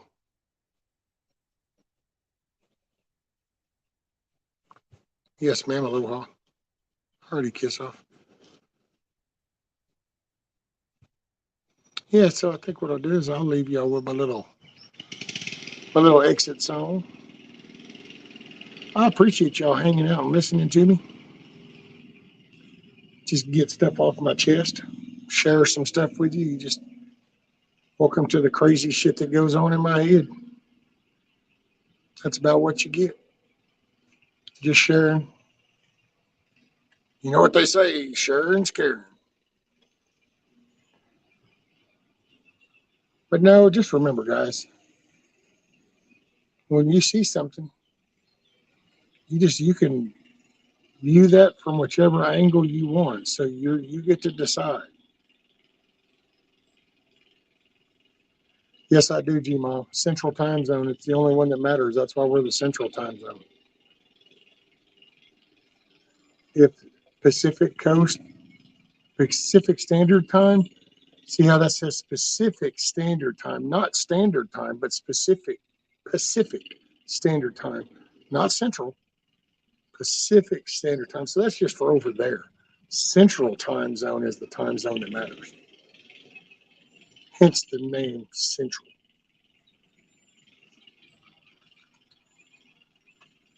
All righty, Tiger. Taking the grandson to Sky Zone. Uh-oh. Tiger gonna get a little practice of skydiving in.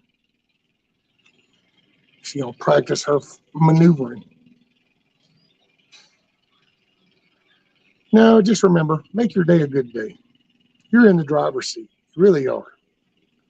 If something's going to be bringing you down and there's a way to avoid dealing with it today, then okay, do what you got to do, but try to make your day a good day. If you've got to face something that's going to be tough and hard, you face that something tough and hard, but then you need to make it a point to find you a place or somewhere that you can kind of sit and chill and get your mind back, calm back down, get your mind back in the game. Okay. Enjoyed working. Hey, I just appreciate all y'all hanging out. I really do. I sit here and shoot the shit and y'all listen to me. Sometimes I'm sorry if I miss you in chat because I sometimes if I get on those little babbling things, I get to looking away and I don't really pay attention to what's being said because I'm just busy bubbling. Doing my Charlie Brown impression. Wah, wah, wah, wah, wah, wah, wah. Much love, everybody. I'm going to leave you with my little song because it's cool. Appreciate you very much. Make it a great day. Like Hutch says, do stuff.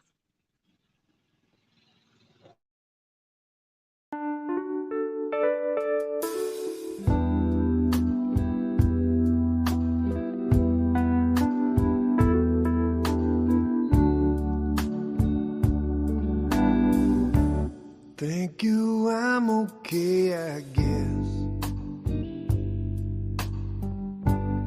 I just need a little rest. I'll catch up on my sleep tonight. I ain't complaining, that's life. I've got blueberries in the yard. I bought 100 mason jars. I'm gonna pick them when they're ripe. Another season, that's life. Wipe that tear out of your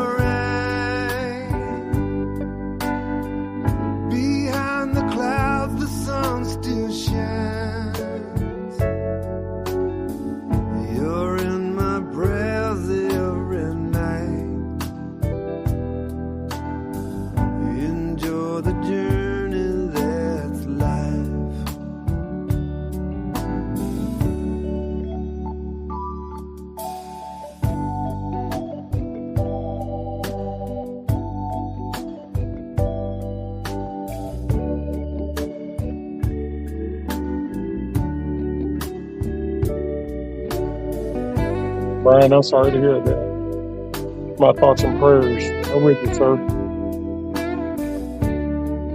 I pray for God to give you the strength and the wisdom. There's a touch of fall in the wind.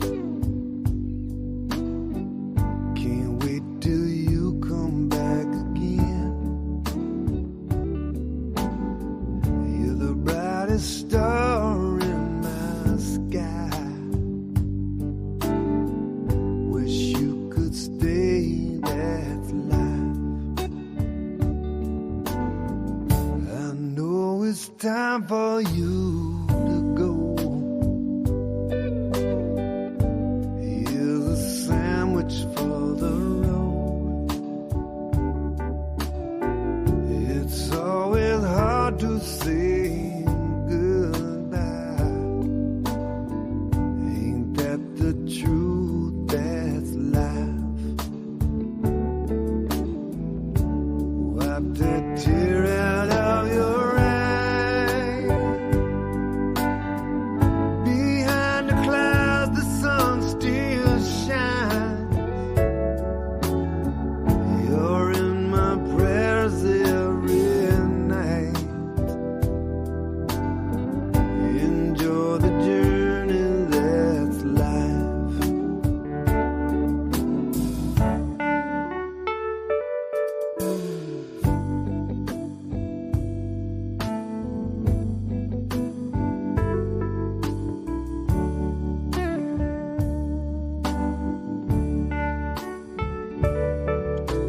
Moose, be careful on your trip tomorrow, brother. Be safe. Keep your head on a swivel. Everybody, make your day a great day.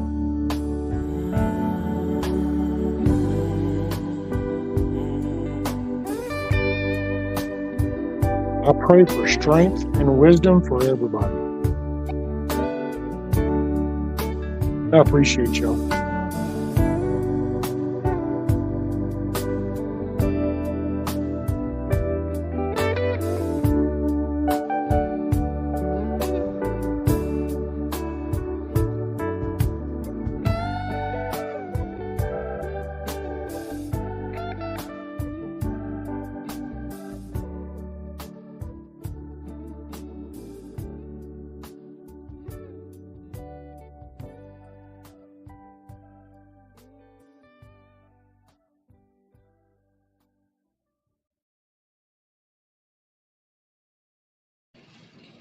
Peace out, everybody.